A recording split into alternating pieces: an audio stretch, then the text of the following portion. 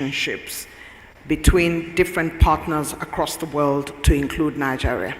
And a commendation, of course, for the Honorable Minister of Budget for the signing of a document that will take us very far across the various sub-regions. Please appreciate Ms. Miriam Ferran, Deputy Director General, Directorate General for International Partnerships at the European Union. Very well spoken. We thank you for your intervention. And to remind you, leveraging on the comment that has been made already by Ms. Ferran, that you might want to take a look at the exhibitions when you have the time, and they're well and thriving outside of this hall. You might want to take advantage of the information spaces to find out what you need to know about the various finance institutions and also organizations that have set up outside the door, and you want to also leverage on the B2B spaces that are outside there. We thank you most sincerely. It's time now for me to invite to the podium a Nigerian lawyer and founder, partner of Daly Oye and Associates, a law firm. Until his present position, he was the first national deputy president of NACIMA, and in fact was chair for the Abuja Chamber of Commerce. And in 2023, when he got into this position, in his acceptance speech, he pledged to work closely with all other elected personalities into those offices and also the staff of NACIMA to ensure that the association continues to play a leading role in promoting and furthering the Nigerian economy. Graduate of Obafemi Awolowo University. He is the Nigeria-Turkey Business Council Chair, and he is a Governing Council and member of Standard Organization of Nigeria, fellow Governing Council member, Institute of Chartered Mediators and Conciliators, and member of the National Executive Committee of the Nigerian Bar Association. Do help me welcome the gentleman, Mr. Daly Oye, who is the president of the Nigeria Chamber of Commerce, Industry, Mines, and Agriculture, NACIMA.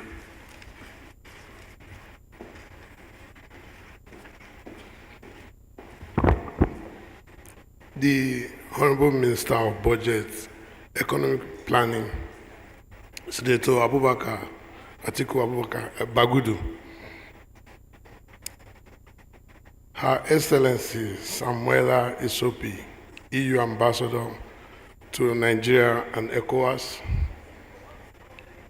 I also know that the representative of the Honorable Minister of Industry, Trade and Investment, you know, the Chamber of Commerce is regulated by the ministry. So I have to recognize my boss so that I still have a job when I leave here. On a later note, I want to welcome all of you to Nigeria. As you can see, what I'm wearing is an artwork. This is the efforts of our youth and women. If you know Nike Art Gallery, this is one of her products. So I know today we've said we are here for digital, but I also want to tell you, if we are talking about jobs, our youth and women, we also have to remember the creative industry. That is one of the single bullets you can use to transform Nigeria. We have seen the accomplishment of Burna Boy and several of our artists and Nollywood, so that if we really think we want to change Nigeria, with digital space, we've done a lot and we are doing, we can easily include the creative industry. So I go back to my speech now, but I also will not forget, I want to also recognize all the excellencies here. Very importantly, my friend, Ambassador Joan Sell, who almost overfed us on the 29th of November 2023, where we gave birth to the NACIMA EU partnership. I'm very grateful to you, sir, for that wonderful reception we had. And I also want to recognize all the excellencies that are here, and we're grateful. Like we say in Nigeria, let me stand on existing protocols so that we can make progress. It is an honor and privilege to stand before you today as the National President of NACIMA at this commencement of the 9th edition of the EU Business Forum. This gathering represents a significant milestone in the enduring partnership between Nigeria and the European Union. a partnership that continues to grow stronger as we continue to navigate the complexity of today's global economy. At NACIMA, we have always believed in the transformative power of collaboration and the pivotal role that strategic partnerships play in national development. Our chamber, that is NACIMA, is the biggest chamber of commerce in Africa.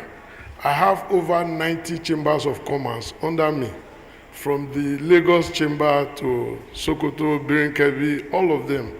We have 71 city and state and several other chambers, making a total of 90. What it means in this is that if anybody is interested in foreign direct investment, you have to start with NACIMA, because we are also part of the network of 177 chambers of commerce in the World Chamber of Commerce Conference.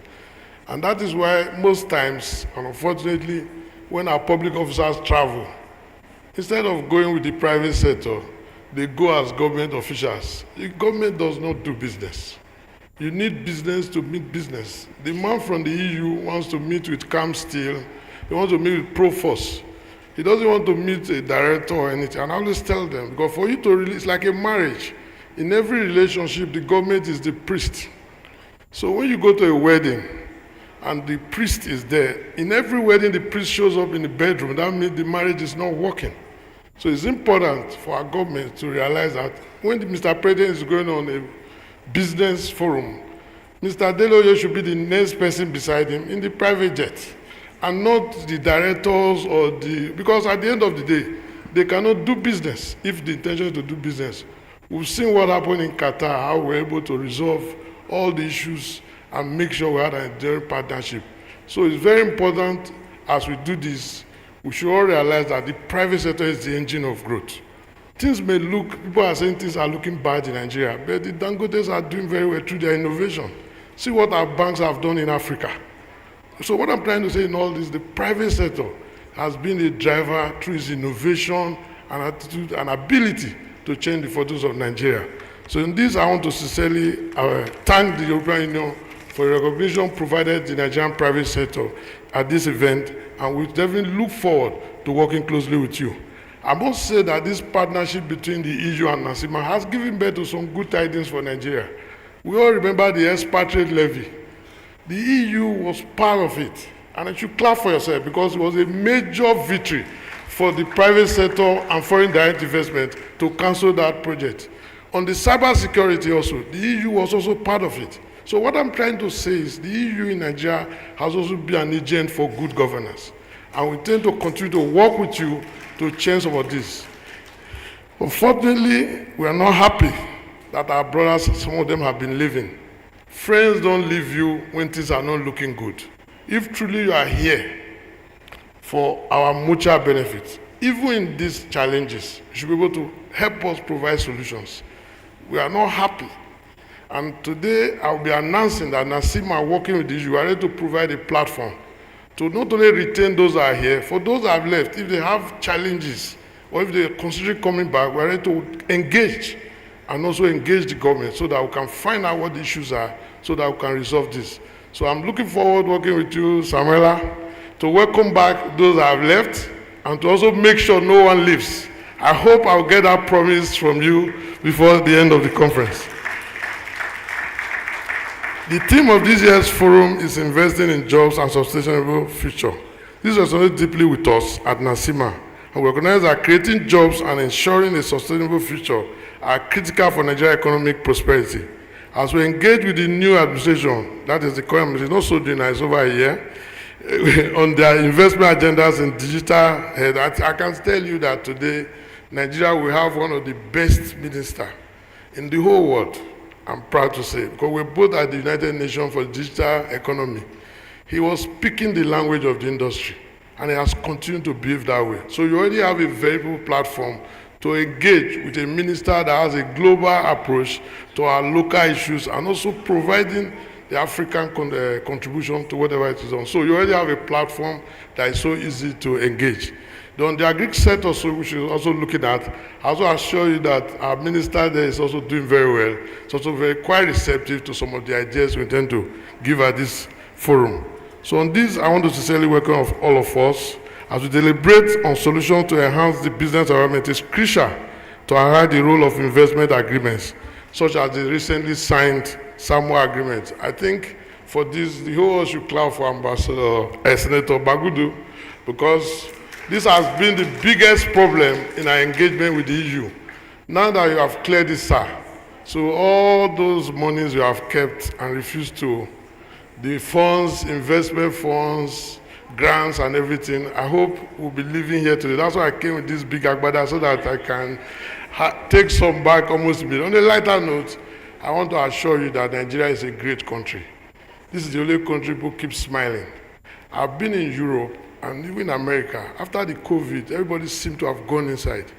But I can tell you during COVID, we're outside and nothing happened. We'll continue to be outside. Nigeria has something that can change the world. We'll give you your smiles back.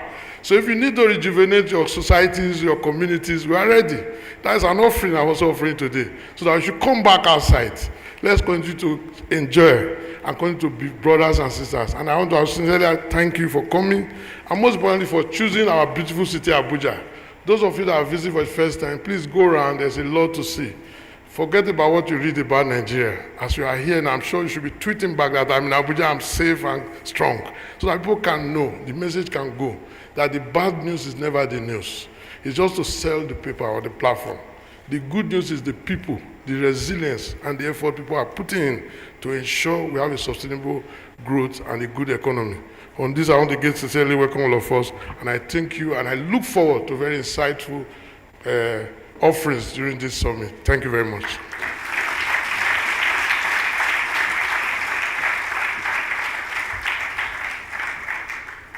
Mr. Delewe Esquire, President of the Nigeria Chamber of Commerce, Industry, Mines and Agriculture, talking about how he has 19 chambers of commerce under him, and how business needs business to do business, which I believe is important for this particular Nigeria EU Business Forum that seeks to synergize relationships, build bridges, and showcase what it is that the European Union and Nigeria can do together, and their business personalities and entrepreneurs can synergize in the various rooms for business to business to ensure that we all get value from this forum. It's time now, distinguished ladies and gentlemen, excellencies, to welcome someone who is a graduate of the University of Benin. She is a medical doctor, and she started her career in banking at Zenith Bank with responsibility for corporate social responsibility. She was in charge of human resources and training, and then she moved on to Treasury and became the Treasurer in 2017. She is the former coordinating economy commissioner and former finance commissioner in Imo State. She's a Nigerian politician, medical doctor, and financial expert, and she currently holds the position of Honorable Minister of Industry, Trade, and Investment. Dr. Doris Uzoka is unable to join us. She has gone to do other state matters, but this morning she has sent a top-ranking member of the ministry, and she has asked His Excellency Ambassador Abba Rimi, the former ambassador to Egypt with concurrent accreditation to the state of the Palestine and to the state of Eritrea, and former ambassador to UAE. He has worked in several other countries. He is the current permanent secretary of the Ministry of Industry, Trade, and Investment. Please help me welcome the representative of the Honorable Minister.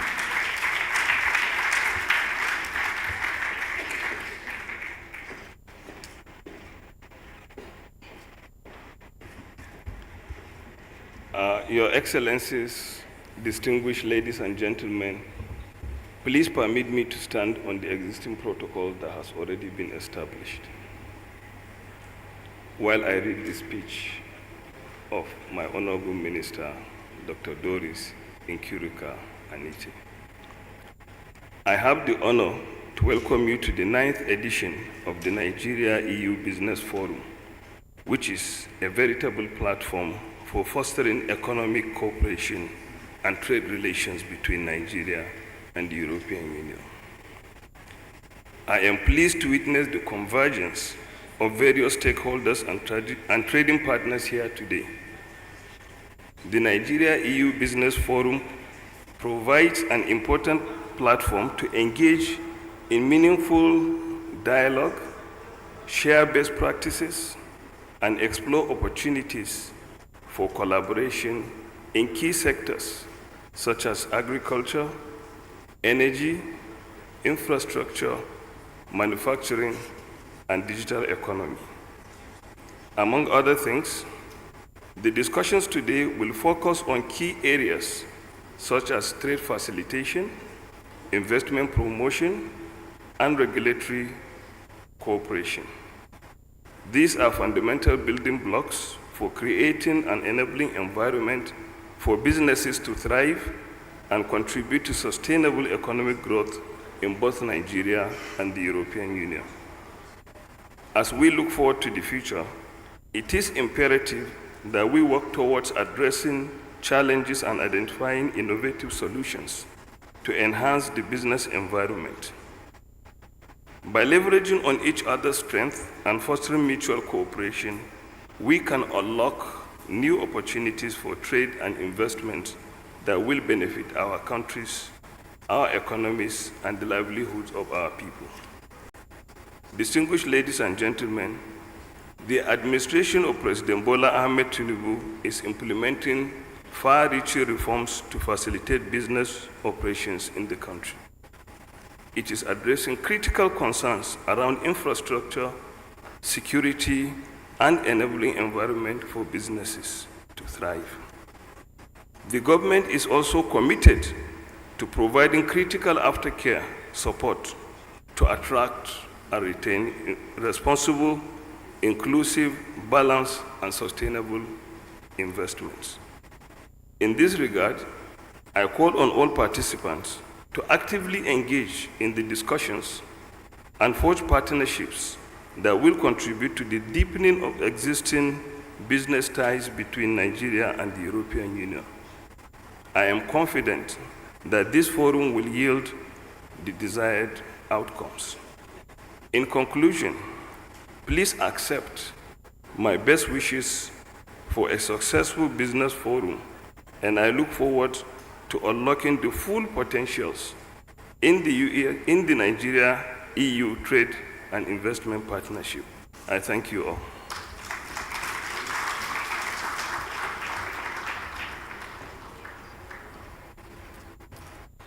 Thank you very much, the Permanent Secretary.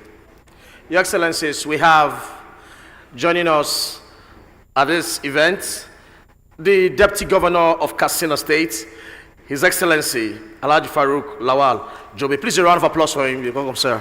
Alhaji Zamaninka, you're welcome. All the way from Katsina State. Your Excellencies, distinguished guests, the man I'm about to bring up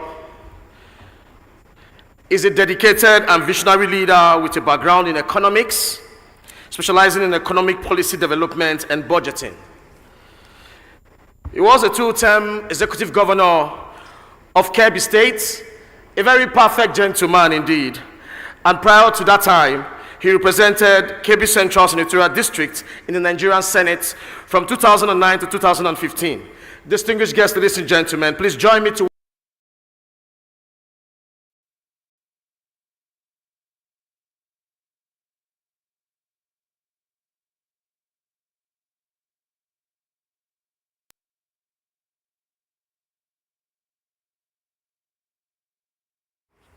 Your Excellency, the Deputy Governor of Katsina State, His Excellency Farouk Jobe, the EU Deputy Director General for Partnership, friend Mariam, welcome to Nigeria, and the Permanent Secretary, Ministry of Trade and Investment, the EU Ambassador to Nigeria and ECOWAS, Ambassador Samuela Isopi, all EU ambassadors that are here, Charge d'Affaires, President of NASIMA, and all distinguished business leaders that are here from Nigeria and European companies.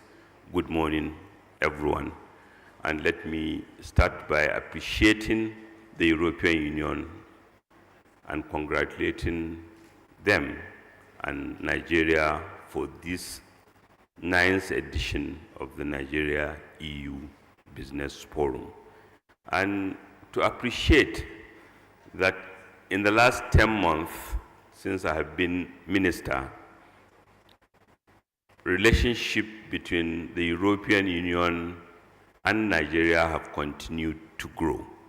We have had several high-level engagements.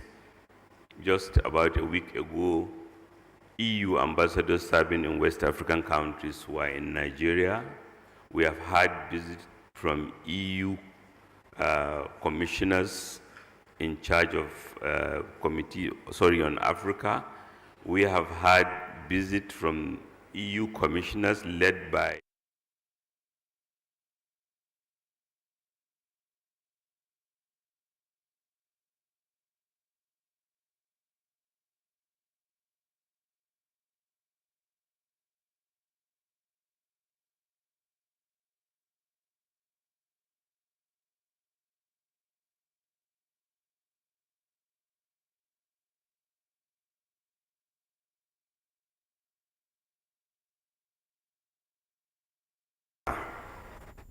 and because that is consistent with Mr. President's profound mindset, is consistent with our national development planning thought process where private sector financing should lead the way.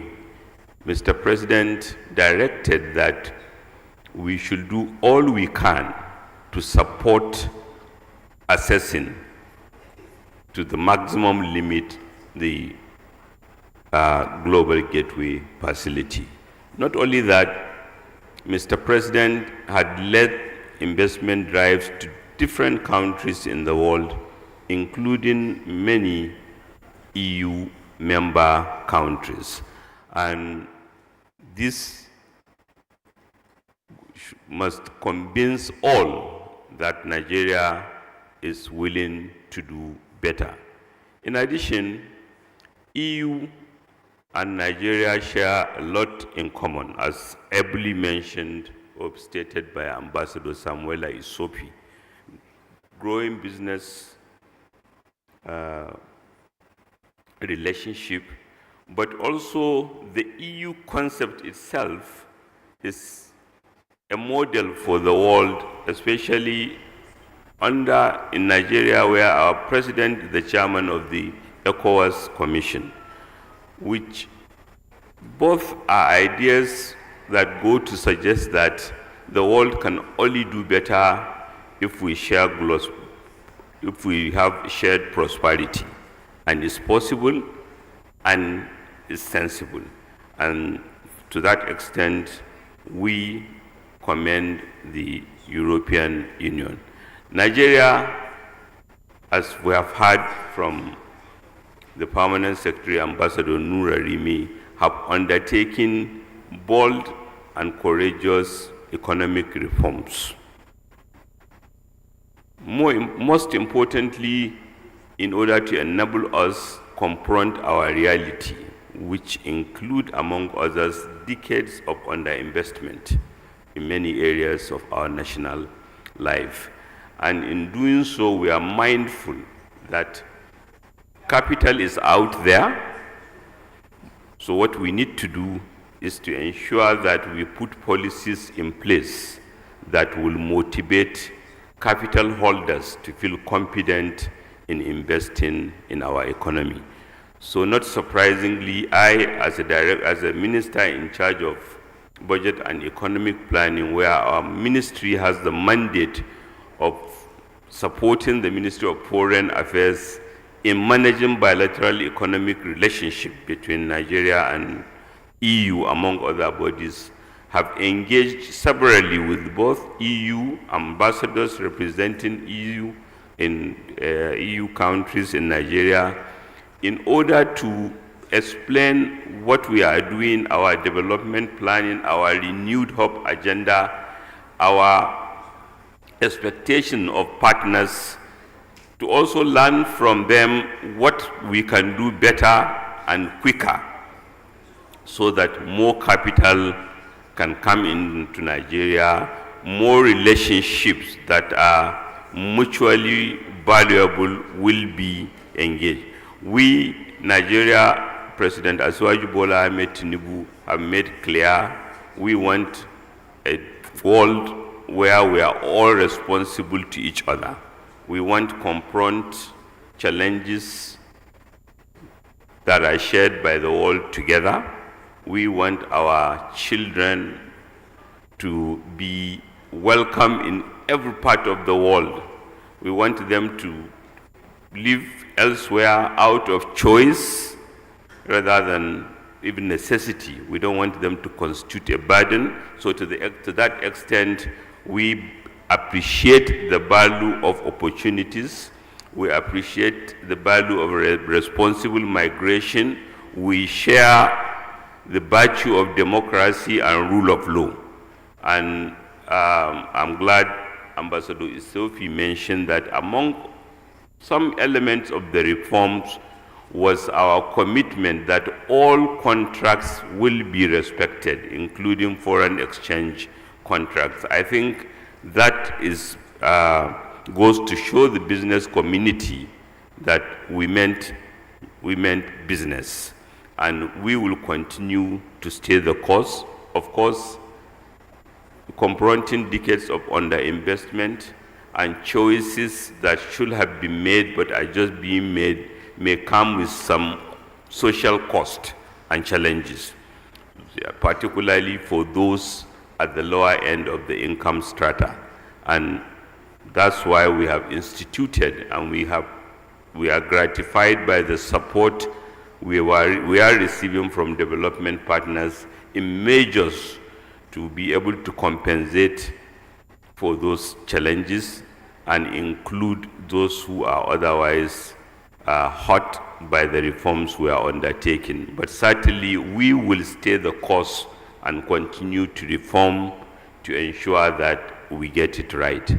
Nigeria has, I believe, one of the strongest absorptive capacities in the world. We have the ability to absorb hundreds of billions of dollars, and that investments can earn favorable returns, which is comparable to or higher than other places in the world. We are a federation, meaning unlike many countries in Africa, we have a federal and state government. The state governments, 36 states and the FCT are economic engines in themselves, and the federal government. We have ability to absorb investment in all sectors of our national life. We are not looking for donations. We are looking for partnerships. We are confident in our abilities. We are confident in our economic prosperity, and we are confident that our private sector, some of whom are gathered here today, are able to respect contracts, to be ambassadors of our country in participation, whether at the EU level or with respective EU countries. We want to do better together, and we appreciate that EU and Nigeria can help provide a model for partnership that will advance prosperity within a global environment. Thank you very much for inviting us, and be assured of our commitment. Thank you.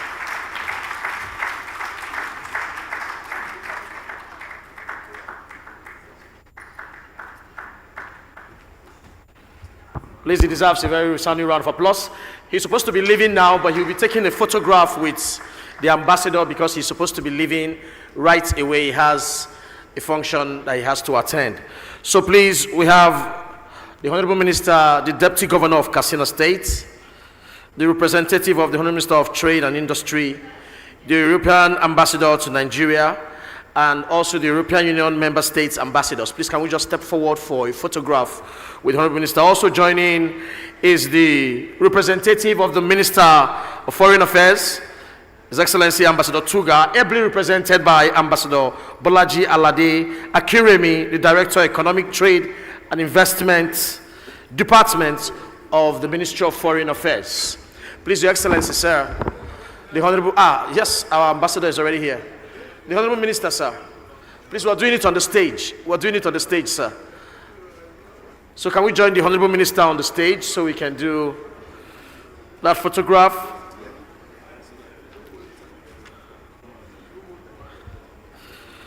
Well, those of you that are hearing our minister speak for the first time, spoke off tempo, a very eloquent minister indeed.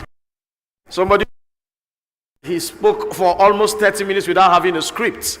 And I said, you've not met this great man. He's one of the men as a governor of Kebbi State that started the rice farming revolution in Nigeria when he was governor of Kebbi State. Please again, can we give him a resounding round of applause?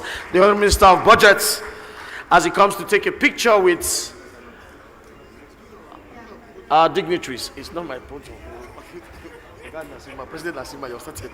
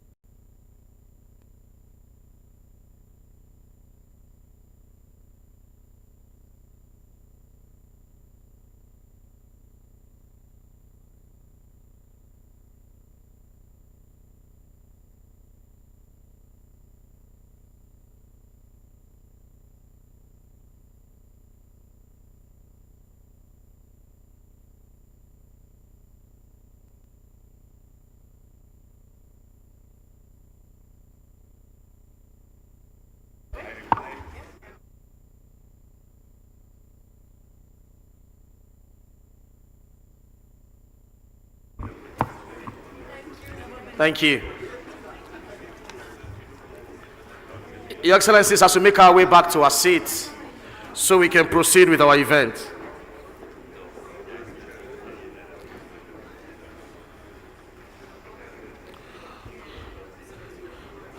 Also to remind us, Your Excellencies, that we are going to be having breakout sessions in the course of this event, and will be taking place at the foyer where we're seated. So when it's time, you check your place of interest in our various breakout sections. We'll be going straight to our opening panel for the first opening panel for today, while we allow the minister to take his leave and our other guests settle in.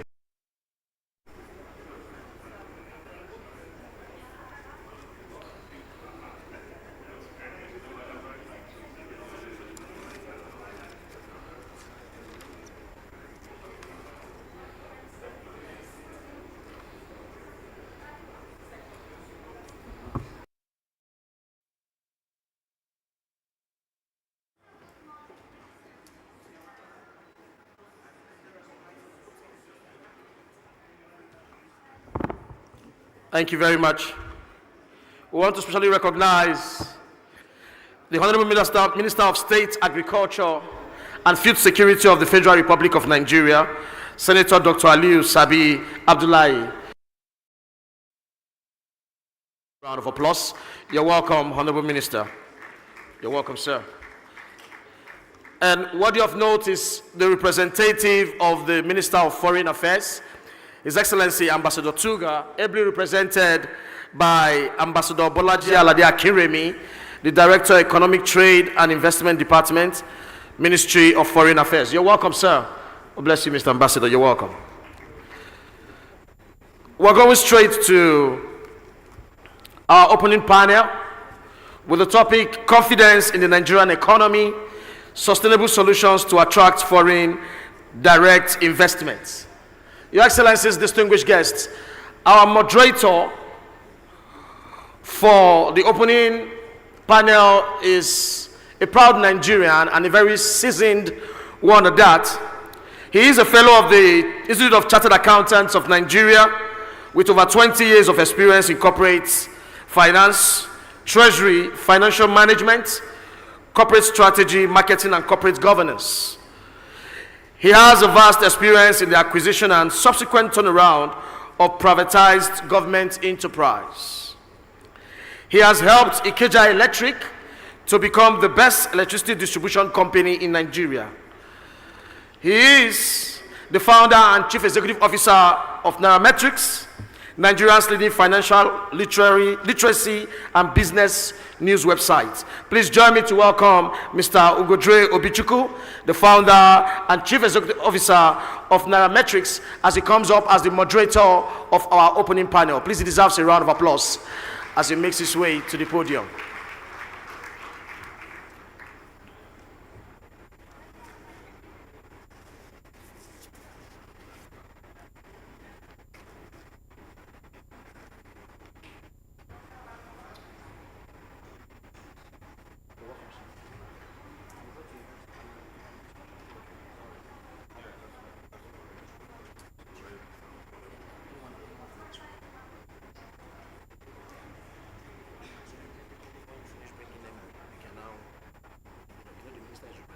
Yes. All right, good morning, ladies and gentlemen.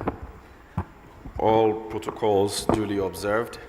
I know that time is spent already, so I'm just going to quickly call on the other panelists, this distinguished panel session. I will start by inviting, I think the first member on the panel is Ambassador Nuru Rimi, who will be representing the Honorable Minister for Trade and Investment. Is he here? Is he still here? Can you join us, please?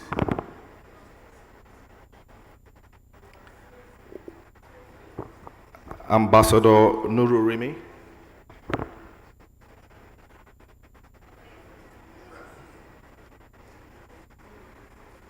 Okay, while we wait for him, I would also be inviting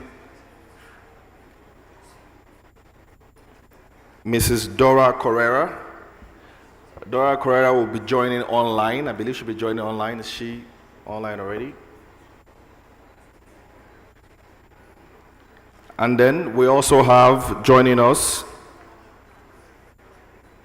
Frederick Klinke. Frederick Klinke is the CEO of APM Terminals, Nigeria. Frederick, could you join us, please? Thank you.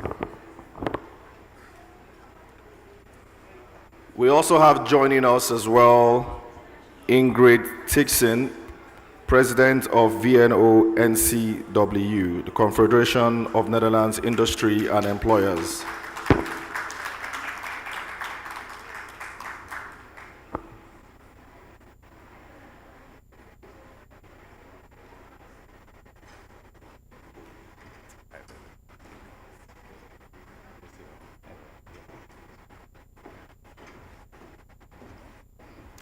Hello, madam.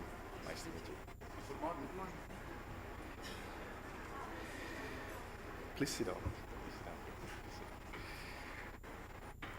Is the ambassador here? Anyone? Where is this guy?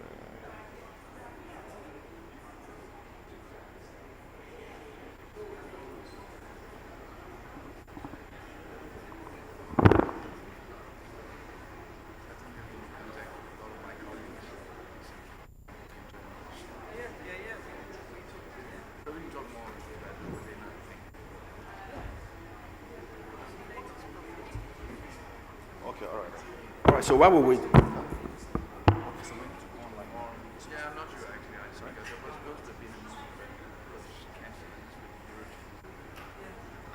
Okay, while we wait for the ambassador, we're meant to have opening remarks from Dr. Correra. Are you going to be giving us an opening remark? Are you going to be giving us an opening remark? Anyway, we're going to move this now. Are you comfortable here? All right. So, good morning. Good morning, everybody. Please allow me to stand on existing protocol. My name is Ingrid Thijs. I'm the president of the Confederation of Industry and Employers in the Netherlands, so representing 90% of Dutch businesses. And it's a real pleasure to be here. The relationships between the Netherlands and Nigeria have a long history, and our trade relation is very intense. We are the first trade partner within the European Union for Nigeria, and vice versa. Nigeria is our largest trade partner here in Africa. So our trading volume is around 6 to 8 billion every year. And we're also the largest investor from the European Union here in Nigeria. Around 90 companies from the Netherlands are present and active in Nigeria. And it's also famous companies like Heineken, Nigerian breweries, and also, of course, Friesland Campina, known here as WAMCO. So I had the pleasure of welcoming your president in the Netherlands just 2 months ago, and it's a real honor to be here and represent the Dutch business community. So we did an inquiry, and in this survey showed that 70% of the companies, the Dutch companies that are present here in Nigeria, are planning to invest in the coming 2 to 3 years, are planning to invest again here in Nigeria. And I think that's a great opportunity for Nigeria. But then again, there's some work to be done to have an interesting and reliable investment climate for European businesses. And I really would like to extend my appreciation to the new Nigerian government, and especially, of course, His Excellency the President, for doing some very important economic reforms. But still, I think there's really work to be done, especially, of course, when it comes to the accessibility of foreign exchange, but it is also, of course, about the dwindling purchasing power of people. It's also about red tape and, of course, security. These are main factors that need to be addressed and worked on for businesses, well, especially also Dutch businesses, to be able to invest in Nigeria. I'm really looking forward to exploring the opportunities with you, and well, once again, I would really like to extend my appreciation to the Nigerian government. And maybe one side remark. I think Nigeria is a really football-loving country, isn't it? And so is the Netherlands. And we are, of course, in the midst of the European Football Championship. And the Netherlands is playing a very important match this afternoon. And so we did not have a good tournament so far, but there's one player I would like to see from the start now this afternoon, and that is the only one in the Dutch squad with Nigerian roots, and that is Mr. Joshua Zirkzee. So I think you all agree with me on that. I'm really looking forward to have this discussion on the investment climate in Nigeria for, well, the couple of, like half an hour. Thank you very much.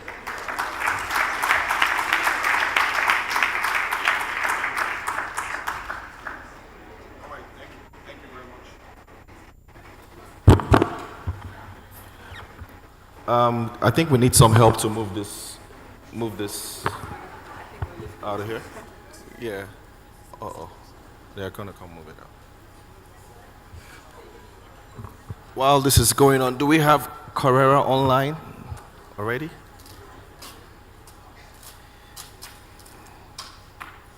Can you hear me? I can.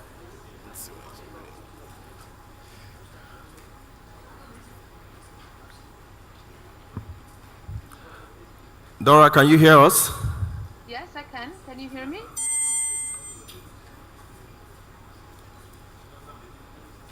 Okay.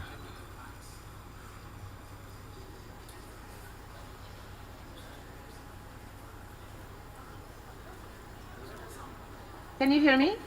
Can you hear us? Yes. All right, fantastic. So can I proceed? Yes, please go ahead with your remarks. Okay, thank you very much. I have a bit of an echo though. I hope it can be sorted out. It's in any case a pleasure for me to be here today, and allow me, first of all, to greet you all, Excellencies, distinguished guests, ladies and gentlemen. It's an honor to be part of this discussion on how to strengthen the trade and investment relations between the EU and Nigeria, how to attract trade and investment to Nigeria, and how together improve the business environment in the country.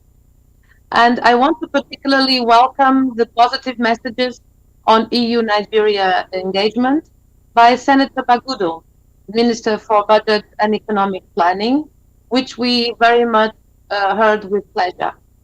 We stand ready to engage further with Nigeria on trade and investment, and the EU is indeed very much ready to do so in this current mandate. And this is because Nigeria has, of course, enormous potential to attract European investors. It's the largest economy in West Africa and also the largest market in Africa. I don't need to say that, of course, to you. The EU is Nigeria's primary trading partner, with a total trade in goods of 35 billion just last year. And trade relations with the EU are, of course, especially important for Nigeria. The EU's foreign direct investment stock in Nigeria reached 26 billion in 2022, which demonstrates, as it is already, the attractiveness for foreign investors. So there is a very strong foundation for investment in Nigeria, for further EU investment. In the current context, we very much welcome the pro-market reform that the current government is undertaking, including the implementation of the Business Facilitation Act and the lifting of restrictions on foreign exchange. It is also important to address remaining bottlenecks hampering business and investment environment. So this is the starting point, and going forward, how can the EU and Nigeria create a better framework to actually realize this trade and investment potential? I would like to leave here with you today 3 possible ways for engagement at the government-to-government level. Let me start with investment facilitation. As the previous speaker, Ms. Tyson, was setting out, transparency, predictability, and administrative efficiency are the building blocks of a healthy investment climate, and are consistently rated by investors as being among the most critical factors affecting their investment decisions. The EU pursues investment facilitation through our Sustainable Investment Facilitation Agreements, and we have proposed such an agreement to Nigeria already. It's a new kind of investment agreement, which is actually tailored to the specificities of our African partners, because it focuses on very specific, very practical and pragmatical everyday measures which are necessary to expand, to attract, and to retain foreign direct investments. Investment facilitation is about tangible improvements for investors, and improvements that are needed to increase the confidence to invest abroad. Let me just mention a few of these improvements as an illustration. This includes, for example, publishing all investment laws and conditions and promoting the use of single investment portals for investments. Streamlining authorization procedures, which means reducing the delays in obtaining government licenses or permits, and providing clarity and transparency about the permitting and licensing processes. And another very pragmatic measure to create focal points for investors and facilitating stakeholder involvement. these are all measures that would be included in an investment facilitation agreement between the EU and Nigeria, and which would act as a very powerful signal to foreign investors in terms of business environment in Nigeria. Now, I also know that Nigeria fully recognizes the importance of investment facilitation and of such measures, because Nigeria is a very important partner for us in the World Trade Organization when we discuss the future investment facilitation for development agreement in that context. So if there would be an investment facilitation between us, between the EU and Nigeria, it would complement and actually strengthen this engagement already in terms of our multilateral agenda in the WTO.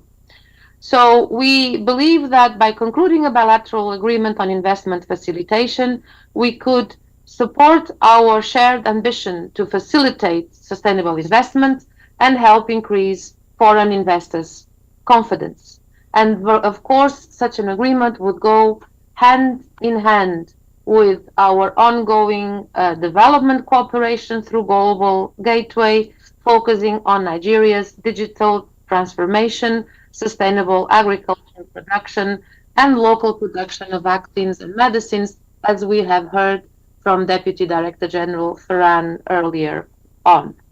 So investment facilitation will be a key part of this EU-Nigeria engagement. We have had a second way of engagement, and this is a trade agreement, which we have concluded at the level of ECOWAS and the regional West Africa back in 2014. This is also an important part of our engagement with African countries because we have very concrete evidence that having an economic partnership agreement with the EU has substantial positive impacts on levels of trade, on levels of investment, compared to countries where we do not have these economic partnership agreements. So we do have that very clear evidence coming from the agreements we have already on the continent. However, our attempts to conclude this economic partnership agreement between EU and West Africa are yet to materialize. And to be very honest, we see very little chances of that happening in the near future.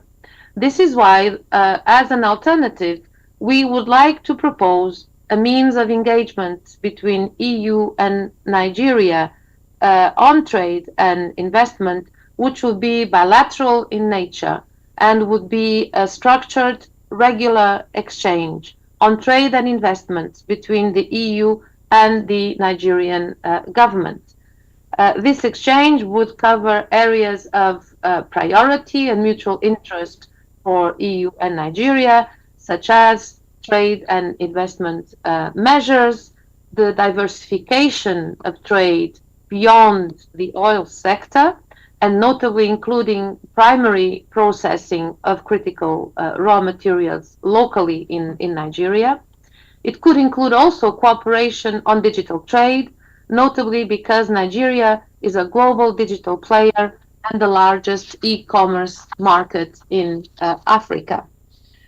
This regular and structured exchange on trade and investment could also promote sustainability aspects, including for the cocoa sector, as trade and investment can also be a driver for sustainable growth. So we stand ready to further elaborate on this proposal for bilateral engagement with our counterparts in the Nigerian government and administration. And let me conclude by saying that the EU remains firmly committed to strengthening our trade and investment relationship with Nigeria and supporting Nigerian efforts in attracting foreign direct investment. By working together and closely to address the challenges and capitalize on opportunities, such as an investment facilitation agreement, we can indeed contribute to the prosperity and sustainable growth of Nigeria and the entire West Africa region. I thank you very much for your attention. All right, thank you very much, Dora Correra. You've just been listening to Ms. Dora Correra. She's the Director of Africa, Asia, Pacific at the European Commission's DG Trade. Welcome once again to this panel session where we'll be discussing confidence in the Nigerian economy and the sustainable solutions needed to attract foreign direct investments. Joining me, of course, on this panel once again is just to my immediate right, she just came in, Hajia Ghana Wakil. Hajia Ghana Wakil is the Director of Investor Relations at the NIPC, that's the Nigerian Investor Promotion Council. Also have immediately next to her is Ms. Ingrid Tixon. She's the President of the Confederation of Netherlands Industry and Employers, excuse me. And then, of course, to the extreme right there is Mr. Frederick Klinke, who is the Vice President, Eurocham Nigeria, and the CEO, APM Terminals. And so we go right straight into the discussion. I will start with you first, Hadia. We just saw data from the National Bureau of Statistics yesterday. Data suggests Nigeria attracted, I think, $3.8 or so billion in foreign investments in the first quarter of last year, which, if you compare to the whole of 2023, I think we did just 3.9, which just shows that a lot of the policies of the government get towards attracting foreign investment and seem to be working. So in the first year in office of the president, what are some of the initiatives that the government has taken to help improve attractiveness of foreign investment in the country, particularly in the area of greenfield investments? Thank you very much, moderator. Let me tender my apology on behalf of my ES, who was to represent the minister on this panel, but she was also called to other exigencies of office, so she asked me to represent her. And to your question, let me first of all say that the President Bola Ahmed Tinubu, in his inaugural address as he was coming into office, he mentioned investment as the growth driver of the Nigerian economy. He recognized investment as the growth driver of the Nigerian economy. And for us in this ecosystem, that was the first signal to say that the environment is going to be good. Secondly, he had also, in several occasions, demonstrated his commitment to improving or removing impediments to business in Nigeria. And I've heard him on several occasions saying to investors directly, if you had any problem, call on me, just meet me, I will clear all the hurdles for you. That is another signal that the investment environment is good. And the Nigerian government identified diversification from oil as a growth driver and has also identified specific sectors. These are sectors that are areas of comparative advantage, areas of multiplier effect on the economy, particularly in infrastructure, agriculture, mining. The EU ambassador was saying the areas of investment of the EU in Nigeria are those. And these are the sectors that have been designated priority areas of government for investment. And that means there will be government attention on these sectors, there will be incentives in these sectors, there will be probably interventions where, if required, in these sectors. So those are some key measures from the president himself. And coming down to specifics, the president made good his statement of removing impediments. One of the first things he did was the tax and fiscal reform, where he signed about 4 executive orders. Those orders, 2 of them were trying to be consistent with the Nigerian tax law, because the Finance Act came and said this is how it's going to be. But the tax law, national tax law, says that if you're going to make any changes, you have to give 90 days notice to the investors. And that is the first thing he did to bring that anomaly to breach that, the breach. And the two of them also suspended some issues that were not consistent with competitiveness. The second one is, of course, the Finance Act itself. It's trying to balance fiscal stability with economic growth, trying also to address challenges and improve the tax administration. Thirdly, as a specific, there was the federal government is working with the states. The deputy governor here can attest to it. We are working with the states to improve their capacity to be more investor friendly through the NIPC certification program, through the payback ease of doing some national level ease of doing business, to improve states' capacity to attract and retain investments. I'll also add that there is a focus on special economic zones. These are zones that will be, with all the attendant incentives, that is almost a quick win for an investor to just come and locate and get all the incentives available. Then the government is also signing bilateral treaties with specific countries to give comfort to investors from these countries. The investment protection and protection agreement, double taxation agreements are all signed with particular countries as bilateral treaties to give comfort to those coming from those countries to invest in Nigeria. Those are some of the specifics. All right, fantastic. Let me even add one. I think just today we heard that the president has approved removal of withholding taxes, particularly for small businesses, manufacturing and agricultural companies in Nigeria. So please a round of applause to that. All right, I'm just going to come to you next, Tixin. You had her speak to incentives.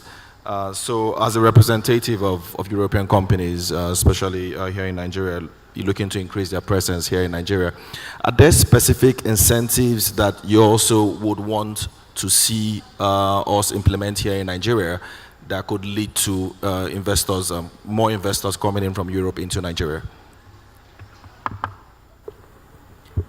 Yes, well, I really like what you said, that investment is, at the end of the day, the engine for economic growth. So it's extremely important for a country to be attractive for especially foreign investment. And what I hear from Dutch and European companies that there are a couple of things that the Nigerian government should work on. First and foremost, it is the accessibility of foreign exchange. It is imperative that you get that solved. Second is the security of your staff and your people in Nigeria. Of course, it's also very, very important to reduce the red tape. And yeah, of course, also companies share with us that they also have to deal with, of course, the dwindling purchasing power of the people of Nigeria, which is understandable, of course, but it is a problem when it comes to, well, taking your final investment decisions. But I think the first I mentioned, the foreign exchange, that is the accessibility is really imperative to solve for Nigeria. That when you get that obstacle out of the way, then I think investments will flow in the direction of Nigeria. All right, thanks for that. Dora, are you still online? She's still there? Dora, can you hear us? Okay, she's no longer there. All right, okay, so I'll just come right straight to you, Frederick.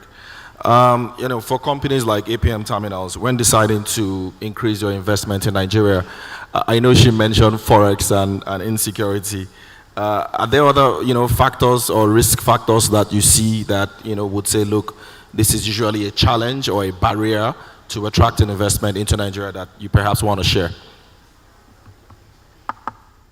Thank you very much, and a pleasure to be on this panel here, and thank you for the opportunity. Indeed, my day job is to be CEO of APM Terminals, and we are the largest container port operator in Nigeria and in Africa.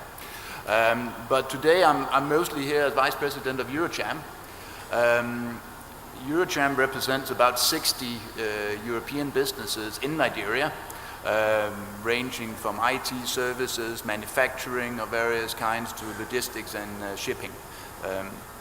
And many of these companies have been in Nigeria for many years and know very well many of the challenges, and therefore we are very grateful for the opportunity to partner with the European diplomatic mission here, with the other European diplomatic representations, and as being part as well of the European Business Organization Worldwide, which is an association of trade chambers, to partner with the Nigerian government to find many of the solutions necessary to increase FDI. Because the fact is, foreign direct investment has been coming down. It was about 5 times as much 10 years ago. It's very encouraging to see that the statistics clearly are turning around, and the policies that the government is implementing now are, as tough as this reform may feel, necessary to increase the confidence in the country. My colleague here to the left mentioned a number of the challenges that we also face as APM Terminals when contemplating investments. And I think the most important one is the currency. Both the accessibility of Forex, but I would say that is a problem that the reforms over the last 12 months have greatly helped resolve. But the volatility of the exchange rate remains a major issue. And you can probably imagine how it is putting together an investment case for your investors that needs to make decisions on the basis of the last 12 months variability in the exchange rate. That's very difficult. So therefore, our strong wish is that the current policies are maintained, that there's stability in the direction, because that will build the already growing investor confidence. And I'm actually quite convinced that with the pledges of investments that many companies have done, many of them also being members of Eurocham, that there's actually a possibility for exponential growth in foreign direct investments. But it requires policy consistency, which we of course also recognize is a challenge in a country like Nigeria, with the many challenges that the administration needs to face. Let me come back to you, Madam. You did mention Forex as one of those challenges that, that we've seen that's inhibiting investment into Nigeria. But over the last, 6 to 8 months, we've seen a lot of reforms in the Nigerian, FX market. We've moved back to what you call orthodox FX policies. You've seen a lot of the barriers, they've all been taken off, so we have a semblance of a free market. So a lot of Nigerians are also wondering, okay, so we've done all these things, how come we still haven't seen foreign investment come into the country? Is there anything else that perhaps we need to do? I know you did mention FX volatility as one of the challenges, but in terms of actual capital importation into Nigeria, is there anything left other than what they've done now? Because they've basically done FX reforms, but is there anything else that, perhaps maybe you also want to see? Yes. Yes, well, in general, of course, business needs clarity when it comes to policy, and also, of course, stability and predictability. These are always the 3 words that are really needed to get business to invest. I think it's also good to have a very positive attitude towards like free trade agreements. It's really important also for business, because that gives you clarity. It gives you clarity about the regulation, tariffs, etc. And it gives you also a secure environment for your investment. So I would really like to advocate Nigeria to have an open mind when it comes to free trade agreements. And of course, further enhancing what I call the internal market of Africa, so the free African free trade area. We know, of course, from our experience in the European Union, how difficult it is to build an internal market, but it gave us enormous economic growth and investment. So I would really like to stimulate you to bring both free trade agreements, for example, with the European Union, but also your own internal market to push it forward, because it's really going to help you, and it's really going to help you be attractive for investment. All right, thank you so much for that response. I'm going to come back to you, madam. We've seen exchange rate depreciation in Nigeria over the last few months, but despite that, there is an advantage in having a weak currency. People would say weaker currency allows you to have larger exports. So, from that perspective, what steps have been taken by the government to boost Nigeria's exports, particularly non-oil exports, from the perspective of the government? Okay, thanks. Like I mentioned earlier, the country is diversifying away from oil. And with the AFCITA, the ETLS, we have an expanded market. So we're trying to expand our export base, envisaging a future without oil. And for that, the government is actively promoting non-oil sector. Some of the specifics were that there's an investment in manufacturing. The substantial amount is designated to invest in manufacturing, to strengthen local production capacity and quality, to improve product quality, and then that will encourage their export readiness.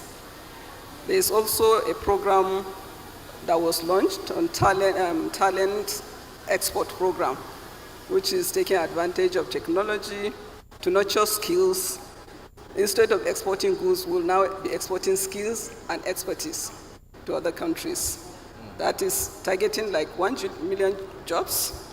The business process outsourcing, job process outsourcing, where the target, and in the next 4 years, I think that's the target, to get 1 million jobs exported.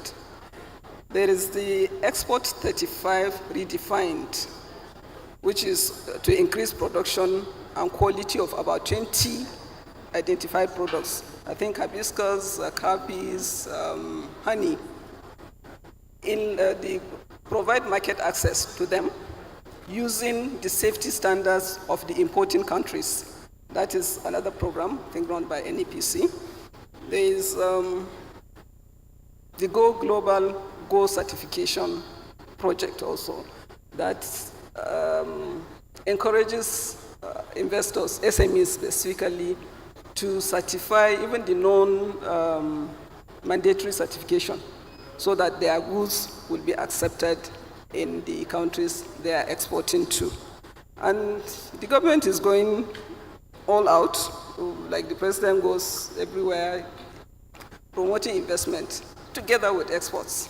And the opportunity for exports has increased because of AFCITA. We always used to say that Nigeria's market is largest, is 200 million and above, and it is extended to the ECOWAS market because of the ETLS.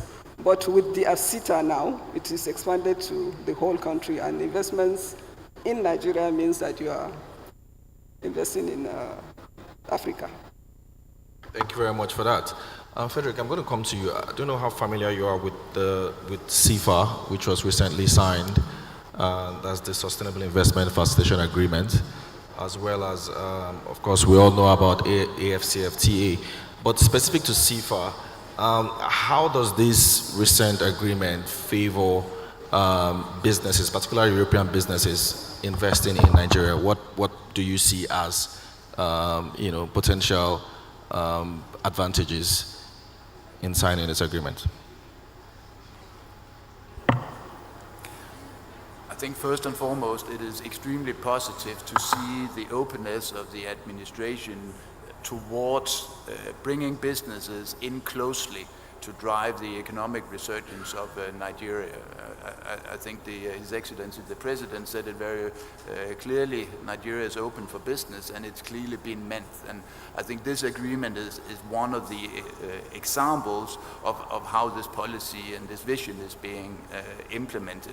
I think it's early days to say how it will support. I think it's the willingness of the administration to continue this and other initiatives that will make the difference. One area which at least we, even as an existing investor in the country, see as a great need is some kind of more simplified access to the administration. Somewhat like a one-stop shop when it comes to investment proposals. And as I said, even for established businesses like our own, it can be difficult, and even more so for companies that are looking at Nigeria to enter. I was very encouraged the other day where a good colleague told me that there are actually plans on the way to form such an agency that will basically allow you to only call on one door with your projects, and they can help you come through that. I think that would be extremely positive and helpful. Not to put you on the spot as well, but we've seen in recent months stories of companies exiting Nigeria. Very few of them are European, mostly, I guess, American companies exiting Nigeria. And we've also seen a bit of influx from Asian companies. From a European perspective, do you see any potential risk down the line, or are you going to see more European companies exit, or do you think you're going to see more come in as reforms, at least of the government, continues to take hold? Madam, do you want to take that? Yes. Yeah, what I see from Dutch companies is two things. On the one hand, we see that because of the difficult economic situation and the difficult investment climate in Nigeria, some of them are like reducing their activities here in Nigeria. But on the other, like I mentioned before, we did a survey amongst our companies that are active in Nigeria, and 70% of them say that they really want to invest in the coming 3 years. They really want to invest additionally in Nigeria. And they did a good job over the last couple of years, the Dutch companies investing like 2 billion.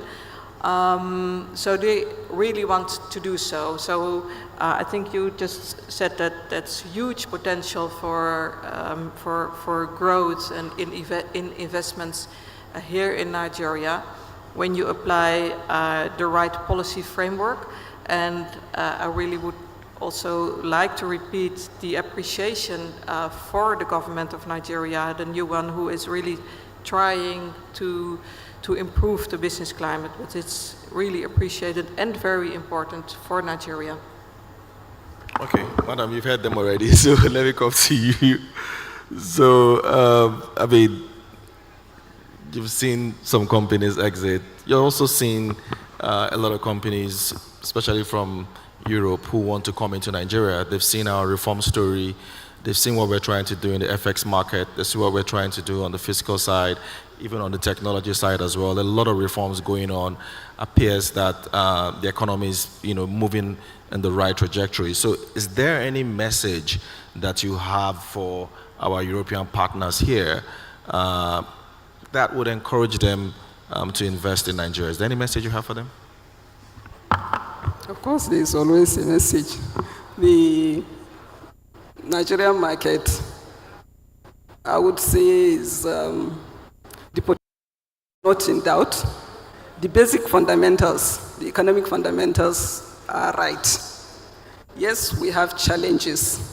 And the challenges is what the government is trying to tackle through the Presidential Enabling Council, which just last week launched its RRA, which is a service delivery mechanism for all government agencies that are involved in economic activities. They are to improve on their regulatory environment. So government is working on the regulatory environment, As for the other deficiencies, like our deficiency in infrastructure, we always market them as an investment opportunity too.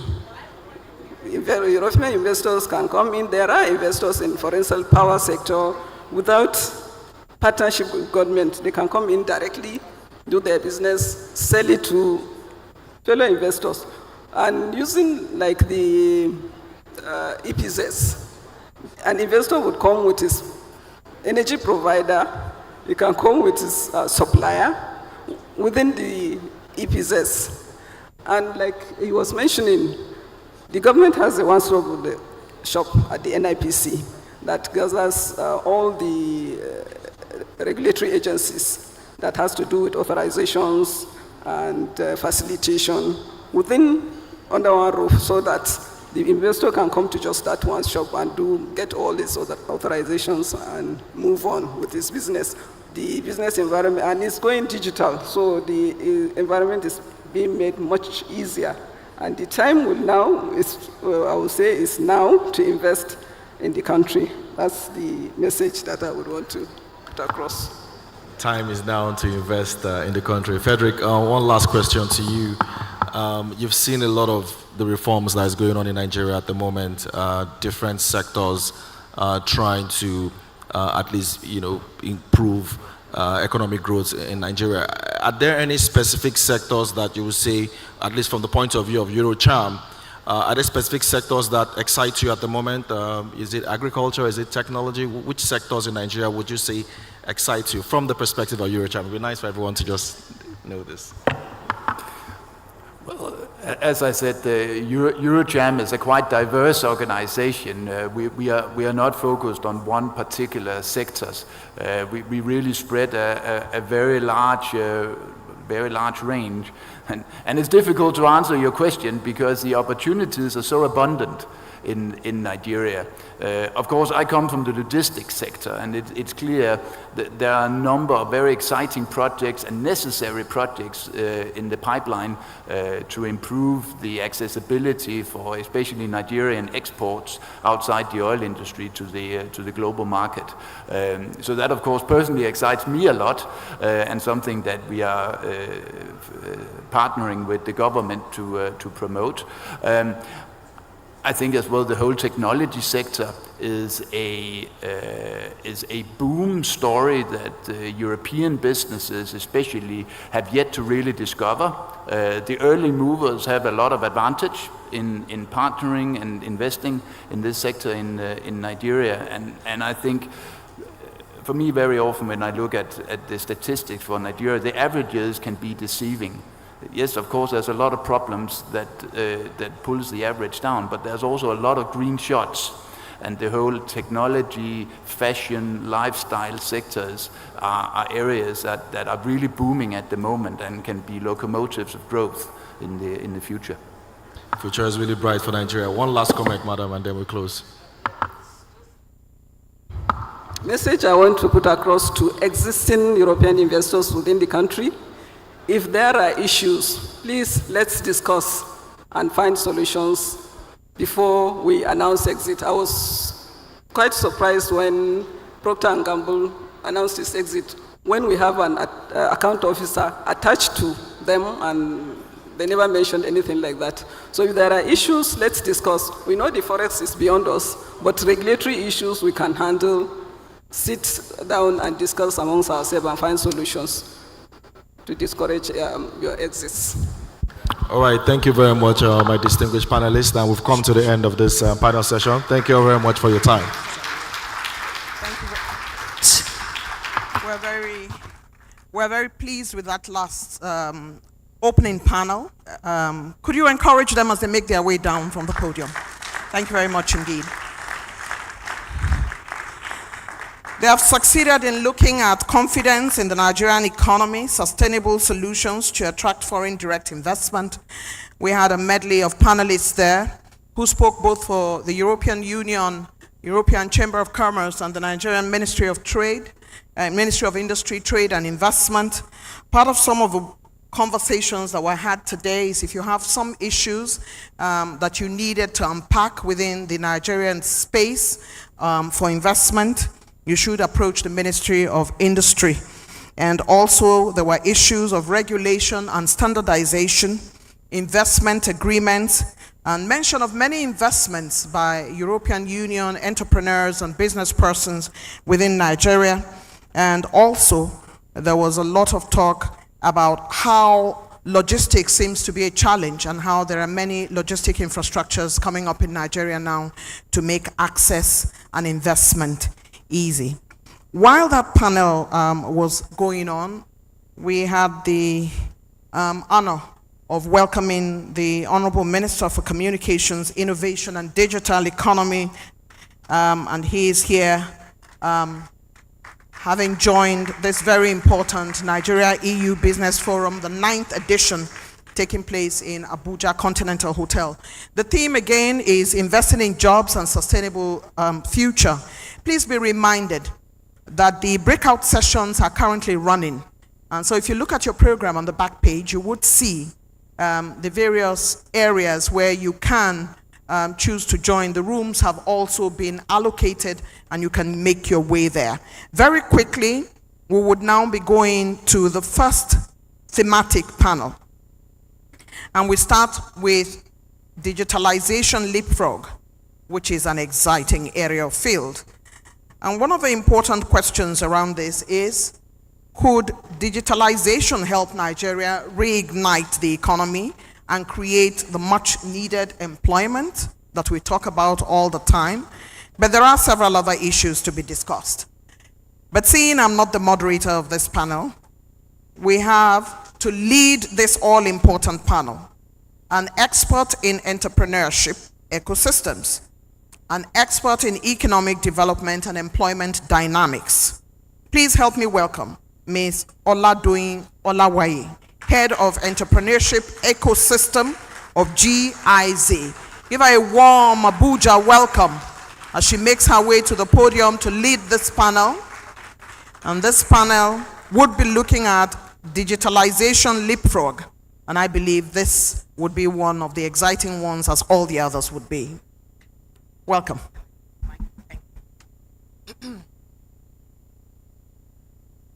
Good morning, distinguished guests, ladies and gentlemen. Please permit me to stand on existing protocols. I would start by saying it's an honor to be here today and to welcome you to our session on digitalization leapfrog.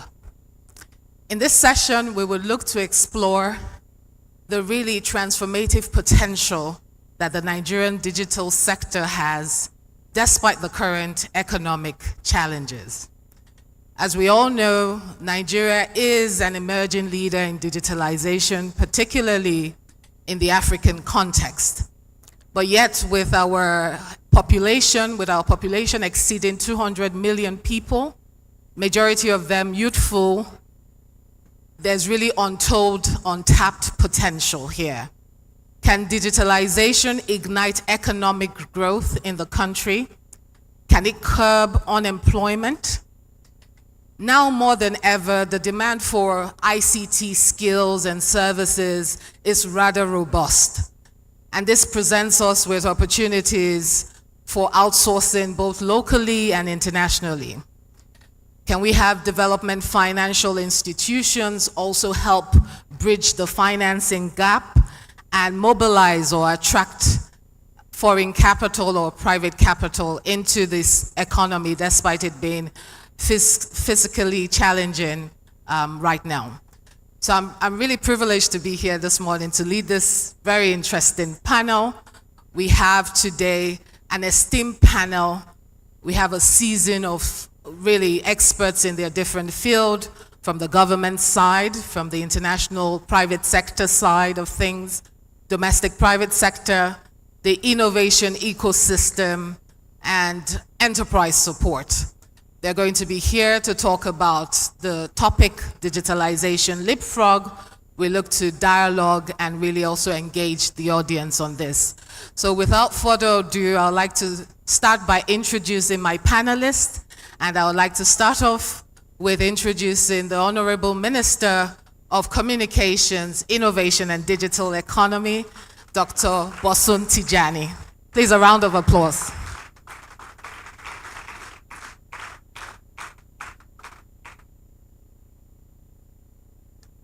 You're welcome, sir. Thank you. Also, a second panelist from the Innovation Ecosystem. He is the Chairman, Innovation Support Network, Mr. Charles Ememembolu. Please come on stage. Thank you very much.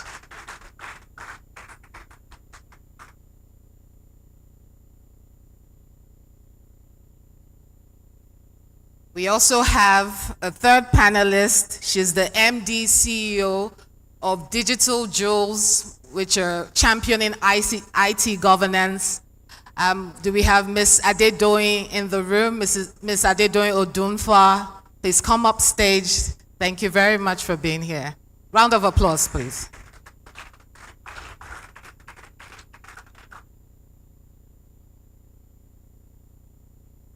We also have from Nokia Nigeria, the country manager, Mr. Marco Rebeki. Please come up stage as well. Thank you very much for being here.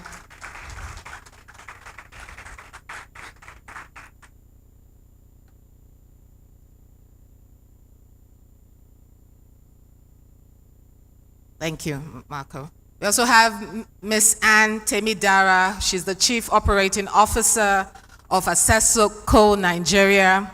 Please, you're welcome. Please come on stage. Ms. Temidara.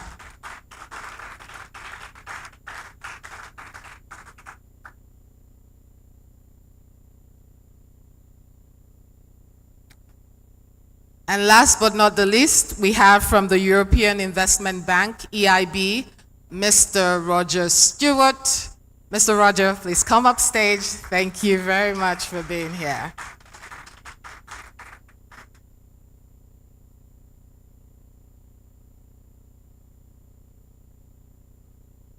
Thank you, Robert.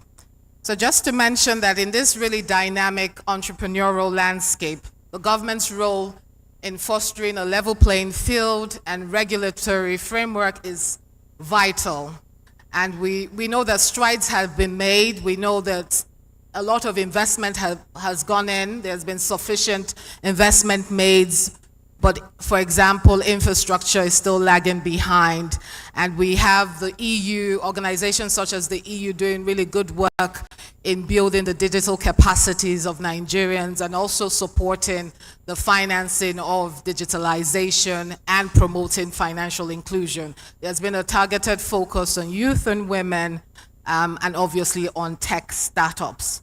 So today with this distinguished panelist, I'll be discussing how Nigeria can really leverage and harness its potential leadership in digitalization to not only spur economic growth, but to effectively tackle unemployment, particularly among our youth. Thank you very much, and we will get into the panel discussion. Thank you.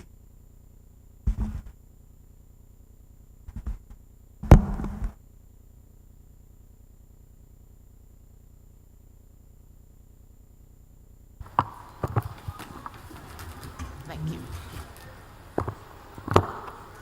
Okay. So let's get into the first round of questioning, and I would like to start with you, Ms. Temidara. I would like to hear about what Aseco Nigeria is doing as a European business in Nigeria.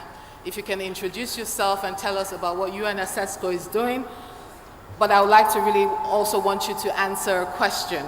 And this question goes, what are the specific opportunities that exist for European tech companies in the current Nigeria digital landscape, particularly considering the high demand for ICT skills and services? All right. Thank you very much, Doi. I particularly like this year's theme, invested in jobs. I would say invested in tech jobs. So for the agricultural sector, please, it's not a competition, but I think tech is the way to go, and that's why we're here. So I'm the Chief Operating Officer at Aseco Nigeria, and I'm also a director at Eurocham. So Aseco is a technology company. We were founded in 2014, and we've divested into several things. So UAV, but we're primarily a technology company. So just to answer your question, I think with our population of over 200 million, we can boast of 70% representing the youth. And given that demography, I would say that we're going to have an active labor force for the next 30 to 50 years. And what that suggests is there will be people we can employ, right? And lots of businesses in Nigeria, the agricultural sector, the financial sector, they rely on technology to drive their businesses. They rely on technology to scale their operations. They rely on technology to improve their service delivery. And that has sort of created increase in demand for ICT and digital skills. While that sort of presents opportunities for European tech companies such as ourselves to play in the Nigerian booming digital landscape, there are also several hurdles and challenges that I think that European tech companies can exploit. I'm happy the minister is here, so I will not be throwing direct banter, but he's going to talk about some of the things, infrastructure challenges. And prior to you calling me on stage, I needed to verify an information I wanted to share, but I saw that the Nairametrics CEO is here. So please do not sue me. I didn't get to confirm it, but I know that in 2022, there was a report published by Nairametrics, again, don't sue me, citing CBN reports. And in that report, they claim that Tier 1 banks spent over $1 billion in purchase of software alone. Over $1 billion, software alone and its maintenance. And that is a huge cost to the bank. And imagine the stress of getting Forex, which is now a thing, and the cost of spending that on software, not even hardware, to save. So that is one. Cost of purchasing software was huge, and we'll get to how the European tech companies can exploit that now. Then another hurdle or challenge, I would say, is the infrastructure challenge. I think for a lot of companies here, if you're on band A or band B, depending on where you face now, you can know how much you spend. But while that is not directly under the minister's purview, electricity is still a thing. It's still a huge challenge to running businesses in Nigeria. Then we have the internet connectivity. I know the minister and his office, they've done a lot in that regard, but there's still a huge gap that can be filled in that sense. So there's the infrastructure challenge. There is also access to great talent. As a technology company, I can tell you for free the experiences we've had. So as a company, we try to establish, or we have a SECO Software Development Center. And one of the objectives of that center is to outsource or export our software developers to our partners in the group. Now, within the space of 1 year, I can tell you, we interviewed several developers. Now, I know Nigerians are talented. Our youths have a lot of skills, and I'm not even discounting that. But there's need for us to get that skill to a global competitive level so that they are exportable. Now, during the course of our interviews, we interviewed seemingly great talents, but what we found was that, at a global scale, there were still some shortcomings, and that also needs to be addressed. So everybody is learning Python, learning these great programming languages and several languages using AI, but there is need for us to be global and competitive. And I'll talk to how the European tech companies can also exploit that. Another issue or order I would say is the evolving regulatory landscape. It is constantly changing. We have lots of startups. Nigerians, we can boast, people have ideas, like that's for real. Lots of ideas springing up every now and then. But one of the challenges they sort of face is that, they're not sure how to proceed because of the changing regulatory landscape. So that's also a thing that I believe that the government needs to address. Now, with respect to specific opportunities that can be exploited as a European tech company, because as a second Nigeria, this is our 10th year in Nigeria, so we've had to pivot into other things. We started off as a software development company, then now we're into UAV and drone services, we're into cybersecurity. So That's also evolving because technology changes rapidly. Now, I think for specific opportunities, I'm just going to categorize that into two broad headings, and that would be collaboration and knowledge transfer. Simple. I mentioned earlier that Tier 1 banks spend huge sums of money, and that is true. But right now, what we've seen is that some of these Tier 1 banks are now building their own core banking application, or most of their applications are built locally. So for European tech companies to stay relevant, they must collaborate. That has to be the way to go. So we've gone past the days where, you're just going to come and dump a product on them and say, take it or leave it, or you buy and you pay huge sums of money in foreign currency to, service your operation. That time has passed. What we're experiencing in Nigeria is the need for collaboration with the European tech companies, and that is the only way to go, collaboration. Now, one of the things we realized as a software company is the fact that we had to localize some of our own products because, the products came from Poland, Slovenia, and some of our other partner companies. But localization, which was again the need for us to collaborate with other companies here, was the way to go. So collaboration is the way to go, and knowledge transfer.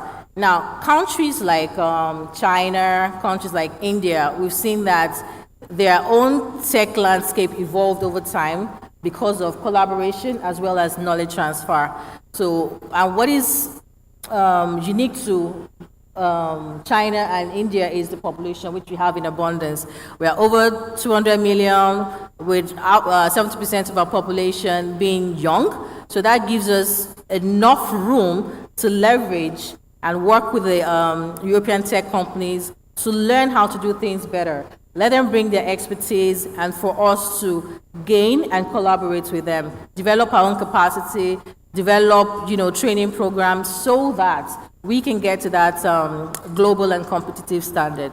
So every other thing will be a subset of collaboration and knowledge transfer. But if you ask me, the greatest opportunity and the need for them to stay relevant in the booming Nigerian digital landscape will be through collaboration and knowledge transfer. Thank you very much. Thank you very much, Anne. That was quite insightful, the need for collaboration and knowledge transfer. I'd like to now just take our next round of questions to the innovation ecosystem. As you've explained, that there's a need to really evolve in this dynamic digital landscape that we're in. I would like to hear from Charles from the ISN network. Particularly, I have a question for you, Charles. What are the primary challenges facing Nigeria's business innovation ecosystem today? And what strategies can be employed to navigate and overcome these obstacles? Thank you very much, and good day, everyone. My name is Charles Bolu. I am an IT architect by training, and I founded 2 innovation hubs in Nigeria, and basically here talking about the innovation ecosystem. About 2019, 75 hubs came together. So innovation hubs are basically centers where you kind of support talent, either on the startup side or with digital skills, came together, and today we are 192 strong, 192 separate organizations who are all innovation hubs, incubators, accelerators, and co-working spaces across 31 states of Nigeria. And to the problems that exist, there are quite a few of them, but for many of them, there are solutions in view, and we tend to see them more as opportunities, because for each of the times that you mention a problem, typically, especially in a country like Nigeria, what it presents is an opportunity for a solution or a business. And because what we focus on is innovation and talent, it then becomes important, a very good soundboard for that kind of development. So one of the first things I would like to talk about is around infrastructure. There are genuine infrastructure challenges as you begin to step out of the major cities like Lagos, Abuja, Port Harcourt, and maybe even Kano. But you find out that, and these are all around, from the electricity down to being available to cost and internet and a whole host of the other things that we see, but also platforms and organizations. And this is where innovation hubs come in, because they can provide centers that are like safe spaces for development to happen, for learning to happen, education that can support people to build businesses or to learn skills that they can use to build businesses or solve problems in their local environments that have global scale as well. The other thing to talk about is the regulatory environment, right? 2 or so years ago, we all celebrated the signing of the startup bill into law. The startup bill, as it were, is a very far-reaching policy that can enable the innovation ecosystem at scale. It will be important to move on to what could make it work. You know, for today, it's still an act, and the implementation is a bit slow and should have advanced a little bit further, and maybe the Honorable Minister can provide us a little bit more insight. But I must commend the contents of that act and how it is able or has the ability to touch on a lot of the problems, from infrastructure to the collaborations needed, to funding, to even the ability to provide market access to Nigerian innovative businesses. I would also touch on the fact that market access is sometimes a challenge. One of the key areas is that if you even look at the African continent, looking closer home, there's very minimal interaction between Nigeria and countries that are even geographically close enough and on the same continent. That presents a huge opportunity, and I think that trade facilitation, integration programs, exchange programs can improve that, not just between African countries, but between the rest of the continents, especially Europe, where we are economically, as a country, very closely linked to Europe and a lot of European countries. And there's opportunity there, a lot of which we are beginning to see. I mean, in the last month, we have personally hosted two trade or exchange programs from out of Europe, and I can tell you that a lot of conversations are deepened in those areas. And then the access to finance is one other area to talk about. And this is multidimensional. One of the areas that you talk about, a lot of the financial support or investment support that innovators get or talent get out of here is usually at the point where it is a bit of a lesser risk. But the fact is that for that ecosystem to grow and to be robust, it is also important to take the risks, which usually is a lot of government or development type support. Because what that then does, for instance, I founded a hub within University of Nigeria, and I can tell you that whereas students or researchers may not immediately become those unicorns that you're looking for, they also need to begin to learn, begin to build, and if you sustain that as a platform or a national kind of program, it tends to be able to improve the quality of the startups, the founders, the talent that you get further down the line.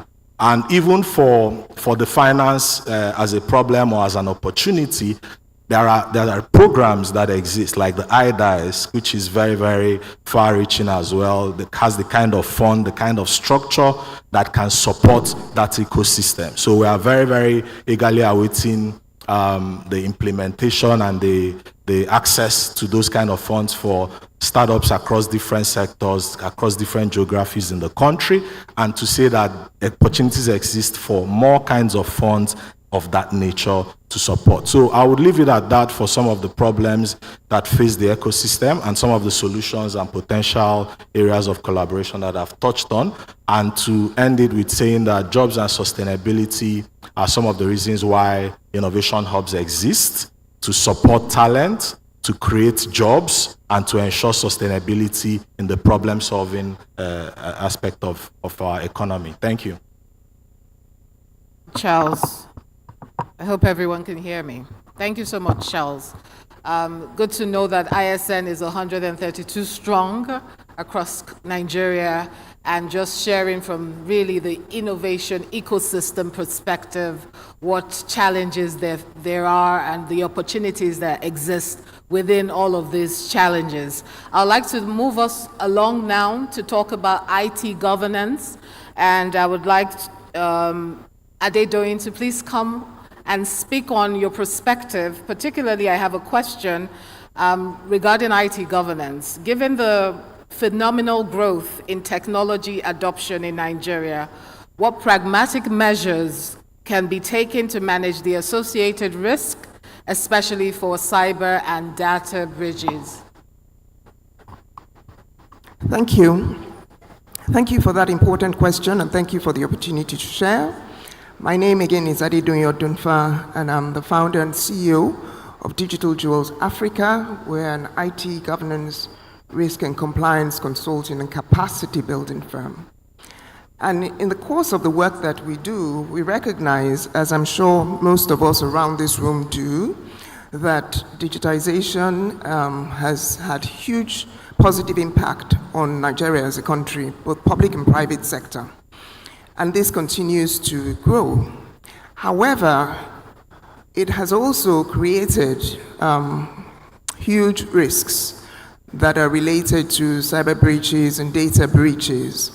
And essentially for us, it's about how do we straddle that balance between, that's what governance is about, IT's ability to deliver value, which no one in this room will question, and on the downside, how do we manage the risks associated with IT? And I'll speak to it on a number of spectrums. A lot has already been said about infrastructure, so I won't belabor the point, but I will, however, say that infrastructure, IT infrastructure, if I look at hardware and communications, for example, are not inherently secure. You have to design and configure them to be secure. We've had a significant Naira devaluation in recent times, and that has impacted the ability of organizations to procure the kind of equipment and the kind of infrastructure that they need to secure themselves. In the long run, the only solution really is to look inwards and to see. I was glad when I heard one of the goodwill remarks earlier stating that manufacturing is one of the key sectors of investment for the EU, to see how we can start to build capacity for some of these systems locally. But in the short run, it's probably around collaboration to ensure that whilst we are growing in terms of the adoption of technology, we're also managing the risks associated with the equipment that we use. So the software part of infrastructure is probably a lower hanging fruit. And a number of the speakers have already spoken to what they're doing in that regard. So we do have a thriving software development ecosystem in Nigeria. However, more has to be done about adopting secure coding practices, because again, software is not inherently secure. And so again, this speaks to the focus and the intentional approach to ensure that as we grow digitally and we begin to experience some of the benefits of scale and of reach, we're also managing the risks that are associated with it. I'll move on to probably an area that is less focused on, which are the processes. A lot of organizations in the public and private sector, perhaps more in the public sector, if you will permit me to say so, have a lot of complex, arduous processes, duplications, single points of failure, and these are all vulnerabilities, basically weaknesses. And the way that cyber breaches and data breaches occur is that they look for weaknesses, either it's in the infrastructure, or in the process, or in the people, right? And then the threat agents act on it. So from a process point of view, we do need to streamline and build processes with security in mind. For us as a firm, Digital Jewels Africa has seen global best practice standards as an effective way of doing this. And so, we ourselves are certified to a number of global best practice standards so that we practice what we preach. But we also have had the privilege to support hundreds of organizations in sub-Saharan Africa to do this. Why is this important? It's important because these frameworks, these standards, basically have within them peer-reviewed controls that help to manage downside risk. So instead of reinventing the wheel, we can domesticate some of this.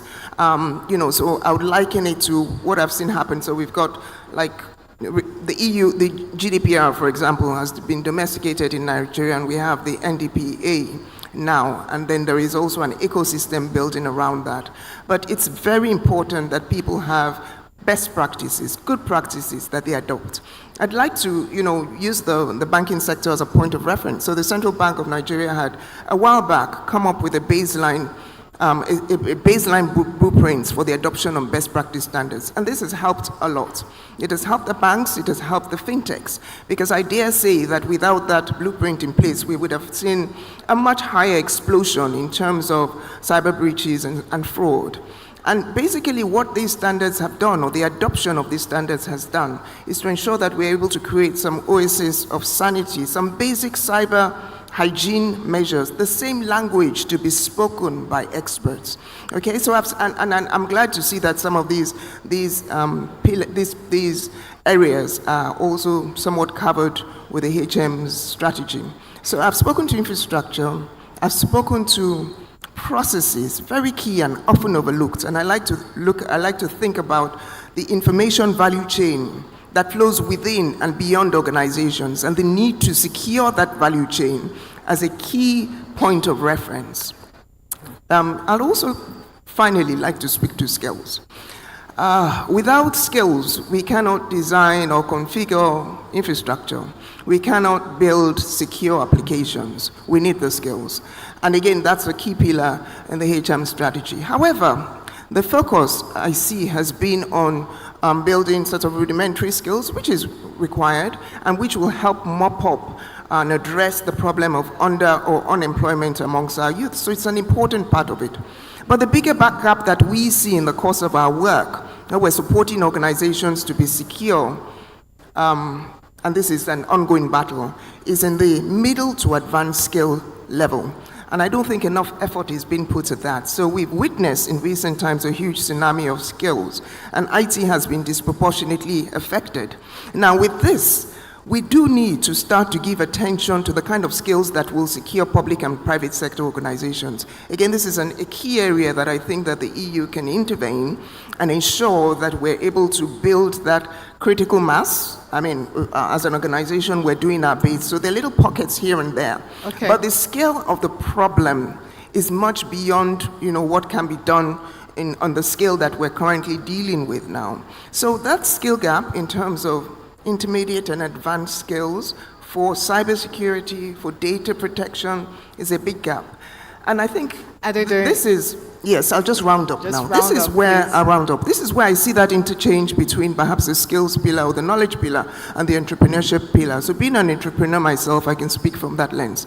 I think that there is also an opportunity for local organizations, indigenous organizations who are specialized and who have skills and international accreditation to be given opportunities to work beyond our borders. So as an organization, we do work across sub-Saharan Africa, but we have accreditations that actually allow us to work across Central Europe, but this hasn't been explored. So I'll stop by just saying to us all, without a doubt, IT is a game changer, but there are so many opportunities to really, unlock the value that IT offers in Nigeria. Thank you. Thank you, Adedoyin. Thank you very much for that robust contribution. I would like to move on next to Mr. Marco from Nokia Nigeria. Before you come on the floor, you give us your opinion. Mr. Marco and other speakers, maybe just to remind you to please let's be concise in our responses so that we can also get some contributions from the audience. So Mr. Marco, Nokia has over 100 years of experience in the telecoms industry. I have a specific question for you. What are the biggest challenges when it comes to the topic of digital leapfrogging, and what role does infrastructure play? We've referenced infrastructure, the other speakers have referenced infrastructure, but specifically from your perspective as country manager, Nokia Nigeria. Thank you very much, and I'm very pleased to be here. I'm very thankful for the organizer to give us the opportunity to be present at this forum. My name is Marco Rebecchi, I'm representing Nokia. And before answering the question, I just want to stop a misconception about Nokia. Nokia is a very known brand to the public thanks to the mobile phone 30 years ago, 20 years ago, and we're very grateful for that. but we have exited that business 10 years ago. Nokia, in line with its history of innovation and change, in fact, as you said, started 150 years ago, and 150 years ago we were doing rubber products. Of course, it was not telecommunication at that time, went to transition in the last century, and what we are doing now is, as we stop the handset business, we are transitioning into leader in innovation to basically give, not anymore connecting people, but giving people, machine, devices, the possibility to interact in a much more powerful way than it was before. So, having said that, we are present in Nigeria since 25 years. We have been helping fixed and mobile operator to build their infrastructure. We have been helping big organizations to digitalize their business. And we are present out of Lagos and Abuja and covering all the 36 states of Nigeria. Now, to answer the question, I think that Nigeria in the last 20 years has made a giant step to improve the life of the citizens thanks to the telecommunication. Basic things like communicating with people abroad or communicating with family and friends to the other side of the world is now a reality. But beyond that, there are quite a number of applications that are possible today, like attending courses remotely, getting certification, receiving medical treatment from a distance expert. So all these things are possible thanks to the telecommunication.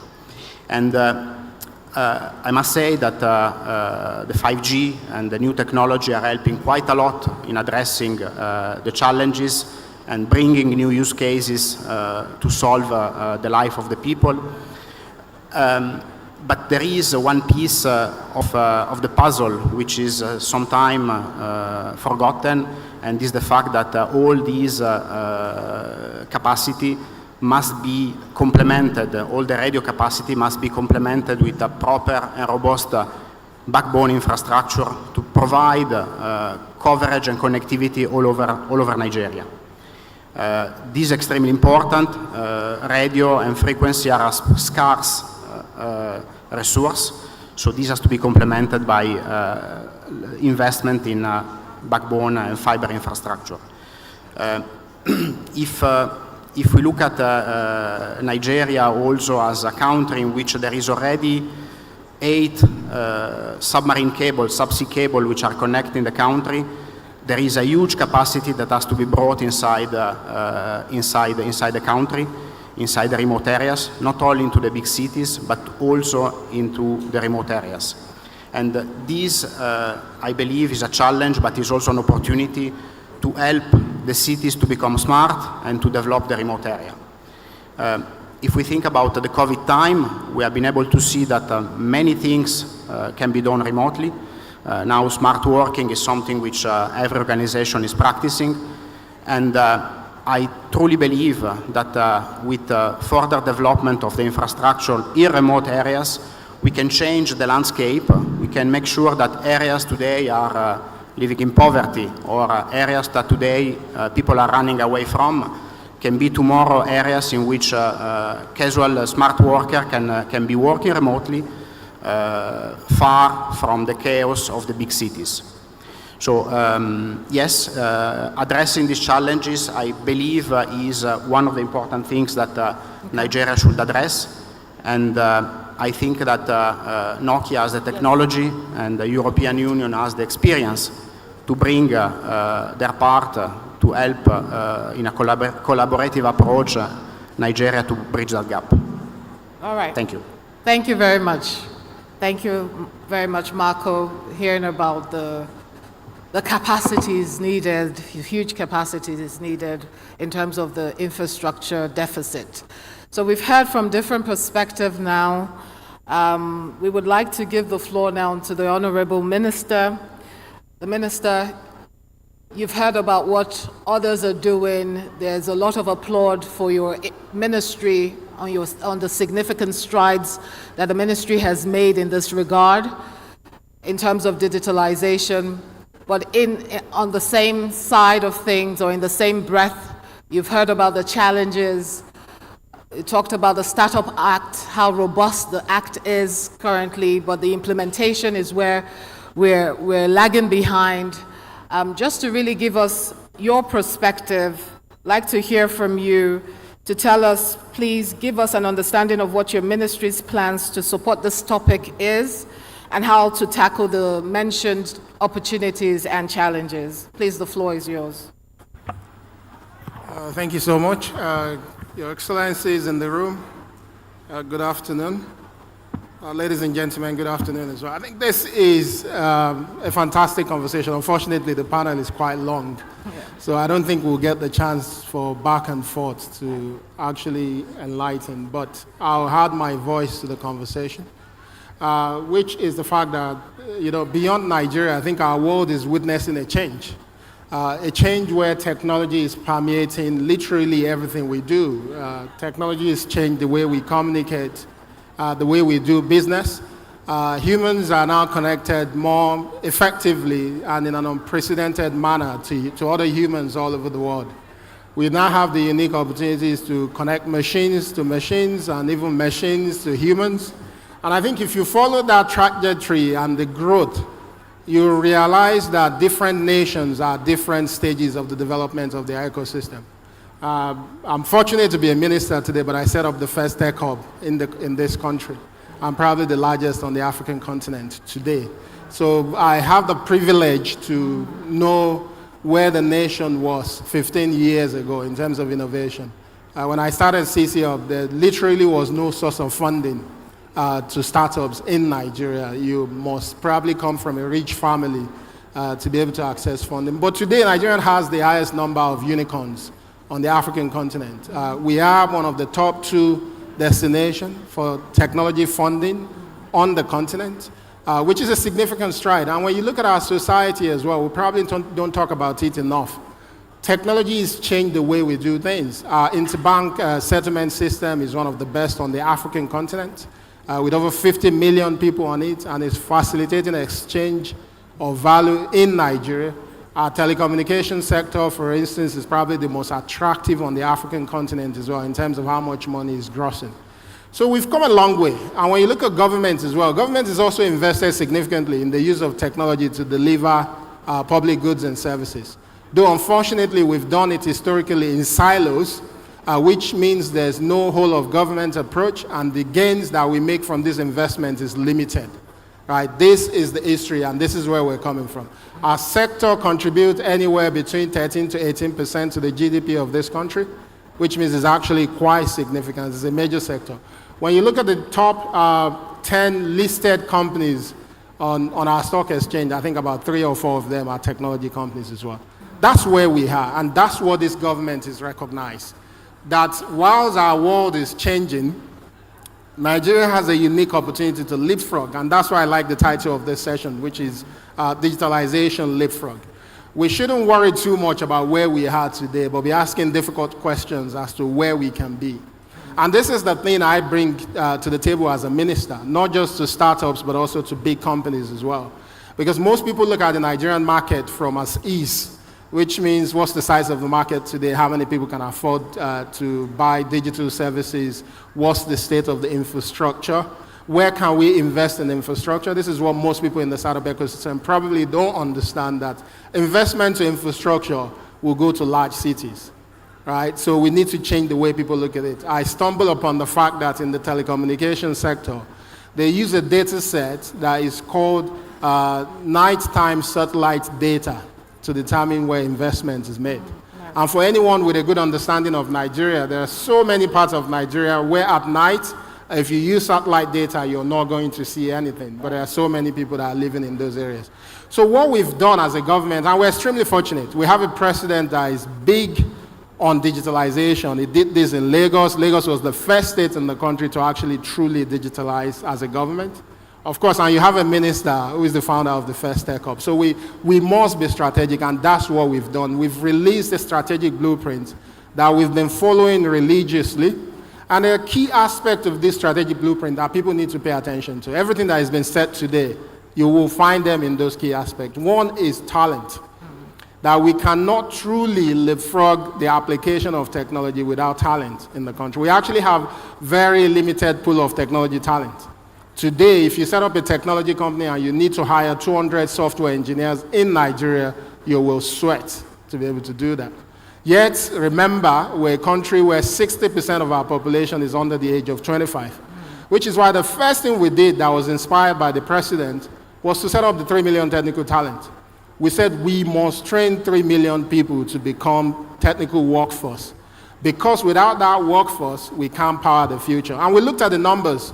3 years before we came in, a lot of Nigerians left the country for places like the UK, especially technical talent. Many countries created opportunity, including Germany, opportunities for technology talent to actually leave places like Nigeria. So the talent pool is small. So we're investing significantly. 3 million technical talent is the largest technology talent accelerator anywhere in the world.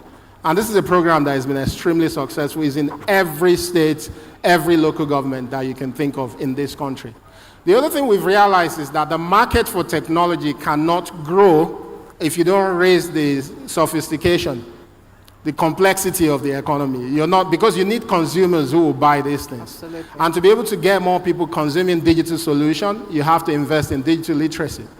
And that's different from digital skills, which is just the basic ability for people to be able to use technology. It's extremely important.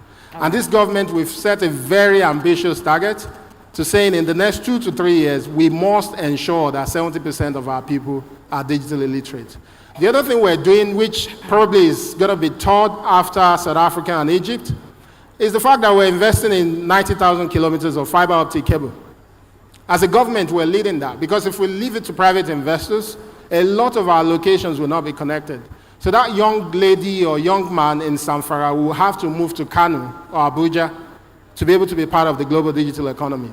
Okay. Or if you come from my village, you have to move to Lagos to be part of the global digital economy. And global digital economy is not asking you to move. So we have to ensure that every nook and cranny of this country is connected. We've done our work. We have to lay 125,000 kilometers of fiber optic cable. The private sector is done 35,000.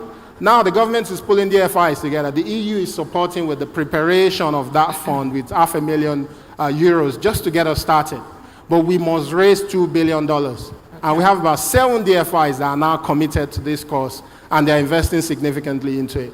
On the Startup Act, I think if you follow it, I don't think people follow most things. I think if you follow it, you've realized that it's actually been launched. Yes. The way it was developed as an act was actually quite cumbersome. And the reason for Startup Acts all over Africa is because most African countries don't have what you call innovation systems. If you go to Europe, you will not find Startup Acts. What you're going to find is innovation systems, because startups are not the only ones, technology startups are not the only ones who drive innovation in any society. But because there was a gap, the previous administration with the startup ecosystem came up with a Startup Act. But there are certain cumbersome elements in it, like you have to set up a committee to review startups, to label them. These are things that we have to either change or they delay the process of the implementation. Okay. So we've actually implemented a website, people have applied to label, but unfortunately the committee that you guys say must label people will take about 3 months to finish the labeling. And we're reversing that. Next week you're going to see an announcement together with the National Assembly where the digital economy bill, this is more than Startup Acts, the entire digital economy bill is now being taken to National Assembly. And that bill is going to be the first bill in the history of Nigeria that will actually go, and the hope is that ISN will take a role in this, that will go to every 36 states and federal capital territory to get people's feedback and opinion on what should be in the bill. That's the first time it's going to be done in Nigeria. Right. And the reason for that is not just to get feedback, it's also to enlighten people about the digital economy so we can get more people participate. I know you're out of time, there's so much more so to much share, but to say. Well, thank you, Honorable Minister. That was fantastic. Thank you for that valuable contribution. I would also like to really keep this short. Our last speaker, last but not the least, I have a question for you. You've heard from the minister. It would be good to hear about how the European Investment Bank looks to support the ambitions the ambitious plan of the government, and also to also cite some of the challenges or opportunities that have been mentioned by the private sector. So very quickly, Mr. Roger, and if you can limit your response to a minute or two, that would be really helpful. The EIB, as a major bank, must be closely watching the rapid development of the fintech industry. In your view, how is this growth of this booming industry impacting economic and social development in Nigeria? Please, you have the floor.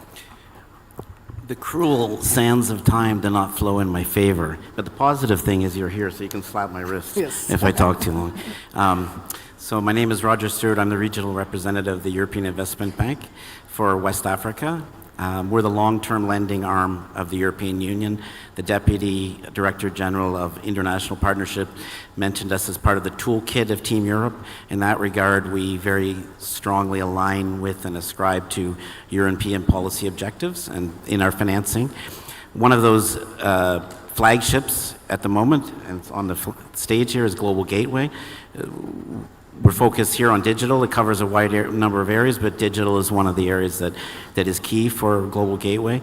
And I think when we consider financing of all that is digital, we take a holistic approach. So we look at core infrastructure, cables and such, digital related technologies, data centers, digital services, and also fintech companies, which you either would fund directly or indirectly through intermediated bank lending and funds. So again, I will try to keep it short, but I think what I would say generally is that we strongly support the digitalization of the Nigerian economy and the growth of the fintech industry. We believe it has very powerful impacts in terms of sustainable development goals. It increases access to finance. E-banking and other things allow areas that are underserved to the general population. It allows more targeted access to those areas of the country. It allows for more efficient and transparent government services. It allows for creation of numerous jobs across a wide variety of sectors. It was interesting to hear the Eurocham representative speak to that as one of the major areas of economic growth, and hearing the minister, it also sounds very exciting. So I think in terms of the bank, I would mention 3 projects. One is we provided 62 million euro loan to MTN to help it increase its rollout of its 4G technology. The idea being to allow it, to give it the scope to be ready for the growth, the expected growth in broadband services and also core infrastructure. We provided a 250 million euro loan to the government of Nigeria that is developing a digital identity infrastructure, or EID, which is very important for both private and public sector. Private sector in the sense that if people have biometric identity, then it's easier for them to open up bank accounts and manage things, particularly in rural or underserved areas. And then on the public sector, it allows for e-government to have a better opportunity for the government to relate with the citizens. And then finally, the third deal I would mention is we're currently working on a 200 million loan to the Development Bank of Ghana, which would target SMEs. I guess I would leave it there. Yes. Yeah, I'll leave it there. Thank you. All right. Thank you very much, Roger. Thank you very, very much. So I just want us to, I did promise it would be interactive. And unfortunately, because of time constraints, I would only be able to take one question, 1 or 2 at most. I really want someone in the audience. Okay, I see hands, but I would only be able to take 2 questions and then we wrap up because time is really short. So yes, sir, you right there. Can I have someone help with a mic? Can you quickly introduce yourself? It's 30 seconds. And address your question to the exact panelist. Please go ahead. Can we have a mic?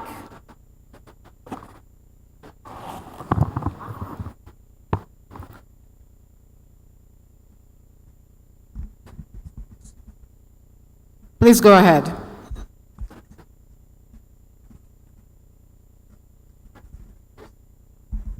All right.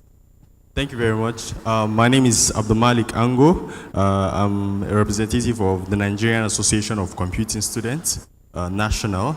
My question is to the Honorable Minister. So I'd like to commend you for the 3MTT program. It's been a huge success. Quite a number of graduates have been a beneficiary of this program.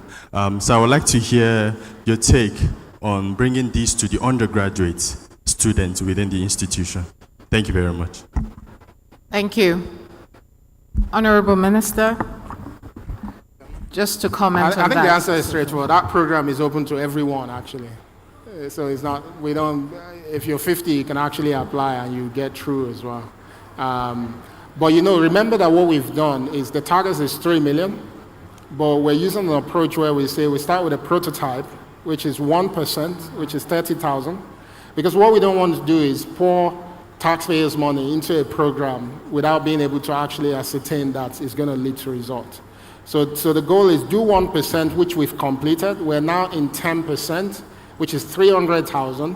And that's what we call our pilots. And once we move away from pilots is actually when we do the full scaling. So what you've seen, I know anyone that is honest and you want to look on social media, you see this is a program that doesn't select people because you know people. It's open to everybody. The EU with the UNDP is also supporting us to provide paid internship opportunity to a lot of the graduates from the program. And we're getting more support for it as well. So it's open to everybody. If you know anyone who truly wants to be part of the digital economy by upskilling themselves, they should join. I have to say, I can announce here that the president has been on my case and the case of the coordinating minister for us to ensure that we can find in the budget opportunity to pay skilling benefits to 3MTT people. Because the president is quite fond of this program, but we're still working on it. I think the future is bright with that program and anyone should apply. Don't feel like there's any reason why you can't participate. All right, thank you very much. I just have time for only one question. Unfortunately, I would have to just wrap up this session. It's been really insightful. We've heard from all of our seasoned speakers on digitalization, leapfrog. We heard about how collaboration and knowledge transfer is crucial for Nigeria to continue to emerge as a digitalization leader within the African context. We've heard about how we have a thriving ecosystem, innovation ecosystem, and how market access is really important. We've heard about IT governance space and why processes are important and the adoption of standardization or standards within this sector, how this would help improve the general sector. We also have heard from the European Investment Bank on all the opportunities that lie, as well as Nokia Nigeria. We understand there are infrastructure deficits, but of course we've heard from the Honorable Minister on what the Minister has committed to, what the ministry is doing. The digital economy bill, as he just mentioned, would be in front of the National Assembly, I believe he said tomorrow or today. So we've gotten really good information from this session. I would want to thank all of our speakers for your valuable contributions. You've done an absolutely good job today on the topic of digitalization leapfrog. I thank you on behalf of the EU, and I hope to see you some other time, hopefully soon. Thank you very much, everyone. Thank you, audience, as well, for your participation. Thank you.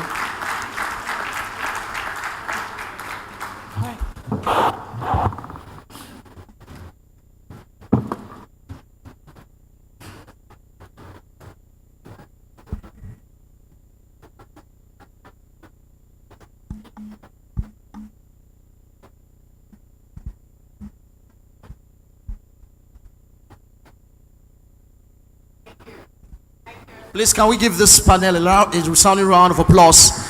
And the moderator of this panel session, please, can we give her a round of applause? She did a fantastic job. So we have access to markets taking place, one of the breakout sessions. Now, please. Well, we have access to markets taking place now. So if you are in the hall, you just exit the hall. The last door to your right on your way to the entrance. We have access to markets taking place now if you want to be part of that breakout session. Your Excellencies, we have the Executive Governor of Taraba State, ably represented by the Commissioner for Energy and Economic Development, Engineer Naomi Tanko. I will please a round of applause for her wherever you're seated. We recognize you. You're welcome. It's nice to see you again, ma'am. You're welcome. Also, we have representing the Executive Governor of Cross River State, Dr. Helen Isamogedo, the Honorable Commissioner, Humanitarian Affairs, Cross River State. You're welcome. Also, Your Excellencies, we have the Managing Director, Chief Executive Officer, Oil and Gas Free Zones Authority, Alhaji Bamanga Usman Jeddah. You're welcome, sir. Send this to us, so God bless you.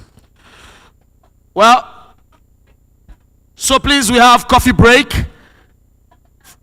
Okay, for the next 30 minutes, half an hour, we have coffee break. Please, wherever you are, while we do the coffee break, also remember that we have access to markets taking place now. Thank you.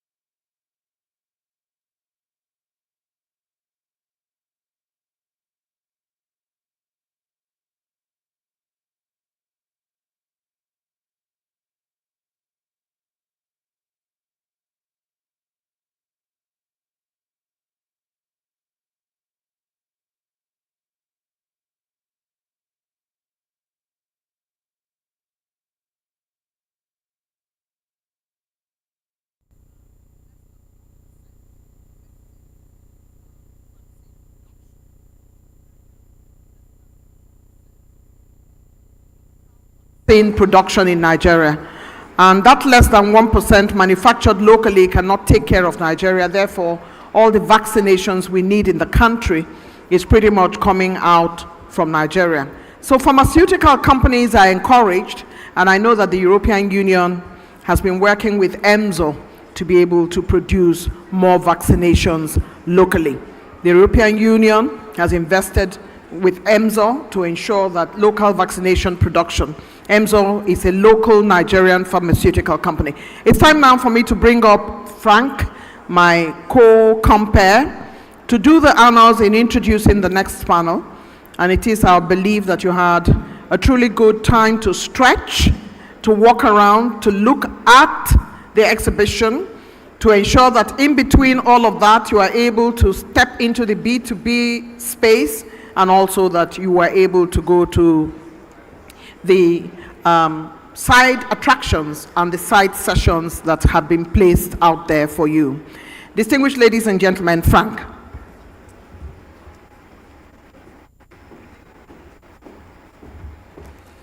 Please, she deserves a round of applause. What a recap. Let's give her a round of applause. Thank you very much.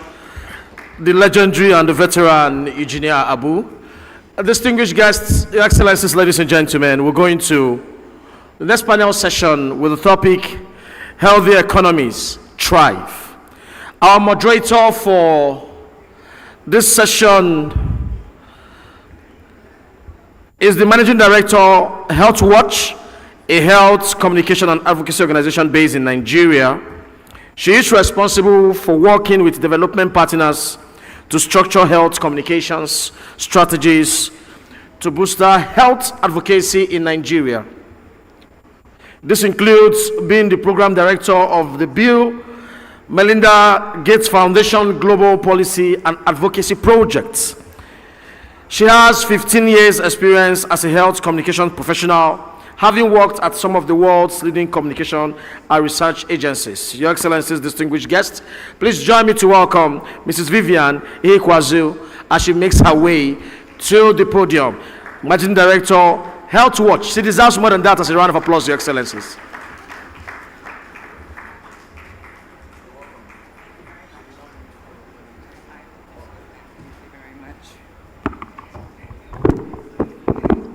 Thank you very much, all the distinguished delegates still left in the room. Thank you for staying for this session. As the moderator, as the compare mentioned, my name is Vivian Ihekwazu. I am the Managing Director of Nigeria Health Watch, a health communications and advocacy organization. We're very excited to see that health has been put on the agenda at this Nigeria EU Business Forum. I think health is often left out of a lot of these important discussions, often because of how we view health in itself. As we know, without health, we have no economy. So let's not forget that intersection. But also, we should also see health as a very important strategic investment and not just as a cost. So the smart thing is for us to really look at how health has to be central to everything we do. Without health, we cannot have a digital economy, we cannot have agriculture, and we cannot have all the things that have been spoken about today. We have a very distinguished panel who will be joining us, but just to give you a brief overview what this session is about. I think most of you will think back to, I think 2020 is when health really was put in the forefront of everyone's consciousness about how important it is. We've looked back to how back in 2020, with the COVID outbreak, suddenly African economies were left out of the global supply chains of vaccines, therapeutics, and treatments. And that really, really reawakened the urgent need for us as a country, Nigeria, but more importantly, as a continent, that we become self-sufficient in producing many of these vaccines, diagnostics, medicines, etc., etc., etc. So this is why this panel is very important. And in doing so, there is a need for partnerships with, like, the EU as an example, what we're here with today. And we need to ensure that the government of Nigeria also prioritizes health. The government of Nigeria has prioritized health in a way through the strategic vision, through the coordinating minister's agenda. with the EU investing about $1 billion in initiatives that support organizations in Nigeria with development finance, aiming to bolster more than anything the local pharmaceutical and health technology sector and manufacturing in Nigeria and across the rest of Africa. And so ultimately what this initiative will aim to do is to bring down those barriers that limit supply of a lot of these medicines and vaccines and therapeutics we're talking about, but also foster an enabling environment where we, through the health sector, we have sustainable economic growth. So today we're honored to have a distinguished panel. I will invite them all to come to the stage and I'll give you a brief overview. I won't read their long bios. I think in a way I'll invite you to find out more about them in your own time. But I'll invite each of them and just give you a brief overview of who they are so that they can lend to this conversation we're about to have right now. The first person I'm going to invite up on stage is Dr. Funke Asiru. She is the Director, Strategy and Transformation at Emzor Pharmaceuticals. Dr. Funke holds a PhD in neurobiology from Cambridge University. She has extensive experience in research from GlaxoSmithKline, healthcare investment, and also has worked with the Wellcome Trust, and has also worked as a strategy consultant with Accenture. She also has led key functions at major African investment management groups. Currently, Dr. Funke, she advises on healthcare projects in Africa and Europe, focusing on strategy, innovation, and operational excellence. Dr. Funke is on the investment committee for the Nigeria Health Development Fund. Thank you.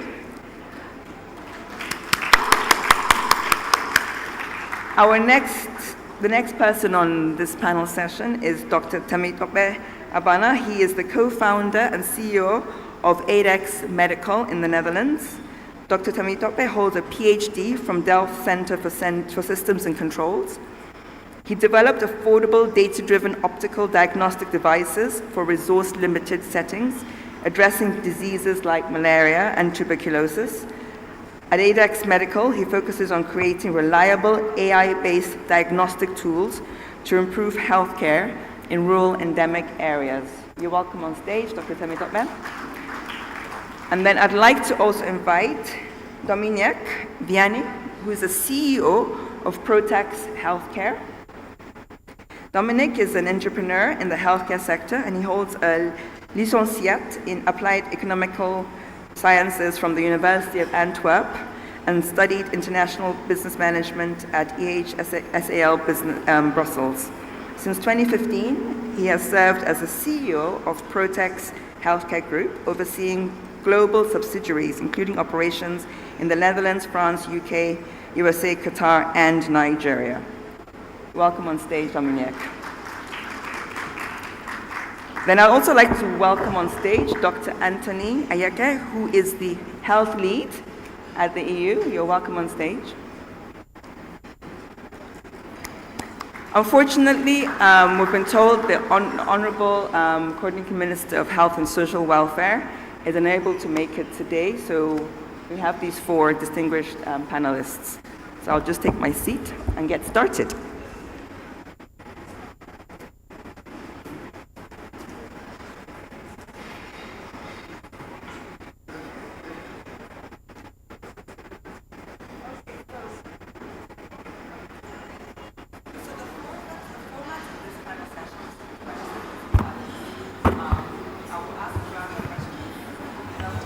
Panelists. I'll also invite the panelists to, interact and ask questions. So there'll be an initial round of questions, and thereafter I will invite you, the delegates, to also ask your questions. So as the speakers are giving their insights on things we ask, can you note down any particular questions that you want to ask them? And that way, hopefully, we'll have a really engaging panel session today. So the first question I want to ask, and really pleased to have another female on the panel. I'm not one who favors males. My first question is to Dr. Funke as the Director of Strategy and Transformation at Emzor Pharmaceuticals. I think in the last few days, many of us heard the exciting news about the executive order signed by His Excellency the President, and the executive order is really aimed at boosting local production. So my question to you, Dr. Funke, is, with this new executive order, how is Emzor Pharmaceuticals planning to scale its operations, particularly as the executive order will aim to introduce zero tariffs and excise duties on key inputs like active pharmaceutical ingredients? Okay. So first of all, I'd like to say thank you for the invitation to be on the panel. And I guess in the last 2 days, there's been a lot of excitement. This is a very, very important step. And I guess in terms of when you ask that question about scaling up, and what are we going to do in our operations, when I think about scaling up, I think about increasing in volumes. But I think that when I think about the executive order, I think it's bigger than just about scaling up. I think it's sort of like a two-pronged thing. If we look at what the aim of the executive order is, it's that idea of us turning around this 30-70 thing we have, where we're only doing 30% manufacturing in Nigeria versus importing 70%, which obviously we're trying to switch around. The truth is that what we're trying to stimulate is, yes, we need to scale up and do more, but I think that we also mustn't forget something very, very important, which is about diversification. We don't want to keep doing more of the same things. So I'll say this in terms of, I'll answer it in two ways, in terms of what I think the executive order will do, and then what I think Emzor's response will be at the same time. So yes, it's a very, very important step. I see that a lot of manufacturers, particularly as many of them are running and they're not using their full capacity, the capacitized ones will increase their capacity. We'll see prices going down, which is exactly what you want to happen. We'll see increased competition, and hopefully this will be transferred to the patients who really need it. And that's wonderful. But I think that's just the start. But I think that whether we like it or not, people will gravitate towards the protected areas. So everything on the ceiling list. So it will be more of the same, and there's nothing wrong with that because we need more of that. We're still not producing enough to be able to, give enough to our people. But I think that we need to think a little bit more in terms of how do we diversify as much as anything else. We have to remember that whilst it's a very, very important step that has been taken, there's still that 70%, and that 70% isn't going to be covered, which is the 70% of finished goods. Remember, our disease profile is changing. Yes, our focus has been on infectious diseases, but at the same time, we're seeing a lot of non-communicable diseases as well. And for a lot of the time, a lot of the pharmaceutical companies are not producing those sorts of drugs. They're still importing those ones, so those are still affected. So what will happen?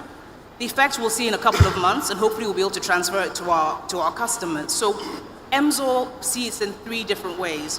One is, yes, we see relief for ourselves, and that's a wonderful thing, because yes, we can give it and pass it on to our customers, and they are our raison d'etre anyway. Why we exist is to be able to sit there and produce quality, affordable drugs. But the third part of that for us is something that's very, very important to Emzor. We want to make sure that in making those savings and making the additional profits, which we hope we'll be able to make, we'll be able to put some of that money into diversification. We're very proud of our legacy products, the paras of this world, one of the first ones introduced, locally made, but we also want to do new things. We've got our API plant, we have our Cepha project, we have a misoprostol suite in which we're trying to put together. We have a beta-lactam plant that's coming up. All by the end of the year, you'll see all of these things being launched. But what we also want to be able to do is put money into those areas as well, because those are the things that are really being imported as well. And they won't be affected, but we need to make sure that we're going to be able to get funds for that. So we'll see some of those funds coming in, but we will still continue to press on government. And as much as they made a great step, and I think that it's the first time really that we've seen a dispensation that's really listening, that's doing something different. We're now at the point where we're now on a more level playing field compared to a lot of our African counterparts who have had these sorts of levies dropped to and everything else already. So now we're equal to a certain extent, and we're able to do a little bit more. But we'll ask for that extra step. And yes, it's cheeky, but I think we must do it and say, what other jurisdictions can we look at? So we look at other African countries. We already see that their governments are doing market making for them. they'll say that anything that's produced within their own market, they will buy everything off and they'll be the first off taker. We've seen in Ethiopia where their currency is undergoing great devaluation. And what has the government done in response to that? They've said, okay, the pharmaceutical industry will get first dibs at getting any foreign exchange. And they're now even introducing paying 50% of anything that they off-takes in dollars as well. So I'd say to us, it's a great first step. We hope to be able to give it to these savings to our customers, but we also want to make sure that more incentives are introduced to help in terms of that diversification, so that we're not doing more of the same. We're producing even more different drugs, and all of us in different areas, doing more and exciting things, which ultimately will allow us to do that change between that 30-70 and be able to swap it around. So that's what Emzor is going to do anyway. All right, thank you very much. And I think all of us must appreciate that Emzor is probably one of the pharmaceuticals in Nigeria that has one of the longest histories. And no doubt, many people would have heard about the exit of many, global pharmaceuticals. But, I really believe in this need for us indigenously in Nigeria and, of course, the wide African continent to be more self-sufficient. And in order to do that, it really requires government support, etc., to support local organizations, Emzor's, many others, Juhel, and many other pharmaceuticals that are indigenous to Nigeria. So it is in our collective interest to make sure that they're supported in whatever way possible. That's why it's a bit of a pity that no one from the ministry is here, because what you spoke about, needing that government support, is very pertinent. But of course, you also spoke about diversification of your product base, with the cost savings that you will now get with that, the tariffs now no longer being applied to the ingredients you now have to import. And what that now means is consumers will hopefully now face lower costs when they come to buy some of these medicines. As we know, the rising cost of healthcare has really been an impediment to many Nigerians accessing healthcare. So we really need to focus and ensure that we support those local organizations that are actively doing this work in Nigeria. Thank you very much. So my next question is to you, Dominique. As the CEO of Protex Healthcare, you kind of are in the, it's not opposite per se, but you are an international organization, but actually operating in Nigeria. And the organization develops advanced innovative wound dressing. And so these medical textiles are one of the things that the executive order is supposed to benefit from, especially when you're now importing your raw materials. So for your organization, as well as the executive order and other such initiatives that are signed, given that we are at an EU-Nigeria business forum, how can the EU support local pharmaceutical and health technology manufacturing? And how can this be leveraged for the benefit of Protex Healthcare and the wider Nigerian health sector? That's a very complex question. I don't suggest that I have an hour to answer that. As succinct as possible. Let me try to summarize it in a couple of things that are important. Initially, when I started in Nigeria in 2018, we were the classical importer being a product provider. We found out after COVID that actually simply product provision is not working. You need to do more. So we became a solution provider. Instead of working with a local partner, we decided to be here ourselves to make sure if we're not manufacturing it yet, but we're thinking about it for the next steps. As you said already, we're active in healing complex wounds, we're active in dealing with burns, and we're active in dialysis. That means we're setting up dialysis centers, and we're definitely occupied not only with the medical technology, but also with keeping that medical technology work. That's one of the reasons why we said, if we looked at the healthcare scene inside Nigeria, you have good universities, you have good trainings. What is a bit annoying, I think, to help the country develop faster is that there's a systematical brain pick of people who are graduating here, because there are other prospects that are more profitable outside of the country. We want to deal with that by not only investing in product, but in better therapies, making sure we school people better. They also have a better economical outcome of what they're doing, because if you can earn more money than you do now because of the fact that you're making your dialysis center, your wound care center, your burn center, you're doing it more effective. You can pass more patients in the same amount of time with the same equipment, you will earn more money. So medical is not only about provision of new technology, it is also about keeping that technology working and making sure that the people who are here in the country continuously improve their know-how on how to improve therapies. So that is a bit what we want to do. I think this is one aspect. You have the medical, economical aspects that we add to that. You definitely also have the fact that we changed from only product provision from outside to solution provider inside. This is why we're investing at this moment. We're really finalizing an investment plan to build our own subsidiary here in Abuja, so we can do trainings here. One of the problems we also have, next to the taxes and the VAT and the import duties and the difficulty for the foreign exchange currency, which is still present a lot, if you want to deal with international technology and you want to purchase internationally, the situation of the naira compared to the euro and the dollar is still a major issue. So, but one of the reasons that we wanted to do it here is that we don't have to take into account that we lose, let's say, of the 100 people we send on a training, we're not going to lose 60 people that do not get a visa in time to be trained. So we can do a much better capacity of people training here, which is also a major issue in the healthcare system. These are my parameters that I would add. So more medical economical, more solution provision, and really more in-depth training based on making it more profitable in the healthcare sector to keep it and to take it and to keep it at a higher level. All right, thank you so much for that. I think you have touched on a theme that has resonated in previous panels. In the previous panel, Dr. Bosun Tijani, the Minister for Communications, Innovation and Digital Economy, talked about the training of a talent pool. You've talked about capacity development. We all are aware about the exit of many medical professionals. I'm sure all of you in this room will know people who have left the country. But there's really, what that really speaks to is the need for us as a country to build our own health workforce if we're to benefit from all the investment that's coming into the healthcare system now. And so that leads me on to a question I want to ask Dr. Tamit Obe. You are the co-founder of EDEX Medical.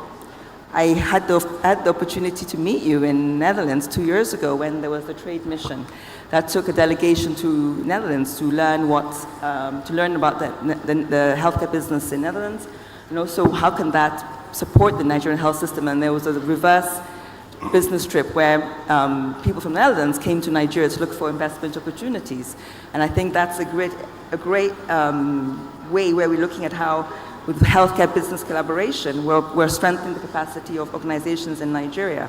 So my question really is to what Dominic alluded to, which is the capacity development. So for you at EDEX Medical, how do you facilitate knowledge transfer and capacity building within the Nigerian healthcare sector? So if I understand clearly, how do we, EDEX, how do you facilitate knowledge transfer with the work you're doing, yes? Oh, lovely. Capacity building, yes. So, excuse me. Maybe I'll give a very quick background. That will help us a bit. EDEX Medical is a spin-off company that came from the university. So I studied electronics engineering, and I worked with MTN for some time, then went to the Netherlands to do masters in microwave systems. But there is a challenge. I noticed a challenge in our system, diagnosis of malaria, and I wrote a proposal around it and got some funding for it. I got 240,000 euros to do my PhD, to develop something to solve a problem, optical platforms, AI integrated, provide point of need diagnosis for our people, particularly in the rural area. And so far, so good. When I did my last calculation, we've raised quite about 4 billion naira to bring this technology closer to the people. 3 weeks ago, I was in country to donate 3 of our systems that we developed to the Federal Ministry of Health, and we trained them. So we did a project recently where we screened children for schistosomiasis in Ekiti State, 176 local wards community, and we went into each of these communities to pick 50 children from schools and then screen them and see the state of schistosomiasis and soil-transmitted helminths in the state. By the way, that's a very serious problem. Schistosomiasis is not, it's asymptomatic, let me say, but kids have this disease in their system. And when we came to Abuja, I'm saying this because I'm quite passionate about it, and I asked myself on this platform, what am I coming to speak? Who am I speaking for? Am I speaking for EU? Am I speaking for Nigeria? Am I speaking for myself? Am I speaking about my product? But I think I came to a conclusion that I chose to speak for those kids, for those children, infected, challenged in rural areas. So, I mean, we went to do a study just close to the airport, and we found out that some of the kids in that place had these parasites in their urine. WHO says if you have 50 of those, it's overburden.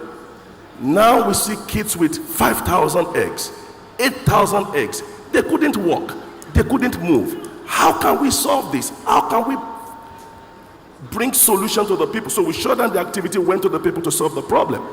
Fine, we've been able to move further. What are we doing now? Transferring knowledge, giving equipment to people. So we went and we're looking at institutions. We went to the University of Ekiti State, partnered with people, did a project in the state, employed 721 people, short-spaced, but of course they were happy. 721 people at every level, at communication, at drivers, at training. We trained them and then gave them 3 of our equipment to use. I did that 3 weeks ago, went back to Ekiti with the Commissioner for Health, he invited me again, and we validated the result, and we are happy that people are trained, they can use the system, and beyond that, we want to produce in Nigeria, manufacture in Nigeria, teach our people, give jobs to our people, make sure that they can produce it, they can support it, and they can deploy it. Thank you. Thank you very much. And I think one thing you always emphasize is in these technologies, what you seem to be doing is also looking at the cost of bringing them to Nigeria, because affordability in these investments is absolutely key. And the capacity development you've spoken about is, of course, very important. And I want to stay on that theme with you, Dr. Anthony, as the health lead for the EU. We talk a lot about the need for capacity development. And we've seen that with the current minister, the presidential initiative on unlocking the healthcare value chain. There have been some MOUs signed, for example, the one with Universal in Belgium. And as you spoke to that issue, Dominic, about investing in Nigeria rather than doing it from outside because of the huge cost of bringing people in. So really, the question I want to ask you, Dr. Anthony, is what role is or can the EU play in supporting Nigeria in that capacity development, given that, let's be honest, many of the people we're losing in terms of health workers, etc., are going to a lot of other European countries? So how is the EU kind of supporting Nigeria in plugging that capacity development gap? Thank you very much, Vivian, for this. And I want to say that this question is it's a very important one because it speaks to the heart of the change that we're experiencing right now. For some time now, the EU has been thinking, how can we work better together? And that was what gave birth to Team Europe initiative. How can we be more targeted in our approach? That gave birth to our flagship initiatives, which health is one of. And then how can we communicate what we are doing in a way and manner that we can get ownership, buy-in, sustainability? And that is the whole concept of the Global Gateway Strategy. Now, after COVID, like you had rightly alluded to, there was a lot of rethinking. We cannot continue to do business as usual. And one of the things was how can EU investments better catalyze innovation and progress in the health sector in a way and manner that it drives job creation, but also economic development. Because there's always been this separation of health from economic development, especially in the minds of many policymakers. And they see health as more of an expenditure sector rather than an investment. And so a paradigm shift that the EU has embarked on, it's one of our flagship projects, which is the manufacturing and access to vaccines and health technologies. Now, this is going to be a 360-degree approach that we look at supply, demand, but also the enabling environment for local manufacture. It's going to address 6 work streams. And this will go from industrial development, supply chain. It will look at technology transfer. It will look at market facilitation, market and trade facilitation, as well as market shaping. It will speak to areas around regulation, also access to finance. But I want to focus on the aspect of higher education, training, skills development, a learning agenda. So to answer your question, these are going to be core areas we're going to be looking at forward. You will find that unfortunately, even in Nigeria, we do not even have a system for a proper learning agenda. COVID came and left. For many countries, it was an opportunity. For us, I think we saw more of challenges, because even up until now, I don't know whether we have actually sat down to fully document why Nigeria survived. I mean, the scenario was that people will start dropping down dead, and that did not happen. And I think that there's a lot of lesson to learn from that. And so in terms of knowledge transfer, as you spoke to, it will be one area we're going to be addressing very seriously. We're going to be collaborating with local institutions, universities, polytechnics. We're going to have some form of technology transfer that we're going to be latching onto. There will be on-the-job training. Right now, we're trying to map industry skill gaps that will be addressed through various interventions. And then, of course, there will be ways to incentivize people to not jackpot, as you put it. Talk by you jackpot. Not exactly. But we will try as much as possible to harness the local capacity we have here and retain them, and then have a continuous learning program that will inspire the youth, the young people, to build their capacity and be relevant in the context of Nigeria. Thank you.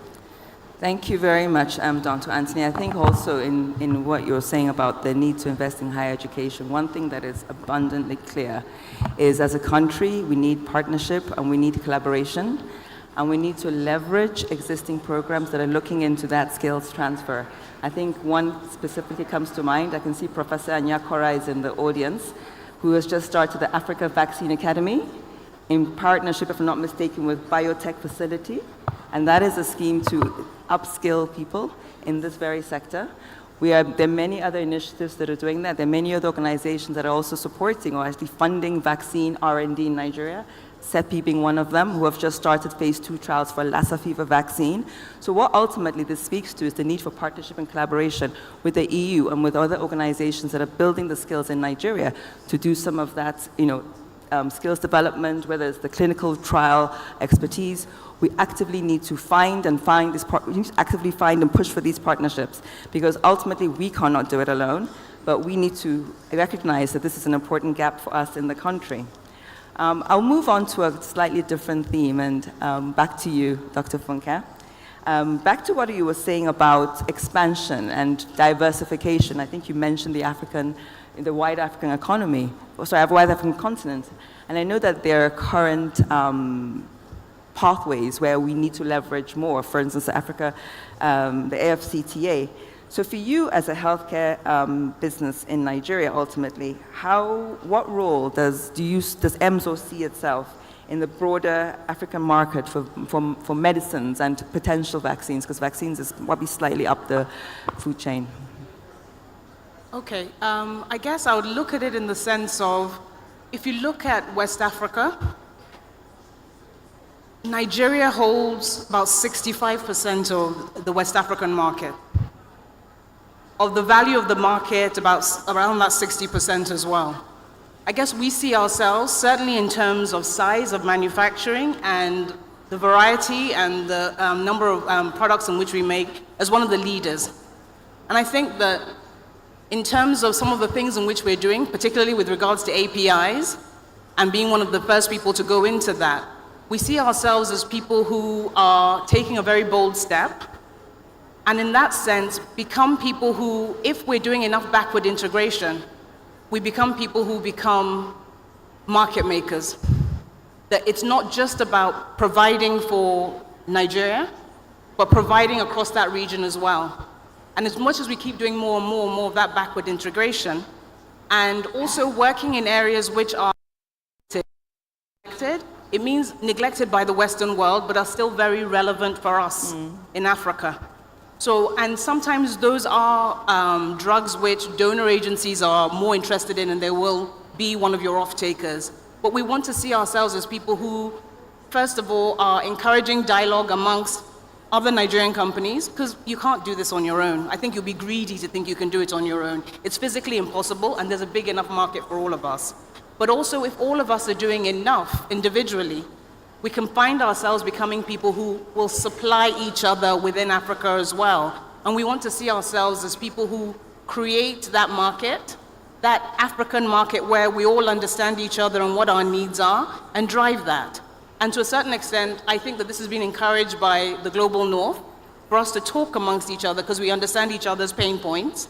But certainly in terms of Emzor, certainly leading that way, in terms of becoming a true market maker, and using, I guess, the platforms that are available. So in terms of, we're seeing more of harmonization of regulation. So you've seen WAHO, which is a West African version of it. You've seen a Southern African version of it, all of us, and also using the Africa Free Trade Zone and sort of trying to utilize that platform to create regional trade. Yes. And I think the biggest thing I think that we lack currently is that communication with each other. Working with each other, sharing technology, and and if we do that harmonization, and you know that Africa Free Trade thing, it's the largest well in the world. Yeah. If we use that platform, companies like Emzor, and there are others who are also focusing on quality, they're on the PQ pathway as well. We have the EU helping us. We have, companies like Bloom as well, who are helping us in terms of tech transfer, who are supporting in terms of training and capacity building. And if all of us work together, we will drive that trade within a community that's so large, just within Africa, in diseases that are relevant to us, important to us, and be able to make it affordable. I mean, it's one of those things that our MD is constantly talking to us about. It. She's obsessed with that idea of quality. I mean, sometimes there are things that have been stopped where we almost sort of say to ourselves, it can pass. And she's like, no, it won't pass. Yeah. This is our own standard. But you know what it is? These people need this drug. It must be great quality because we must stand for something, but it must be affordable. And that's why the focus, even for me right now, my mandate is, look, we can't stop what's going on in the economy. I can't change FX. I can't change the operating environment. But what can we do internally in terms of working on your processes, working on your controls, making yourself more efficient, and then working with each other? And sometimes it's not just about cash from the EU or wherever else it is. There's also brokerage that takes place in terms of tech transfer, in terms of communication, all of those different things. And if we do that, we create an amazing African marketplace, and we want to be the leaders of that. Yeah. Absolutely, and I think I especially appreciated what you said about an organization, a pharmaceutical company like Emzor, investing in many of those diseases that disproportionately affect us on the African continent.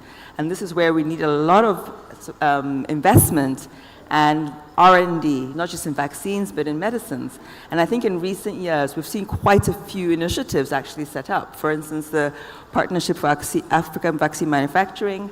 I think last week in Paris, Gavi signed the 1.2 billion commitment for the Africa Vaccine Manufacture Accelerator. So all these initiatives, I think, are really targeted at ensuring that us as a continent, we build our own capacity, but are also able to address some of these diseases and illnesses that disproportionately affect us. Okay, so my next question is to you, Dominic, really staying on this topic of, we can't go it alone, and the topic and issue of collaboration. What key areas does ProTech Healthcare see potential for collaboration with Nigerian businesses, really? Succinctly, yes. Again, we can talk for half an hour, Yes. but let me be summarized. Yes. It's very clear. Let me be maybe a bit blunt, Vivian. Not all the knowledge comes from Europe. Simply transferring our knowledge without checking whether you have a path to carry it here would be useless. So it would be useless. That means we are checking. We have clinical teams in Europe that always work together with clinical teams here in Nigeria and West Africa, because, like you said, it's about the quality of the pharmaceuticals you want to supply, but it's also about the quality of the medical devices you supply. We know there are copies of certain elements for dialysis on the market that are even poisoning patients instead of helping them, but you need to create a reflex. If you start with a new therapy, I almost had it in my eye, but you need to create a reflex that you have people working from both sides, because you have knowledge that we don't have, we have knowledge that you don't have. Sometimes we can learn both ways. Most of the times we can learn both ways, but look at, you were giving the example of certain diseases that for big pharmaceutical or wound care companies are not interesting. The whole factor of Buruli ulcers, Burton ulcers, sickle cell disease ulcers is only for the big companies an 82 million patients market, which is for them by far too small to seriously invest in. That means for companies like us, we are focusing on the things that are really problems. The only thing that leads us is the situation here. What are the problems of the patients? I'm talking about everything, even gynecology, I'm talking about wound care, talking about burn care, and it goes far beyond the fact that you bring healthcare solutions. Sometimes it even reaches out to prevention campaigns.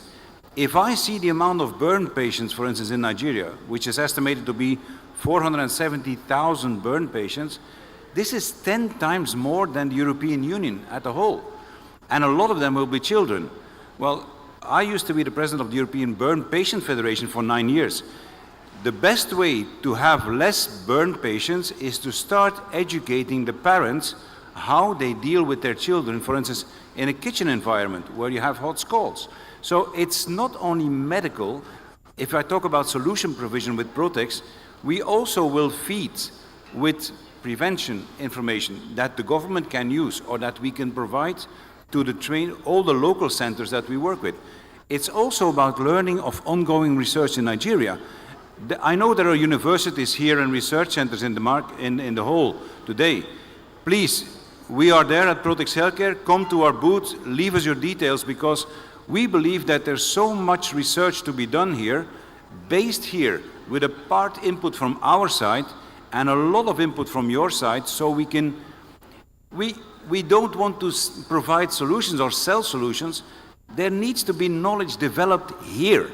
It's the time to control your own future by developing your healthcare systems, improving your healthcare systems here. And I think Belgium and the European Union can be a very important supplier of components of that system. So that is my call. So universities or research centers, other pharmaceutical companies or companies inside Nigeria that want to team up with us in those fields, you're very, very welcome to come to us. We're happy to talk to you and see how we can cooperate. Thank you. Thank you very much, Dominic, and I hope that people in the audience, people who are interested in the space, can meet with Dominic afterwards and take him up on his offer for collaboration and partnership. My next question is to you, Dr. Temitope. I think with your organization, ADEX Medical, correct me if I'm wrong, but the whole diagnostic space in Nigeria feels like a blue ocean, as in there is not a lot of investment in diagnostics. Diagnostics ultimately are very important in empowering health workers to be able to make to treat patients quickly when they know what's actually wrong with them. So that innovation and investment in that space doesn't seem to have as much attention. And you spoke about schistosomiasis, but there are other NCDs and communicable diseases that we have in Nigeria, Lassa fever, etc., being one of them. How is your organization looking to expand the work you're doing in that space? So basically, thank you very much. Basically, what we've done is to realize a one-stop solution kind of a thing, where we're not only looking at schistosomiasis, we're developing a box that can look at malaria, tuberculosis, schistosomiasis, lymphatic filariasis, and soil-transmitted elements in one unit. So once a patient comes into the place, a primary health care centers, and we have over 35,000 of them, not fully functional. There is a very strong resolution by the government to make 18,000 of this functional. Our goal, primary goal. And speaking to what he just said, and of course Funke as well, I want to say that Africans will solve African problems. These challenges, these problems we have to be very intentional around it. And I think the academia is a very strong point. We need to develop a learning-based educational system. I mean, what Anthony said is very profound. That's a PhD topic. Somebody can look into how we survive, what did we do, and document that. So when we started, I started looking at malaria. Then I saw that, there is more to it. Then I went into Chisto. There is more to it. And now we've come to that point where we just want one box. Put that box in a primary health care center. A pregnant woman comes for test. She gives her urine. You don't just look at the urine alone for one thing you know. You also look for Chisto. She gives her blood. You look out for malaria and look out for lymphatic filariasis, microfilaria. She gives her stool. You don't only look for what you want to do to characterize the challenge with her pregnancy, but you also want to look at other things. So in one box, you can look at multiple things. That's what we're doing. Thank you. With AI and with optical systems. With AI. Let's not forget that word, AI. Thank you very much, Dr. Temitope. And just give you a very quick plug. You mentioned about how did Nigeria respond to COVID-19 and need to document it. You alluded to it, and so did you, Dr. Anthony. A book is coming out next month that will give more detail about that. So just hold fire. My final question is to you, Dr. Anthony. I'm almost giving you the closing question, and then I'll open it up to the delegation, our visit, our people on the floor to ask their question. In your view, given you're the health lead at the EU, how better could Nigerian organizations be leveraging support from the EU to get funding for some of the initiatives or investments that they're trying to put in place? Yeah, that's an excellent question. Just to think, well, 4 things I would say, and very quickly I will just say that after this panel, we will have a breakout session for health. I want to invite as many of you as are interested in following this discussion to join us at the health breakout session, where we will also talk a lot around this. I'm going to respond very quickly, not just to Nigerian organizations, but also to European organizations. The EU right now is very interested in private sector engagement. So my advice will be these 4 things. Number 1, seek collaboration with local stakeholders. They are bound in Nigeria. Seek collaboration with local stakeholders. Number 2, prioritize affordability, because that will make your intervention bankable and investment worthy. Number 3, invest in training and education of local capacity. And finally, do not ignore the local context. This is so very important because many times you design things outside the local context and people might view it as competition. I remember when Tope was giving a talk on his intervention on AI in malaria diagnosis, using AI for malaria diagnosis.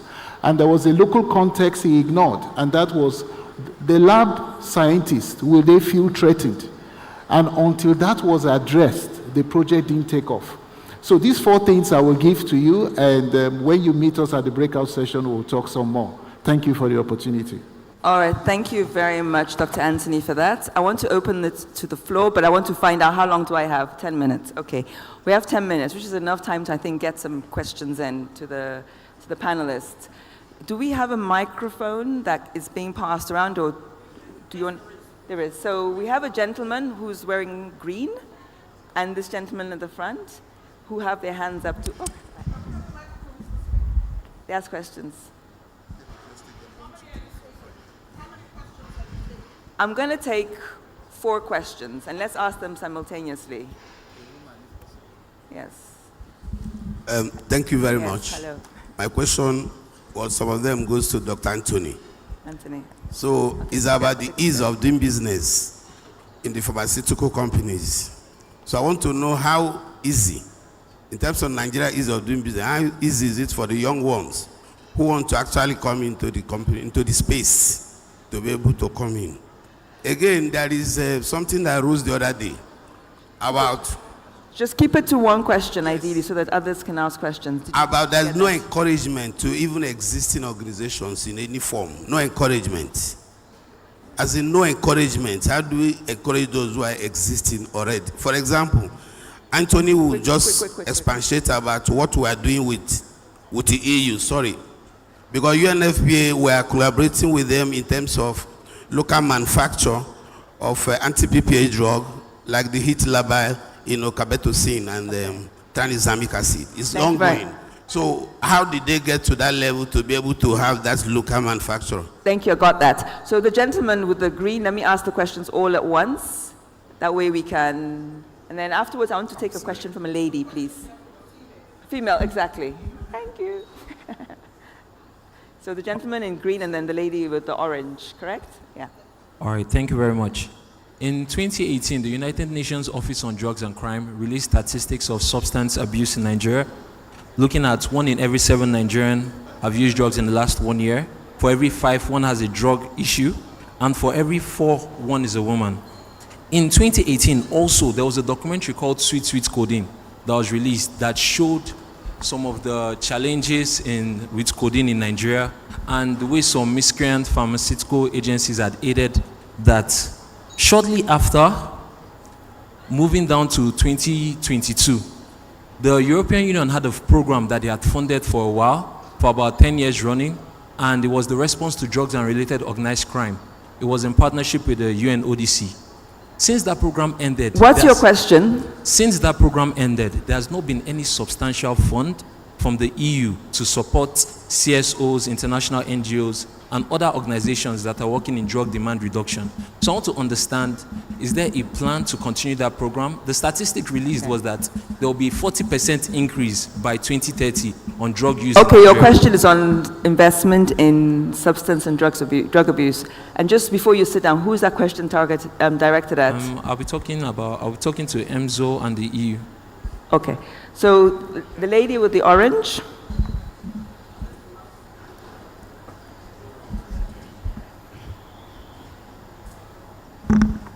Hello, thank you. I'm speaking on behalf of Katsina State. We're here actively participating on our state's behalf. And I would want to ask a question. You know, I would want to know if there's room for direct state engagement with the EU in the health sector, and how do we go about that, not just with the EU and with other stakeholders currently on stage. We're a state that is opening up and creating an enabling environment for partnerships and collaboration, and we're more than willing to key into these processes. We need a roadmap as to how to go about that, and is it open for a direct state engagement for the state? Thank you. Thank you. I didn't quite catch what state you mentioned. What state did you say you're from? Katsina, thank you very much. And that question is directed, I guess, at you. So okay, one more question.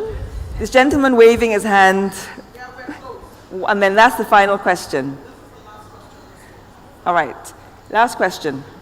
Okay, my name is Lasisi Godwin. Okay. I would want to ask, in respect to coming from the Agenda 2030 perspective, what sustainability and adaptation strategies are in place for ensuring that health education comes in as itself to pharmaceuticals operations in the country, looking at the premise of how do we begin to spread out knowledge, because there are 2 ways to the prevention. Health education can come as a prevention for the disease, and then even with the health education, then there are more people who have access to these drugs because they are aware. So it works as a prevention, also acts as a knowledge to benefit the pharmaceutical companies and the victims various diseases at large. Thank you. Okay, so you're really looking at health. How do we build up health literacy in Nigeria? That's your question.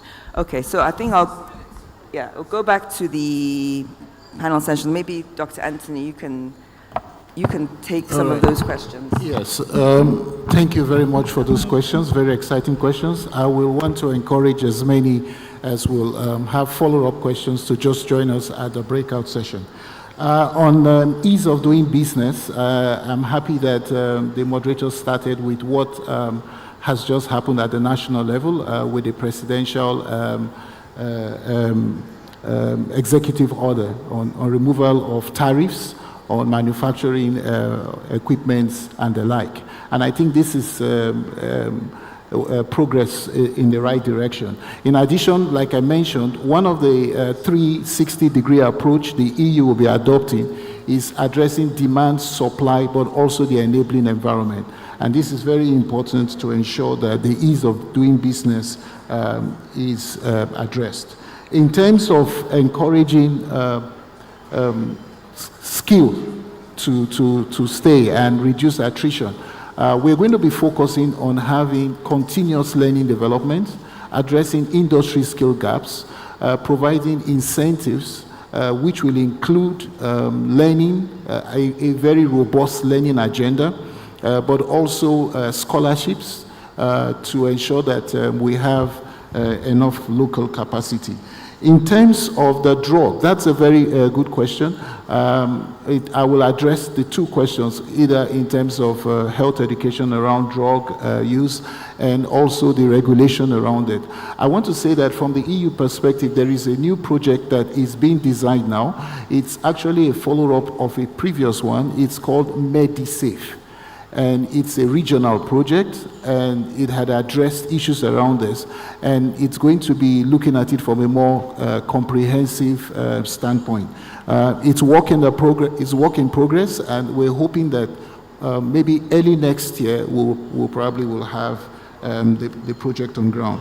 In terms of direct state engagement, I'm happy that my principals are here. I will encourage you to reach out to them, but basically states are selected through a joint iteration process with the government of Nigeria, usually the National Planning and Economic Commission. And so it's not just a unilateral thing, and it's based on several indices, a composite one that makes sure that we address needs and not just wants. I'll stop here for now so that colleagues can also say one or two things. Thank you. Thank you very much. And maybe I can invite Dr. Funke to answer the question that was mentioned about health education and health literacy. How do we improve that in Nigeria so that people are able to, yes, not self-medicate all the time, but actually, yeah. Health education? Yes. Well, I think that in terms of what Emzor does, I think that for us, we start really from school children. I mean, I remember it was just the other day I was in our plant in Shagamu, and they're walking around the labs. We're encouraging them to see science at work. We know that a lot of people go to university and don't really see real lab equipment. And it's their first opportunity of being able to see things happening. And so it's that way to sort of put it in their mind, that suggestion that this does exist in our environment, that you can work somewhere like this. So it's from school children to university. There are people who do IT placements with us. There are people who do their NYSC with us and end up staying with us. And I think that if we look at a lot of the people who've been there, they've been there over a decade, and they've learned, and they've continued to develop through the systems in terms of becoming some of the pharmacists, like one of our senior brand managers over there is a pharmacist who's now gone into marketing. So there are lots of avenues in which you can pursue the traditional science way. And you can be somebody like me who decided that, no, you didn't want to be in a lab anymore, but there are other opportunities for you. And in a place like Emzor, that exists. And so we're constantly trying to do it from a very young age, right down to adults. So I would say, apply. Okay. Sit there, call in, speak to people. And I know that there are other organizations that are also doing that in terms of training, in terms of supply chain, everything else as well. So I think that it really is a matter of just literally writing in. Contact us through LinkedIn or whatever else it is, and you will get opportunities like that. And put yourself out there. Okay. And these places do exist. And there are other companies like us as well that have world standard labs that you can work in, and if you have a real deep interest in science, you're able to pursue that. Yeah. Okay, thank you so much for that, Dr. Funke. And I think also to you, Dominic, similar question in terms of health education and building health literacy in Nigeria, using a different lens that you come to this discussion with. I said similarly, the question was asked about how do we build up health literacy and spread knowledge about health. So you, from your lens with running ProTech, how do you see your organization maybe supporting in that area of health education and building up health literacy? Well, 1 minute, if possible. Okay. We see ourselves, well, let's see, ProTech's healthcare definitely wants to invest in more basic knowledge. There are a couple of things that we all know. You know that the science, the medical science on the female body is for 90% based on the male body. Everybody knows that worldwide. Very strangely, if I talk about my fields on burns, if I talk about dialysis, that knowledge is to a very large extent only based on Caucasians. There has never been a reflex towards the African kind of skin, the way that, why do you build more keloids than hypertrophic scars than in Europe? There is no answer to that. So there is so much research to be done, but it needs to be done here with people that know the field here, that can complete their knowledge with knowledge from external and build teams to finally figure out these mysteries, because there's lots of them. It's only 3 examples I just gave you, but there's hundreds of them. Let's tackle them. That's a very good question. I think we've all, yeah, that's a very good, let me not leave it at that. That's a very good question. Why don't we have enough research into some of these things you just mentioned? Yeah. We don't have it. We bend on research that's already from the global north. And Temi Tokbe, final to you, similarly. You work, as I said, in diagnostics, you're using AI, you mentioned. So really, how can AI and how can we leverage as a country, as a continent, the use of AI to leapfrog in building capacity on the continent?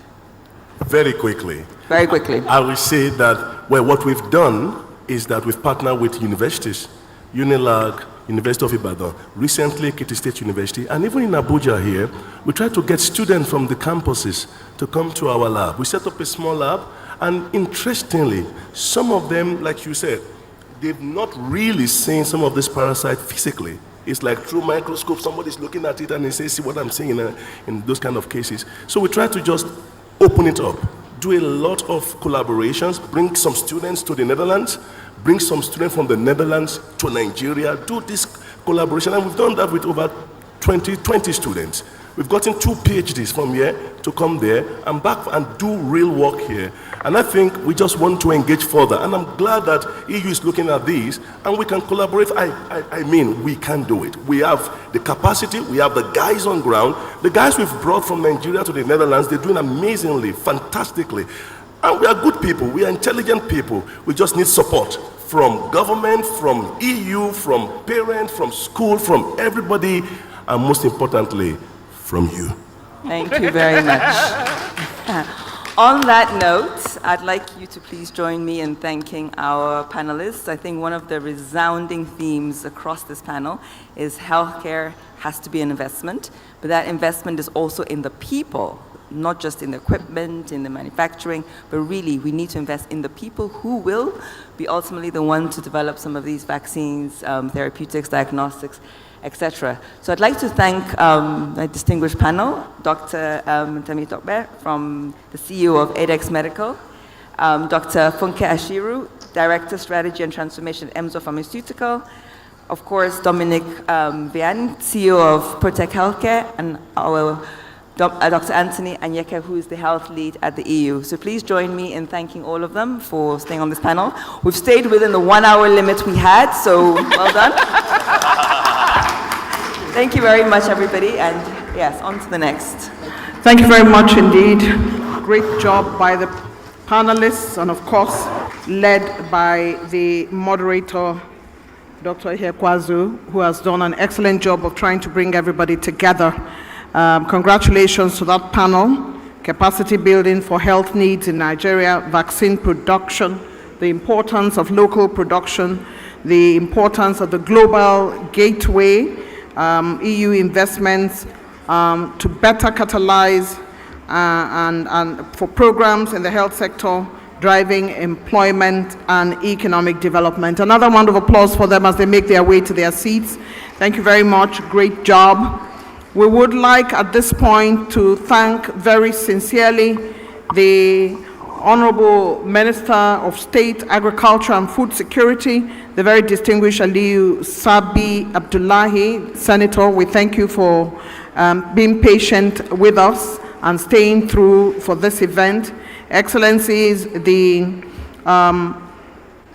European Union Ambassador to Nigeria and the ECOWAS, and the ECOWAS ambassadors here present, and captains of industry across Europe and Nigeria, we thank you for your patience. We're going straight away now to bring up the third panel, and the third thematic panel today is titled From Agriculture to Agribusiness. So the productivity growth rate of the agricultural sector is falling behind the population growth. This panel will definitely interest those who are concerned with food security, how agriculture can turn the bend into agribusiness. And to help us unpack all of these and more, would like to welcome the moderator of this panel to the stage. She is the Technical Advisor, Advocacy, International Exchange, Gender and Communication, GIZ Global Package. Please help me welcome our moderator as she makes her way to the stage. We truly thank you for accepting to serve, Ms. Precious Jackdomi. Please come forward. Thank you very much. And while she's coming up, remember that there are breakout sessions. The rooms are behind your program. Please avail yourself of the opportunity. Don't fail to go up there and check on the exhibitions. Thank you very much.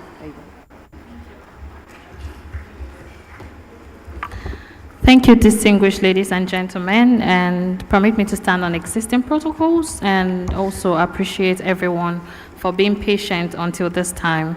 This session is very, very important to us. It's a priority section as well for Nigeria at this time. You're welcome to From Agribusiness, From Agriculture to Agribusiness. We're going to be delving into the transformative potentials in the Nigerian agricultural sector. Would all agree that despite the fact that agriculture is employing well over 35% of the population of Nigeria, that we only contribute to around 25% of GDP, and this is due to challenges of low productivity, challenges in storage, processing, access to finance, access to markets, and more. And this mismatched compounded with challenges of climate smart activities, environmental degradation. All this gives us an urgent need for agricultural transformation and reforms within the sector. And we'll see that it's possible from our experience implementing projects that have also been co-funded by the EU, such as NICOP, Integrated Approach to Climate Change and Rice Production System, INACC, the agricultural finance initiatives and other projects that the EU has supported in Nigeria. We've seen increase in production by beneficiaries and farmers who have been able to be part of this support, well over 100% increase in productivity, increase in income and better livelihoods. And we know that it is possible for us to achieve this in Nigeria as we continue to provide support. Agribusinesses face substantial risk in production and processing, yet many are tackling these challenges head-on, both locally and with the support of European partnerships. Today we would explore how these efforts can be bolstered to catalyze sector-wide transformation, foster growth in the sector, create meaningful employment opportunities, create decent jobs for Nigerian youth, for women, and for everyone involved. Also, this session would see the importance of transiting into the European Union support for agricultural value chain development for smallholder farmers, a project that is also underway, implemented by GIZ. It's my distinct pleasure to introduce our esteemed panelists for today's Agribusiness Forum panel session. We're honored to have a group of experts whose insights and experiences will provide invaluable perspectives to the current state and future of agribusiness in Nigeria. Without wasting time, please join me as I welcome the Honorable Minister of Agriculture and Food Security, ably represented by the Honorable Minister of State for Agriculture and Food Security, Senator Aliyu Sabi Abdullahi.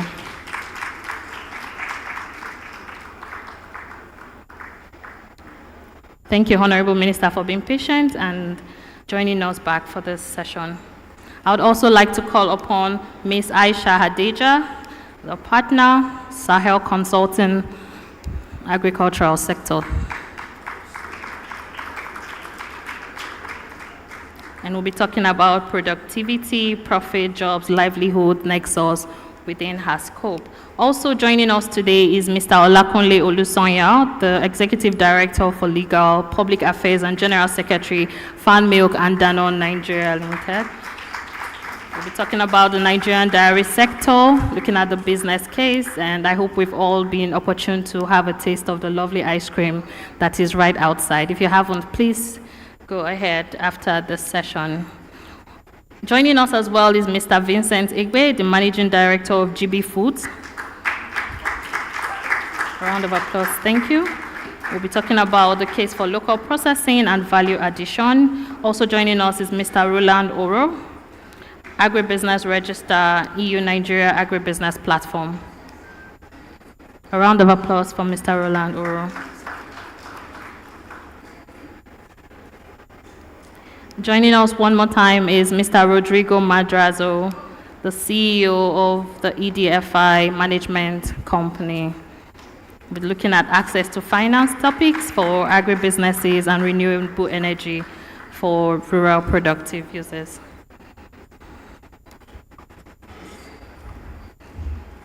Thank you very much, everyone.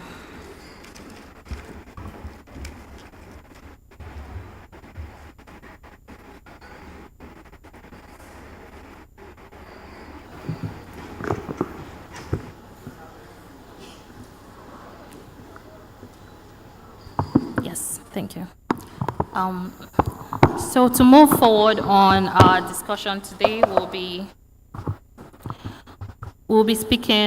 taking a outlook from the private sector, looking at the experiences and the Nigerian landscape for agriculture, what we currently have, and then we'll be hearing also from the Honorable Minister from the part of the government what plans are in place, and then we'll proceed to hear about investment, climate, and opportunities for Nigeria within the space. Starting with our dear esteemed panelist, Ms. Aisha Hadija.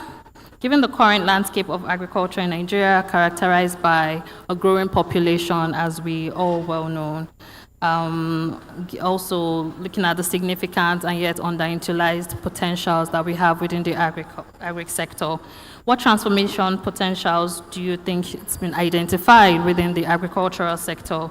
And in particular, what innovative investment or strategies could drive sustainable growth within the sector for us? Thank you very much, Precious, and it's nice to be here. I like to start very light. If you would all please take a moment, I want you to think about a particular Nigerian delicacy that you absolutely love. Are you with me?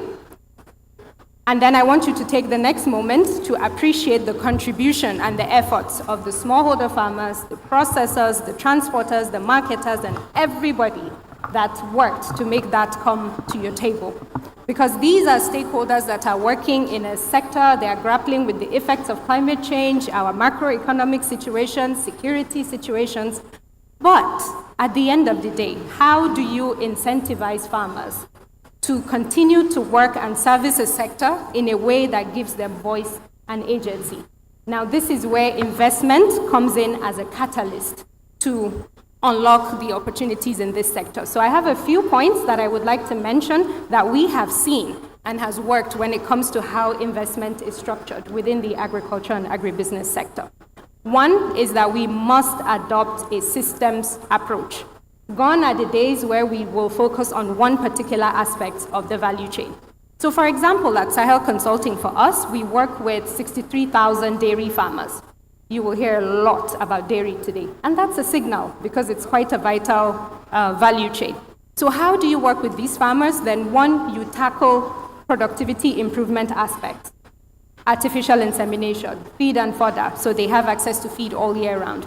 Access to water, access to veterinary services, but you don't stop there. You add on other services that allows them to evolve and scale from smallholder agriculture to agribusinesses. The second bit, which rolls me down, is we have to channel investment into climate resilient agriculture. We have to create those linkages between agriculture, energy, and economic development. There is no country on this earth that is developed and energy poor. Doesn't exist. So for us to be able to really unlock the potential of agriculture in Nigeria, we have to have energizing agriculture in such a way that it is sustainable and it is affordable. So looking at solar-powered boreholes, for example, irrigation systems that are powered by renewable energy, storage systems that are also powered by renewable energy. Thirdly, my point is around investments must be channeled to have a private sector approach in a way that builds domestic structures. And I'm talking about processing. If we continue to improve productivity and we're not solving for domestic processing, we're not doing what we're supposed to do, because we produce more, but then we also waste more. And then finally, with regards to investment, is a theme that I have seen across all the different panels that I've spoken today: youth engagement.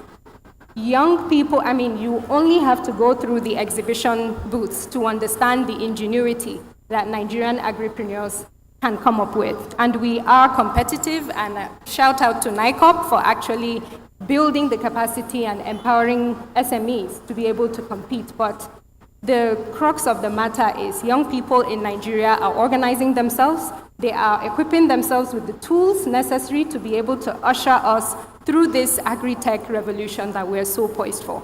And if we are really interested in investing in jobs for a sustainable future, we cannot get it wrong when it comes to agriculture and nutrition in Nigeria. Thank you. Thank you very much, esteemed speaker. My next question is directed at Mr. Vincent Igwe, Managing Director of GB Foods. We understand that GB Foods has an extensive farmland and you into your own production. However, this doesn't also suffice for the factory's crushing capacity. So what practices have you put in place that would support the inclusion of smallholder farmers, of young people, to also support production, to both provide for the factory and for the country's needs? Thank you. Thank you very much, Mrs. Precious. Let me start by saying that the very first focus is always to first increase the size of the pie. Because if you think about tomatoes in Nigeria, for example, we produce, let's say, roughly about 2 million metric tons. Now, when you think of that number, it's a big number. But when you break it down among the 45 million households that we have in Nigeria, it translates to less than a full basket in an entire year. So the first thing that we focused on was, how do we successfully raise the yield levels? Because on average, our farms in Nigeria, with a typical smallholder, is doing roughly between 5 and 10 metric tons a hectare. And you think around the world where you have these sustainable tomato value chains doing from 100 metric tons and above. And so the first 5 years was invested in 2 areas. First was, how do we do the process of increasing our yields?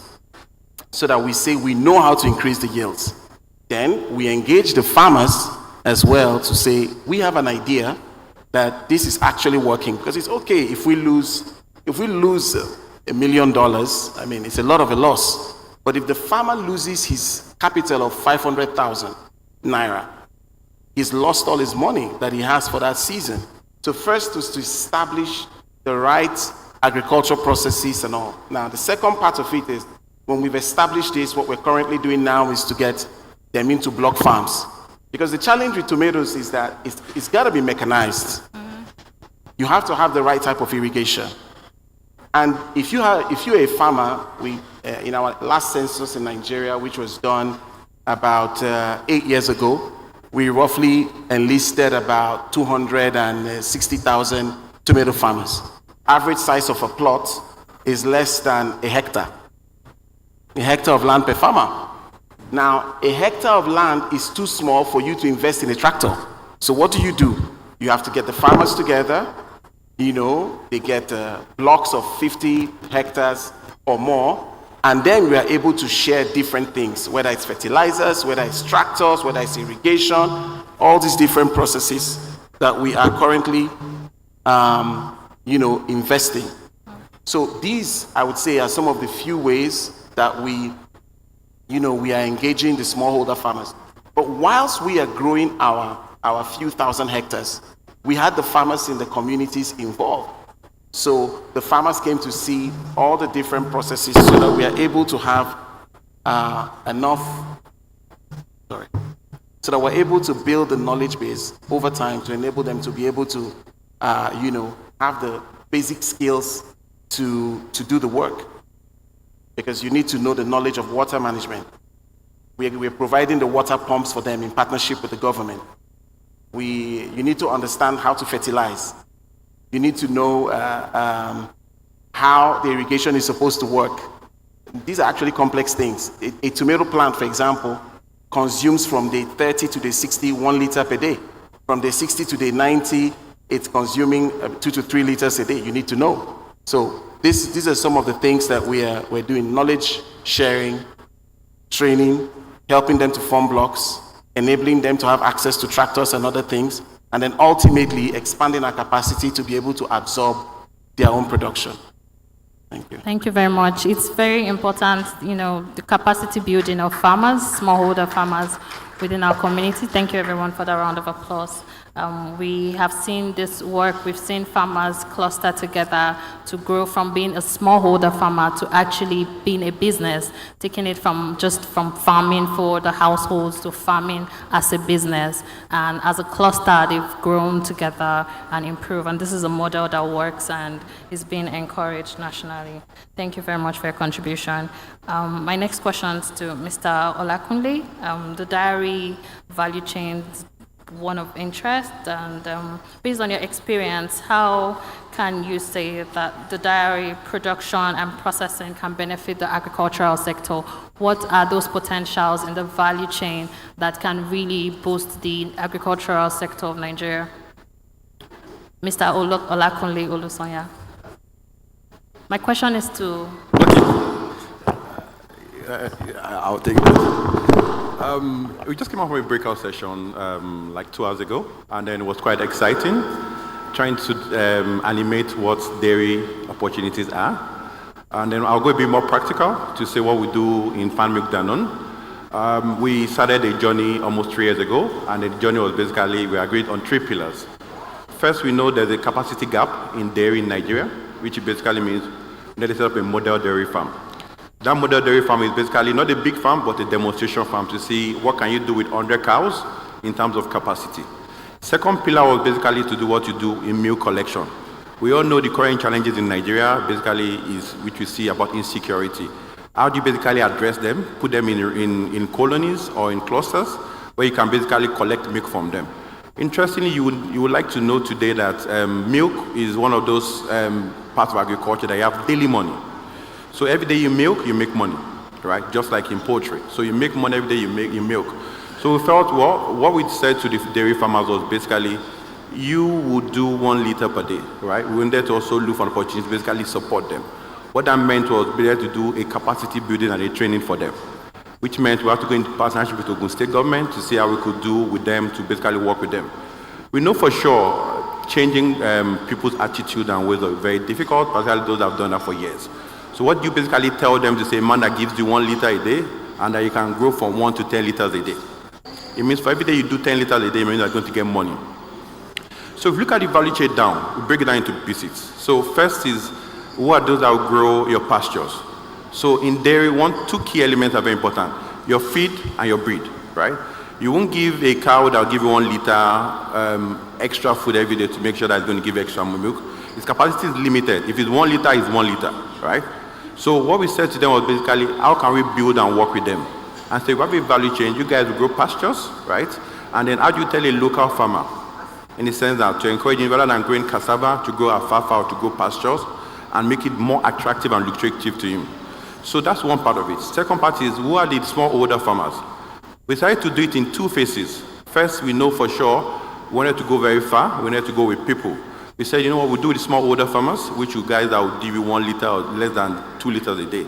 However, we wanted to build what we call the gold farmers, which are the big size farmers, the guys that have 1,000 cows that can give you the quantity that you want, which basically help you in your productivity. And then lastly, we said, well, if you can give us that agreed quantity of milk per day, we'll basically offtake and use for production. So production is when we get the milk, we use it into yogurt, into ice cream, and all of that dairy product that we want. What that means is you're going to get another value chain. So you're going to keep people like me on my job. You're going to keep another 18,000 vendors which work in our ecosystem every day, going to sell every day. So we produce, we ship and sell to people that will sell the vendors, which you see across the nooks and crannies of Nigeria, 18,000 of them or more. So that the guys that keep that value chain growing. So every day we see the opportunity and the potential for dairy, which we feel, you know what we need to do as a business is how can we keep ourselves in business first by localizing, reducing our imports, and also sourcing our materials locally. So one thing we know for sure, there's opportunity, and we saw that basically ties into our own localization agenda in Nigeria and seeing how we can basically grow the economy and address the challenges, insecurity, unemployment, and also malnutrition in Nigeria.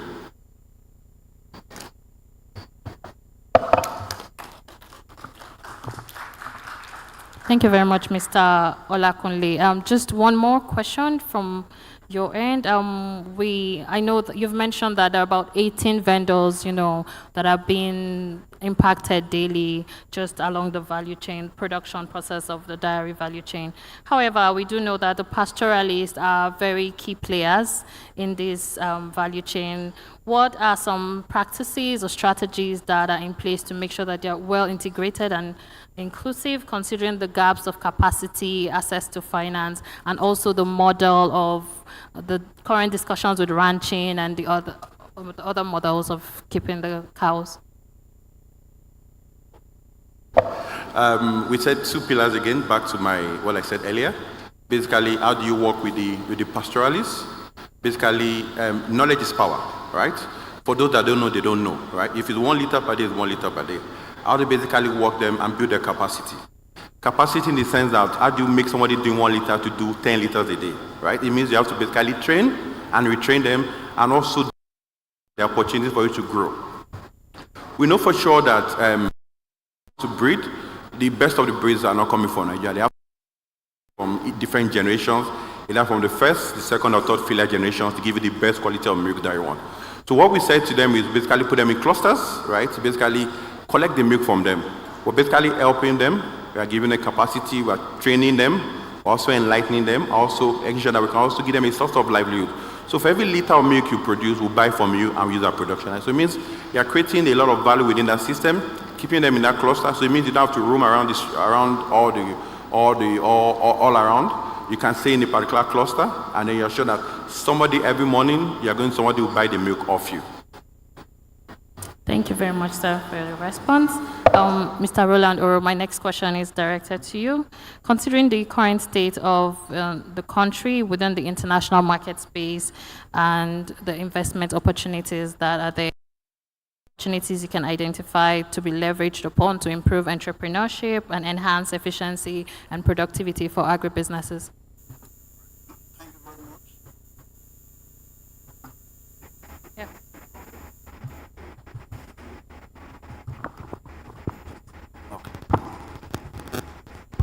All right, thank you very much, Precious. My name is Roland Oro. I'm the founder and director of the Nigeria Agribusiness Register and also the managing director of Commodities Development Initiative. I'm very happy to be here today. Let me say that, look, Nigerians are very entrepreneurial. There's no doubt about it. We are very energetic. But you see, Nigerians need information. They need support in terms of, how to assess the opportunities. I think strongly that the opportunities can be categorized into three major areas. One, production for domestic requirements, food security requirements. We know what's happening in the country right now. There's need for us to improve our game in terms of meeting our local requirements. But there's also opportunity for us to produce for import substitution. The things that we import, we can produce to replace them locally. But also, there are opportunities for us to produce for export. Okay? These are all opportunities for Nigerians. And I'm happy that we have a lot of young people here, a lot of SMEs in the room, hungry for information, hungry to know where the opportunities are so that they can key into it. And on that basis, I want to thank the EU delegation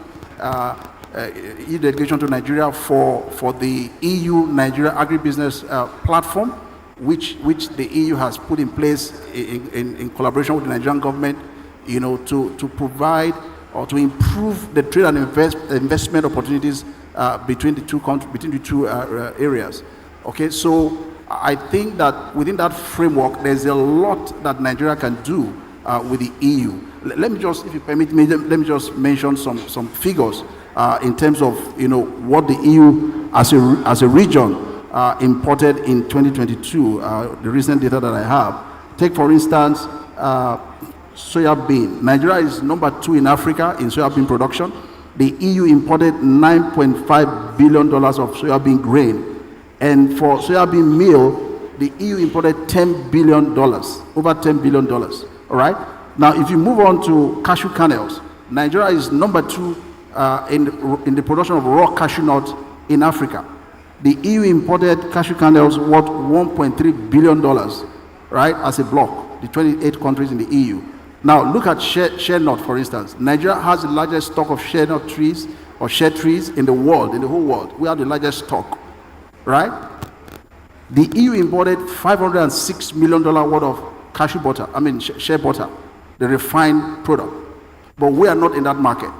So we need to improve our primary production, optimize it through investment. We're not investing enough as a people, either private sector or government. We need to do more of that, all right? Increase our investment, then do value addition, and then go after the market. Because that's how we can bring prosperity to our communities, to our SMEs, and to our young people. There are 2 things Nigeria needs right now: job creation, jobs, and incomes for our SMEs. And these 2 things can be gotten if we produce locally for domestic consumption, produce for African market, but also produce for the export market. I want to thank the Honorable Minister of Agriculture. He's not here, but the Minister of State is here. We've been collaborating with the ministry, and I want to emphasize the importance of partnership. We can't do any of these things without partnership, public-private partnership. And we see this happening right now. I'm sure you've seen the news. The Saudis, they have approached Nigeria. They've told us their demand forecast for a few products. And through partnership with the government and the private sector, we are responding to that. And I think the same approach can be done with the EU. The EU represents huge market opportunities for Nigeria. In the products that will have competitive advantage, whether it's cashew, whether it's shea, whether it's soya bean, the EU stands as a key, off-taker, a key market for us. But in the last 30 years, people come from Asia, take our raw materials, process it, and export it to the EU as made in Asian product. But it's time to deal directly. And I think with all of this, if we drive it very well through partnership and collaboration, we will bring opportunities to our SMEs and to our young people who will get jobs from these opportunities. Let me stop there for now. Thank you very much. Thank you very much, Mr. Roland. Honorable Minister of State for Agriculture, we've heard the agribusinesses, we've heard partners and players in the sector. Considering the country's pressing need for food security, what are strategic plans and policy frameworks that has been outlined so far that could be transformative and lead to a transformative agricultural sector for us? Thank you very much. First, let me commend the previous speakers. Obviously, they spoke with a lot of passion. And if you look at the agricultural sector, it's a different ball game. It's not an all-commerce thing. Many people think it is, and that is why you see a lot of people grappling. But when you are truly passionate and what they are doing is at heart, you see them showing resilience. You see them having the staying capacity to weather the storm in terms of the challenges. And I think the challenges confronting the agricultural sector is what we all know. And what we need to begin to look at is how we are going to surmount and overcome them. I want to also congratulate the EU, Nigeria EU Business Forum for this very, gathering. because by bringing all stakeholders together, we are providing a leeway for surmounting the first problems, which is many of us operating in silos. You can see a lot of effort by different people across the entire ecosystem. But when we don't talk to each other, we are not able to bring the power of collaboration, cooperation, working together, so that we are able to commonly and mutually surmount these problems. And for us in the ministry, like you rightly said, food security is a very top priority. And I think if you look at the elements of food security, it's not difficult for you to see why collaboration and partnership is what we seek. First, you talk about availability of food. In the Federal Ministry of Agriculture and Food Security, our main staple as a country are definitely of interest to us. And here you are talking about rice, you are talking about wheat, you are talking about cassava, you are talking about sorghum, maize, millet, yam, a lot of the roots and tuber. And so, when you look at it, across the various agroecologies of the country, what is important in one agroecology as a food security crop is not in another agroecology. So we are all aware of this, and we have very robust programs. Last year, for example, the dry season program, we started with the wheat program, where we were able to have, for the first time, a total, production site of 120, hectares. Even though when we did some, final cleanup, it turns out to be 118. And this is significant because we've never been able to reach that, level before. Now, we're also working on the aspect of rice, maize, cassava. The dry season is already gone, but we are into the wet season. And as we speak, different states and different, redemption centers are there receiving inputs, fertilizer, chemicals, and the like, which many, speakers must have alluded to in terms of what farmers need. But then, let me make it also clear that as a ministry, we also have some pain points. And that pain point is the fact that who are our farmers? That is something very difficult, because we all know many people claim to be farmers, yet they are not farmers. They are just portfolio farmers, they are paper farmers, or the ones we call ghost farmers. They are interested in our inputs, they get into our system, take the inputs and take it to the market. That is a major problem we are dealing with. But I want to assure Nigerians that we are working very hard to reverse that ugly trend, and we are doing whatever needs to be done to ensure that we truly get to Nigerian farmers. And I believe when we have programs like this, we are able to see those who genuinely are interested in what we are doing.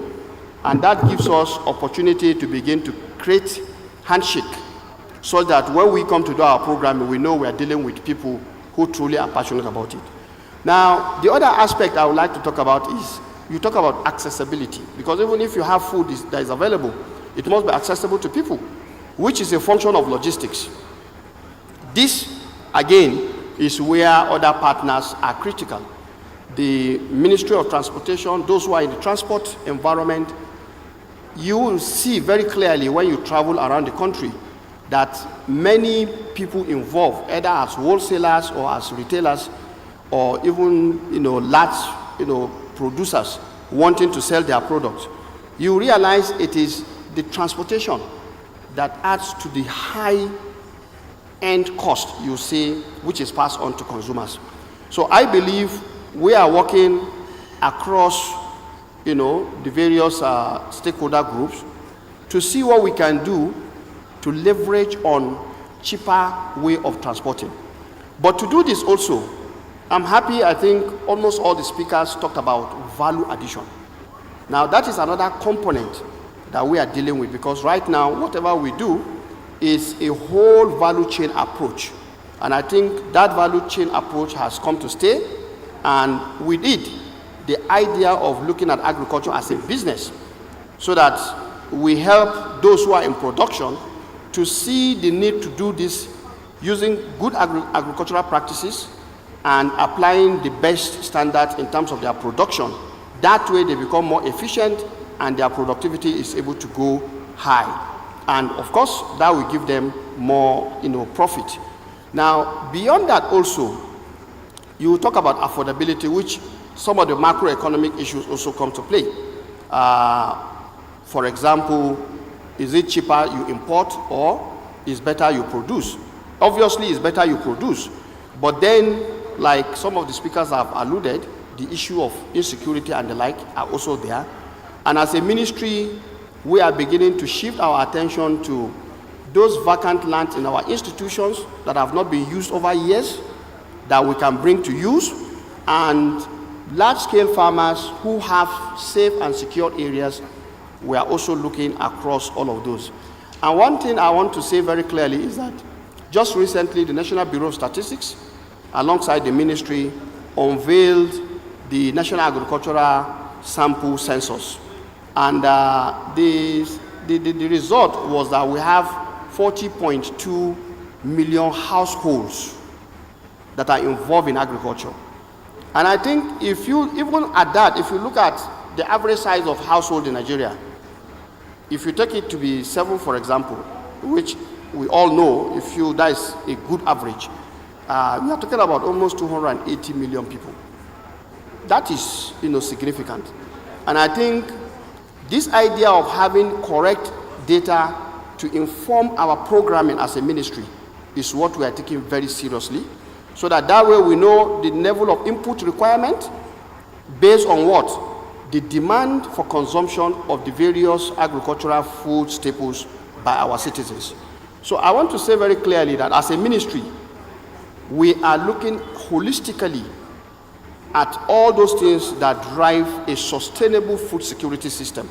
And for us to transform our food from a system that is neither here nor there, to one that has certainty, to one that has clarity of both the production, processing, marketing, and delivery to consumers, requires a lot of work. And we are doing that as a ministry.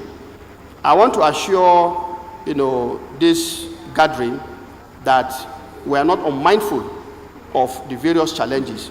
But we also realize that we need to enable the environment and allow the private sector to also provide leadership, except in areas where there are market failures, where obviously there is no incentive for the private sector to go into.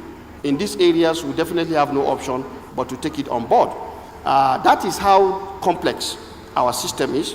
But I also want to assure you, we have the right institutions that are put in place. If you talk about research institutes, if you talk about training institutions, but what has been happening in the past is that we are not having handshake. Now we have ensured that everybody is working together. And I think even the breakout section, which we have for dairy today, was a clear pointer to the kind of things that are possible as we move to bring the renewed hope agenda of President Bola Ahmed Tinubu to fruition in terms of ensuring that we have a national food security system that is sustainable as we move on. So I want to stop at this point. Thank you very much, Honorable Minister. We cannot talk about investing in jobs and sustainable future in Nigeria without investing in agriculture in Nigeria. Agriculture is a very key sector for us. And I was happy when you mentioned, wanting to deal with the right holders who are actually implementing and who are the farmers. And, with youth and women representing a huge workforce, over 70% of the workforce in the agricultural sector. Yes, please. Maybe let me just add this. I'm happy she was talking about youth organizing themselves. I actually noted that I wanted to speak to that. That is very true. Because if you look at the population of youths across the various agroecologies, definitely the future of our food system lies in the youth embracing and engaging. Now, you hear some people saying the youth are no more interested in agriculture. To my mind, that is not true, and that is not being fair to the youths. What she said in terms of the youth organizing themselves, the youth capacitating themselves is true. I recall some few months back, I received a group of Nigerian youths that have formed themselves into a very powerful tool looking at what? The bees, the honey industry. And definitely, when we sat down and looked at what they were trying to do, they actually got it right, and we are giving them all our support. In fact, as a result of that visit, next year, bee celebration, annual bee celebration, the World Bee Celebration, will be anchored from the department to show you that the youths have gotten it right. And because they came around looking organized, we were also convinced that yes, if you empower them and enable them, they are capable of not only producing our national demand for honey, for example, and other products that you get from the bees, but they are capable of also exporting. And mark you, even if we are talking about exporting, the African Continental Free Trade Agreement is upon us. And I think even the African market as a bloc is a very huge opportunity, not to talk of the Nigerian market itself. At the moment, we talk about 220. Honestly, with the last survey we did, I want to believe Nigeria's population should be talking about 300 million. That is huge. And I think anybody who has the economy of scale to produce, add value, valorize, and create products that consumers are interested in and they are affordable, I think has a market in Nigeria. Thank you very much, Honorable Minister. While still on the topic of, thank you everyone, of women and youth, we will all agree that as we work to support agriculture from the agribusiness sector, from the private sector, that it's important that policies and frameworks are there to guide and ensure sustainability in everything that we do. Are there any strategies in place? Could you please share with us if there is a potential opportunity for women and youth and the underrepresented to be more involved in high-level, policy dialogue processes and decision-making platforms so that their interests are well voiced within the sectors and that way we would see results trickle down to the smallholder farmers? Thank you very much. One thing we realized is that earlier on, I think one of the panelists talked about Nigerians need information. That is true. And there is no better way to ensure that information gets to people than creating information hubs that the youths who are very inquisitive, who are very adventurous, to serve as the managers and hub innovators. And in the ministry, this year's project, for example, we have a platform we are trying to create that is going to be youth-centric, that is going to ensure that the youth are able to come in there to do the innovation and to tell us how and what we need to do to transform our food system in the next couple of years. Because in everything you do, technology environment is dynamic. You could do something innovative today, by tomorrow it is obsolete because another new knowledge has come to overtake it. So we believe the youths have a role to play here. In terms of extension, for example, we are looking onto the youth to create the e-extension platform, which we intend to create across our production clusters, using the youths to do that. We actually have a youth hackathon that is in the works for this year, designed to allow Nigerian youths come forward, showcase their creativity and talent and energy so that we can see what needs to be done to transform our food production system. You can't feed this kind of growing population using rudimentary technology. You need very creative, innovative technology, the artificial intelligence of this world, the machine learning of this world, for which the youth are already hands-on. Ours is to create the enabling environment. And I want to assure you we are having that. Now, in terms of gender, we have a very robust gender policy where we believe the role of women, when you look at the value chain, processing, for example, the best people to handle processing is obviously known. And if that is their strength, all we can do is to strengthen that capacity for them, provide them the ability to produce various food types.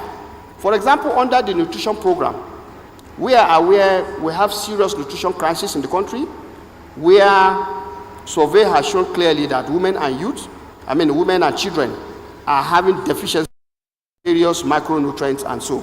So to have fortified food, this is areas where the nutrition department is working with many women who are helping to provide many biofortified food for our consumers.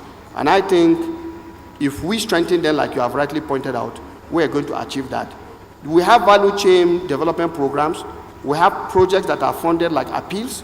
In all of this, a number of women groups are being empowered to become producers. And they are doing that in the area of staple rice. And so if you go to the market in many places today, don't be surprised, you will see a lot of women groups that have been empowered through our programs, and they are having rice that they are producing and also contributing their own quota in terms of producing. And mark you, ordinarily today Nigerian rice has become well sought out because it's not, it's in its own world, and I think it's very, very nutritious, as we know. Sometimes you go to some places, the imported ones are even more expensive, but then the local one is well sought out, and because of that now, we are having a change. The local rice is becoming more expensive because of that. So, and this is no thanks to women who have contributed very well in processing. It's a very, it's a process that requires a lot of patience. And sometimes, if you are looking for patience, I think you get it more with women. Thank you very much, Honorable Minister. Now, going to access to finance, the Agric Financing Initiative, the AgFi, an initiative is an EU-supported blending facility, supported investment to the value chain approach for smallholder farmers. We've had also NICOP look at topics of finance, innovative financing options such as impact investment, crowdfunding, and franchising. However, we would agree that traditional financing methods, they're not quite patient, and they don't have the appetite for agricultural needs. So what financing options, Mr. Rodrigo, would you recommend to ensure smallholder farmers can sustainably continue their production and repay their loans at the same time? Thank you. Thank you very much for the question, and it's a pleasure to be here. Let me say, first of all, a few words about my institution, EDFI Management Company. It stands for European Development Finance Institutions. So, EDFI Management Company is a financial institution backed by all the European financial institutions and using mainly European Union funds. So, with these ingredients, we are a financing provider managing different financial tools, such as equity or debt investments in different areas. We manage two investment facilities called Electrify, based on renewable energy, and Agrify, fully devoted to the agriculture sector. And now we are about to launch a big deal of guarantees aimed at de-risking the investments made by others, in particular made by the European Development Finance institutions. I hope to have the opportunity to elaborate on this in the coming breakout section on access to finance. But with all those instruments, currently we have 9 investments here in Nigeria, most of them in the renewable energy sector, but also in the banking sector, in the financial sector, and in the agricultural sector. And a lot of public policy challenges have been mentioned. My colleagues have talked about productivity, about the need of transforming the agriculture in Nigeria. Food security is also mentioned.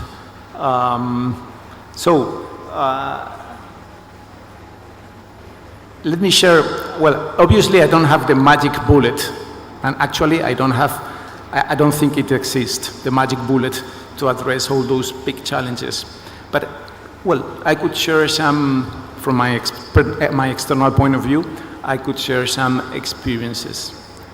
I had the opportunity to live for 5 years in Latin America, in Ecuador, And now, as the CEO of ETFI Management Company, I live in Brussels. I guess you know where the best cocoa of the world is produced. Ecuador. They have the so famous cocoa aroma fino. And guess where the best chocolate in the world is produced? Not in Ecuador. It is in Belgium. It is in Brussels. What a paradox, huh? Well, this came to my mind because in the previous breakout session on dairy value chains, it was mentioned that Nigeria imports milk. So again, what a paradox, no, for such a rich country. So how to address those paradoxes? Well, I think at the end it is about added value appropriation. And yeah, in order to tackle this, I think it's been said, my colleagues have talked about yield, have talked about the scale and the size of land, farms, and exploitations.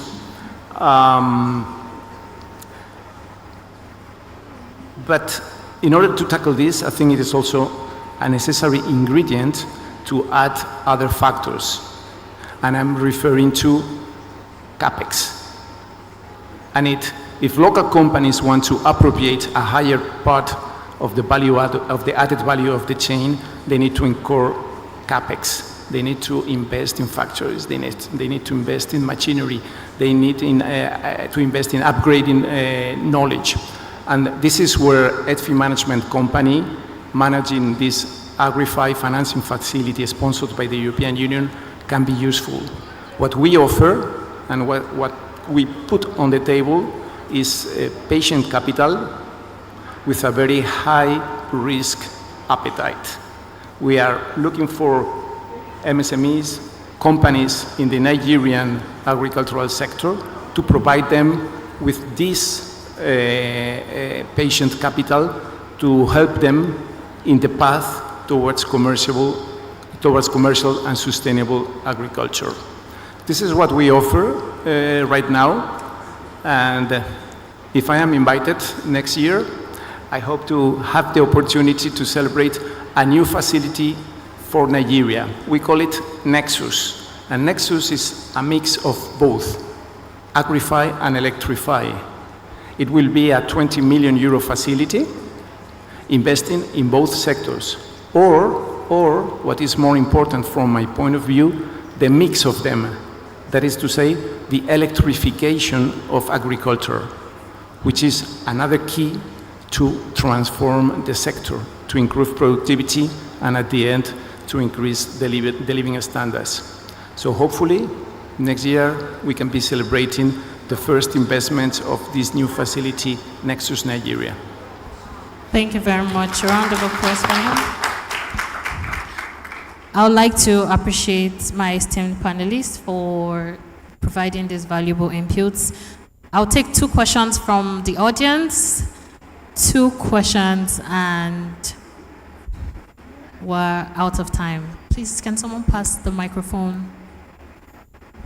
We'll take one question here and 1 question.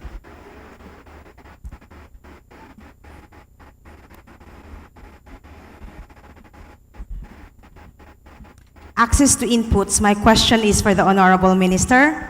Good afternoon, sir. My name is Ruby Ross from the Philippines on microbiome technology. I wonder, sir, the policy of the country is embedded towards the regular fertilizers, which is already very scarce among farmers and also very expensive too. Are we considering using some technologies that could speed up the process of decomposition of the just lying waste in the country so that we can have a source of fertilizer? And secondly, are we also looking at embedding microbiome fertilizers as part of the policies in distributing for fertilizers for these smallholder farmers, which is more climate responsive and also cost efficient? And secondly, thirdly, it is representing 2% of the $300 industry in the world, but with a CAGR of, or annual growth of 15%. So the world is already moving into that aspect. So is this embedded into the Nigerian policy for distributing this kind of technology for the smallholder farmers as an alternative source or an additional source for, you know, eco-friendly, climate-responsive technology for agro inputs, especially our women farmers that are using already harmful chemicals? Thank you. Thank you. Honorable Minister, sir.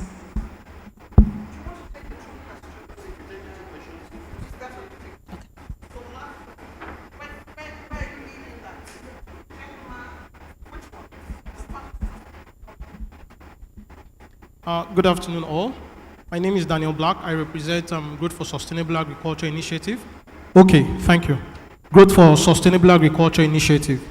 So I have these questions because when we talk about access to finance in agriculture, I have not heard anybody talk about insurance. And insurance not just for equipment, insurance for primary production. The Honorable Minister, I'm aware that there is the NAIC, the Nigerian Agricultural Insurance Corporation also, but they focus more on end products. They insure transportation, insure machines and all. So what is going on around insurance and ensuring a robust insurance that ensures return on investment for the subsistent farmer, for the farmers? That's one. And two, you talked about an issue with database. And I've always wanted to propose this. Has Nigeria really thought about having, for a start, farm villages or farm cities or something? So imagine that the Ministry of Agriculture manages or has 300,000 hectares of land across the country. And then with that, they can give focused security, focused irrigation, focused supply, and then they can now have a database of farmers operating in that land, and we can start from there and know that this is the database before we now go to private farmers. That's just my question. Thank you. Thank you very much. All right. Obviously, I'm the target of the two questions. Well, thank you very much. That is significant for me because as a ministry, we love feedback from Nigerians. We are working for Nigerians. The renewed hope agenda of President Bola Ahmed Tinubu is for Nigerians. That is his promise. And so when we get feedback from Nigerians, it excites us because it allows us to refine and improve on whatever we're doing. Now, the aspect of fertilizer, obviously we all know productivity of crops is tied down to their nutrient available to them. And we are aware also that the issue of inorganic and organic fertilization has come very hard on the agenda.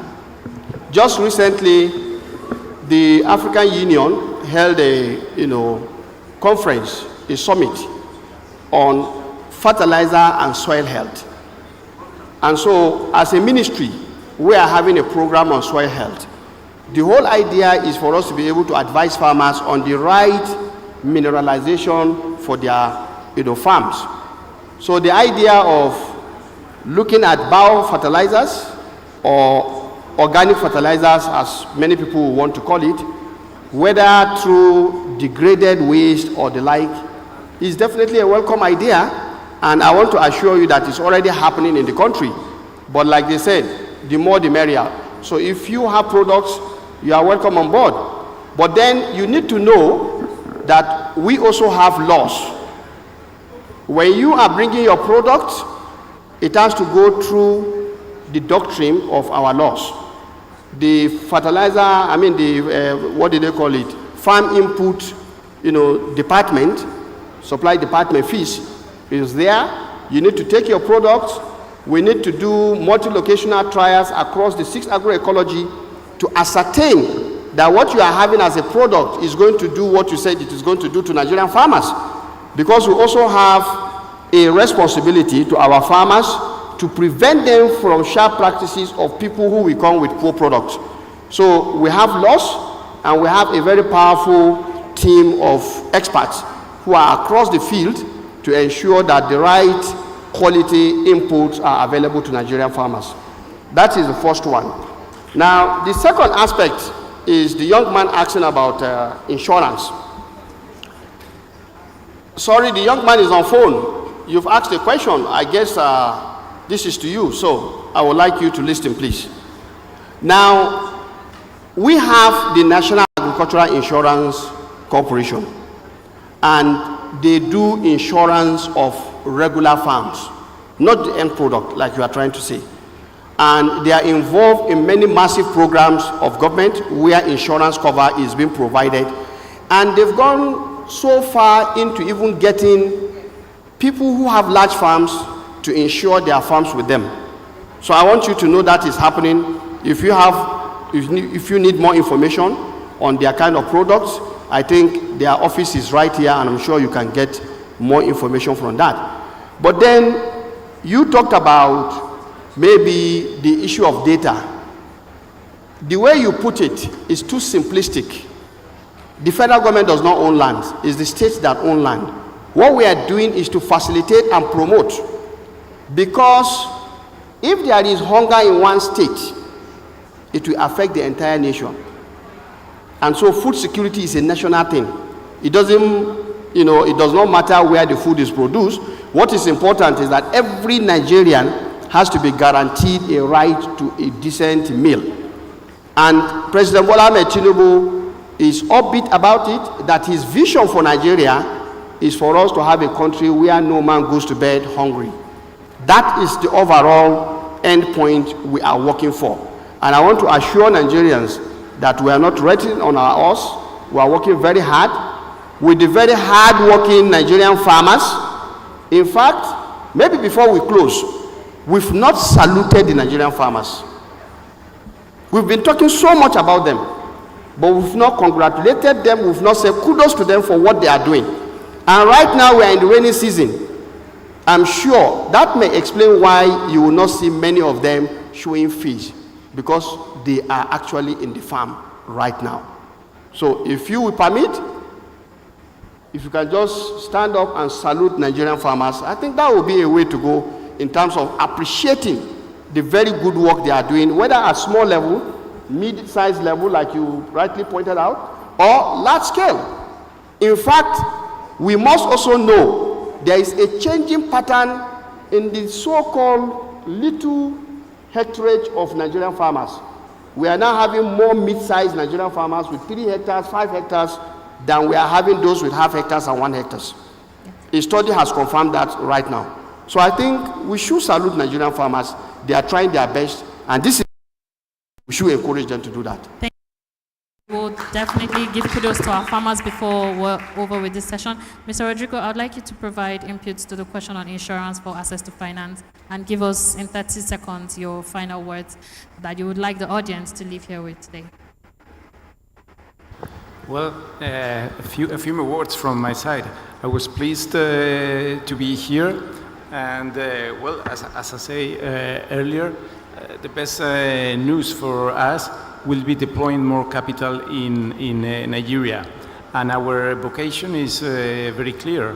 We normally, our main activity is market creation, meaning that we try SMEs and companies to take the first steps towards commercial viability.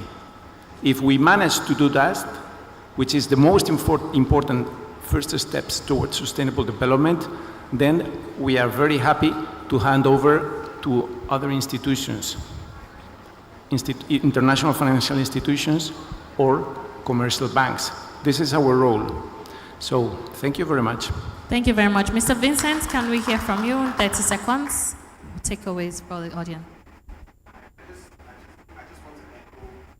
I want to echo what the Honorable Minister also said, that at the heart of this economy is the farmer, and they deserve kudos. And for us, looking at the farmers as not just producers, but as consumers, to be critical.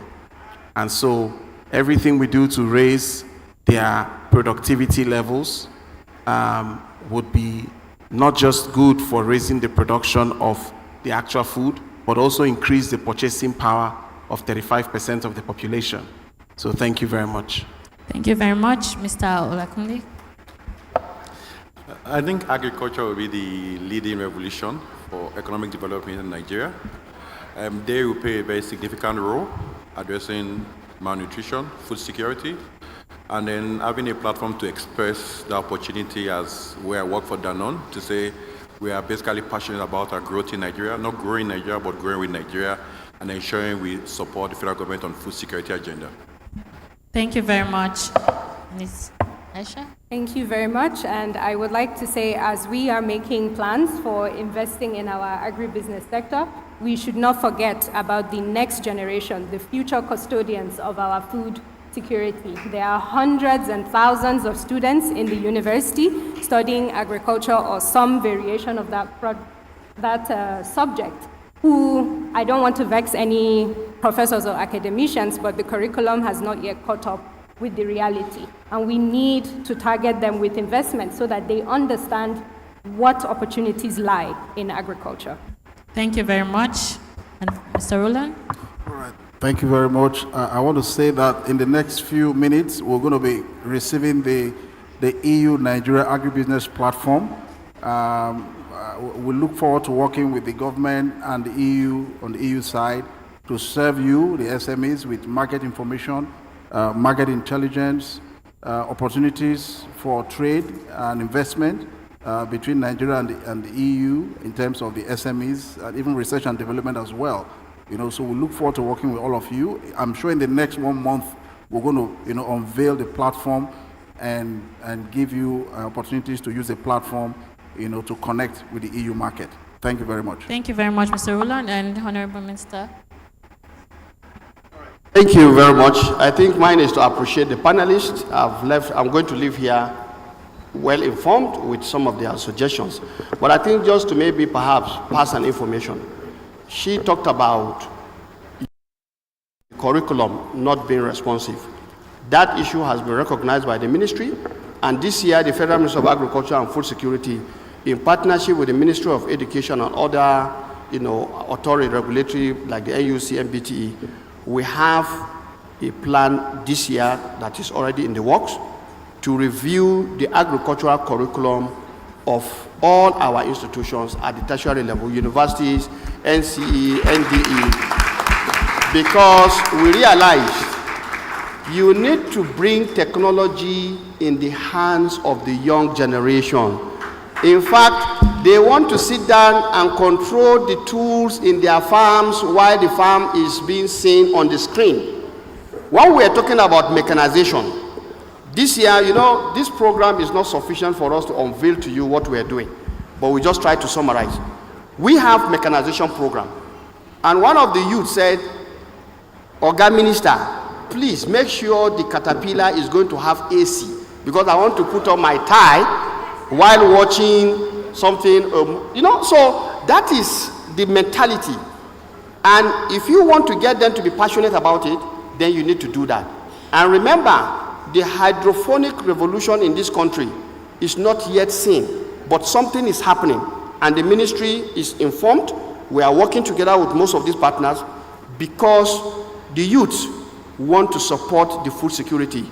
Urban agriculture, urban space should be brought into production. So we recognize that, and I know when she speaks, it resonates with a lot of youths. And I want to tell you, the Federal Ministry of Agriculture and Food Security is youth-centric. Thank you very much. Please join me to appreciate the panelists for their valuable contributions. We look forward to increased partnerships and synergies across sectors and with the private sector. And as requested by the Minister, I would like all of us to stand up and give a round of applause to all the smallholder farmers in Nigeria for their support, for their valuable contribution for food availability in Nigeria. Thank you very much. No nation. That's a call to action right there. Congratulations to that panel. And I would like to invite my co-compare, Mr. Frank Oya-Hilome, to do the honors of wrapping that session appropriately and bringing this whole event to a close.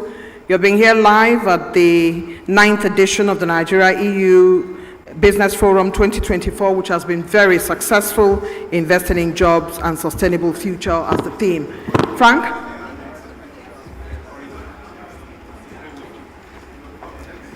All yours. Please, can we give them a round of applause? Thank you.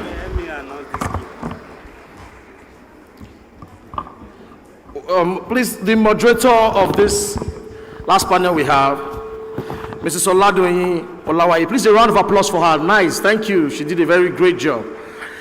Please, one of our ushers found a missing key. I guess it's a car key.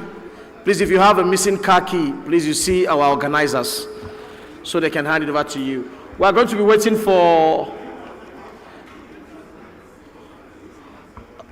the ambassador, the European Union ambassador, to come back and join us so we can officially close the event and proceed for our lunch.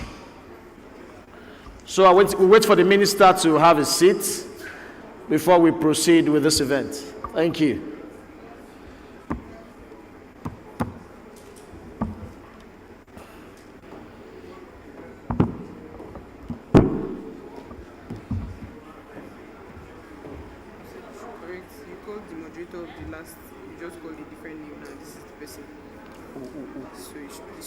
Okay.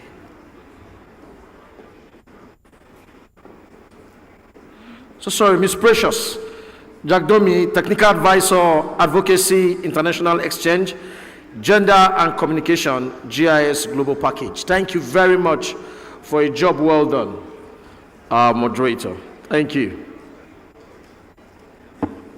So while the Honorable Minister makes his way to his seat,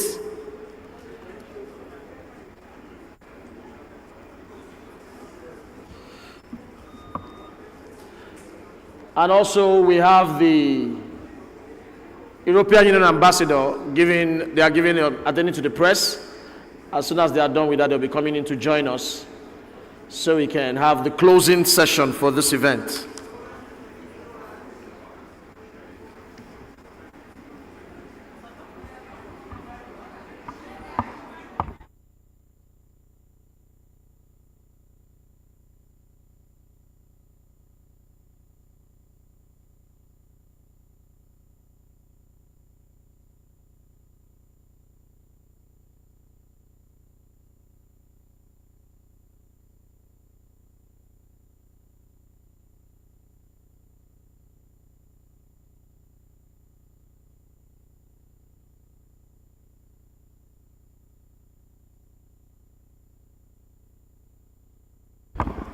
Your Excellencies, to give us the closing session, we have the Vice President, EUCHAM Nigeria, and the Managing Director of Alliance, Mr. Yomi Onifade. Please, a round of applause for him as he comes up to close us.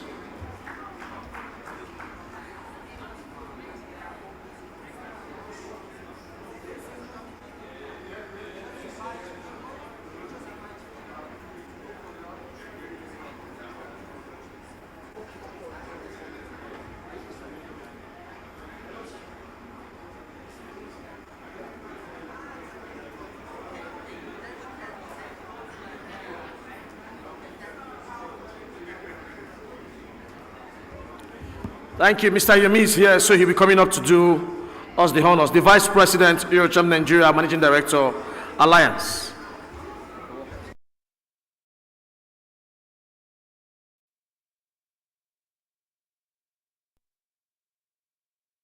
I stand on existing protocols.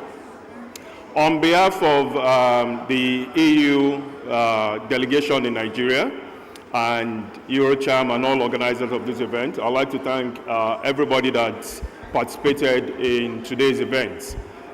Clearly, there have been a number of insights from all the various speakers, and hopefully a communique of sorts will be delivered after this session. We need to grow into the habit of not just talking and moving on, but actually actualizing some of the thoughts that have come out from today's sessions. And hopefully, by the time we're having next year's edition, we can build and identify on the achievements that we achieved from today's session and be able to focus on how to better develop and improve the impact of the European Union in Nigeria, both in terms of the government as well as the private sector. I'm happy to say I'm just coming from a signing ceremony of the EU grant of about 300,000 euros to Eurocham Nigeria, which will be used in fostering increased advocacy and driving engagement with, between the government and public sector, and private sector, being the European companies operating in Nigeria. Once again, thank you everybody, and for those that are traveling back to their destinations, wish you a safe journey, and congratulations to everybody for a successful 9th edition of the EU Business Forum. Thank you.